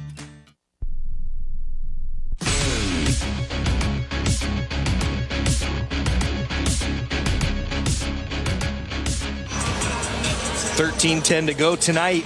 Washington State on the road facing Iowa in a technically neutral site game that's basically an Iowa home game. 48-45 Cougs. Let's step aside 10 seconds for station identification. This is Cougar basketball from Learfield. For conservative thought, 770 KTTH Seattle, 94.5 K233 DT East Lake, 94.5 K233 VU Seattle. Coors Light, Mountain Cold Refreshment. Choose Chill, official partner of WSU Athletics. Celebrate responsibly. All right, 13-10 to go, 48-45 WSU on the defensive end of things. Iowa inbounding to our right, and the Cougars showing a man-to-man press. And again, you just want to David Riley wants his team to just make them use some time. Maybe they make a mistake and dribble off their foot, but yeah, it's a token press. Either Dane Erikstrup or Peyton Sanford on the floor right now, both in foul trouble. Erikstrup with 4, Sanford with 3. Erikstrup for WSU, Sanford for Iowa. A pass out top and a 3 rains in from Cooper Koch. He has 2 3-pointers tonight, and that notched the score at 48 with 12:40 to play. Yeah, and he did the right thing. He came over into the view of Dellenby and got a nice pass out of the post. Calmise trying to drive around right side. Back left wing, Isaiah Watts stops at the free throw line. Rises for 2. It's just short. Koch has the rebound for Iowa. Out to Harding. He's on a right-handed dribble up to the right side. Price Sandiford, quick trigger 3. It rims off left. Saved by Koch. Back out to Harding on the left wing. Harding now penetrating into the lane. No Cougars there. And a right-handed lay-in for Brock Harding. 50-48 Iowa. This crowd erupts. Yeah, and that early shot by Sanford in the early possession was a long rebound, and the Cougs just got to play for that. Nate Calmise splitting more defenders. Lays another one in on a circus finish. 25-10 here early in the half. We're tied at 50. He's made 12 of 18, and the reason why we have a lot of points in the paint is because of Nate Calmise. Down into the post, Seydou Traore for Iowa. That quiets the crowd for a moment. Harding on the drive. 2 Cougars get up, and they collide with Harding. It is going to be on Ndie Okafor, his second personal, and we have another timeout. The under 12 timeout now here in the second half. Game on, tied at 50. Washington State and Iowa turning into a second half slugfest tonight from Learfield. Whenever I see somebody purchasing something with their WSU card, I always like to give them a go Cougs. It brings me back to when I was in Pullman. From the rolling hills of the Palouse to keys jingling before every kickoff, there's something special about being a Coug. That's why BECU created the WSU credit and debit cards. It's just one more way to show pride for a place we all call home. Grab your WSU card today. BECU, power in people. Membership required. Restrictions apply. Call 800-233-2328 for details about credit costs and terms. Federally insured by NCUA. Member compensated for participation. Coug fans, you love rooting for the Crimson and Gray, and now McDonald's has even more for you to cheer about. Because this season, you can score big with the 20-piece McNuggets bundle when you order on the McD app. Get 20 golden, juicy McNuggets, plus 2 orders of the medium fries you know and love, all for just $11.99. McDonald's and Cougars basketball. Now that's what I call a W. Must opt into rewards at participating McDonald's, valid through 2024-25 basketball season. Ba-da-ba-ba-ba. Spokane International Airport is a proud sponsor of Washington State University Athletics. The airport connects Cougar fans and alums with over 60 daily departures to more than 20 nonstop destinations provided by 7 major airlines, as well as one-stop connections to most major metropolitan centers throughout the U.S. Real-time arrival and flight departure information is available at SpokaneAirports.net. Spokane International Airport, when it's time to fly. WSU in the heart of the Midwest tonight finds itself tied with Iowa 50-50 in a game the Cougars have led for 20 of the 27 minutes. U.S. Bank is a proud sponsor of Cougar Athletics. We're in it with you for the good stuff and all the hard work it takes to get there, because together there is nothing as powerful as the power of us. U.S. Bank, equal housing lender, member FDIC. Trevor Williams in for Chris King tonight, along with Craig Elo. And Eggs, what's standing out to you right now here with 11:39 to go? Brand new ball game, tied at 50. Yeah, it's tied at 50, and Iowa's had. I didn't realize we had 8 lead changes and 8 ties in this ball game, but the crowd, definitely an Iowa Hawkeye crowd, has really gotten a show put on, because Iowa stormed back and got us tied at 50, but the show by Nate Calmise has got everybody scratching their head. 12 of 18 shooting, and we have 36 points in the paint. And probably 25 or whatever Nate has, 25 is the reason why we have so many points. Yeah, he's been phenomenal. It started on the dribble for him. He's been able to cut multiple times in between multiple Iowa defenders and then finish at the rim. Washington State a couple times 7-point leads in this game, a largest lead of 9 with 5 minutes left in the first half. So the Cougars trying to weather what's been a tough three-point shooting night, 3 of 16.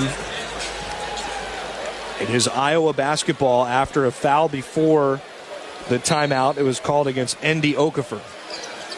So a baseline inbounds, Harding from along the near side, left side of the lane as we see it. He has to throw it up high to Freeman, who makes the catch right on top of the John Deere logo here in Moline, Illinois, the city that headquarters the famous company of John Deere. Harding dribbling right side, 7 to shoot, directing traffic. Coward defending him, 4 to shoot for Harding. He might have to let it fly. He's picked up by Price on the right wing. Rises up over the top of him. His three-pointer rattles out. It's tipped by Traore for Iowa up to Coward. Lobs under the basket to Ethan Price. Back to Cedric Coward. WSU into the front court working now. 11 minutes to go. Tied at 50. Up top, Nate Calmise around a screen. A 3, a little too long. Andy Okafor trying to get to a rebound. It's poked free to Drew Thelwell in Iowa. Thelwell, left wing, Koch, corner, Harding, faked a shot. Tries to drop one underneath. Nate Calmise takes it away in the lane. Up the floor, he's fouled by Harding. And that was on the break for Washington State. They were going to have 2-on-1 the other way. Kind of a smart foul by Brock Harding, his third. Yeah, he made the mistake of trying to put a bounce pass through Nate Calmise's legs and couldn't do it. And Nate comes up with the steal. And you're right, Isaiah Watts was sprinting down the floor on the left side, and if Harding doesn't foul Nate back there, it's a fast break basket for us. Neither of these teams this year have played in a 2-possession or fewer game in their first 6 combined. Both teams 3-0 tonight. Something's got to give. Dane Erickstrup's back in for Washington State with 4 fouls. He has it out up top the three-point line.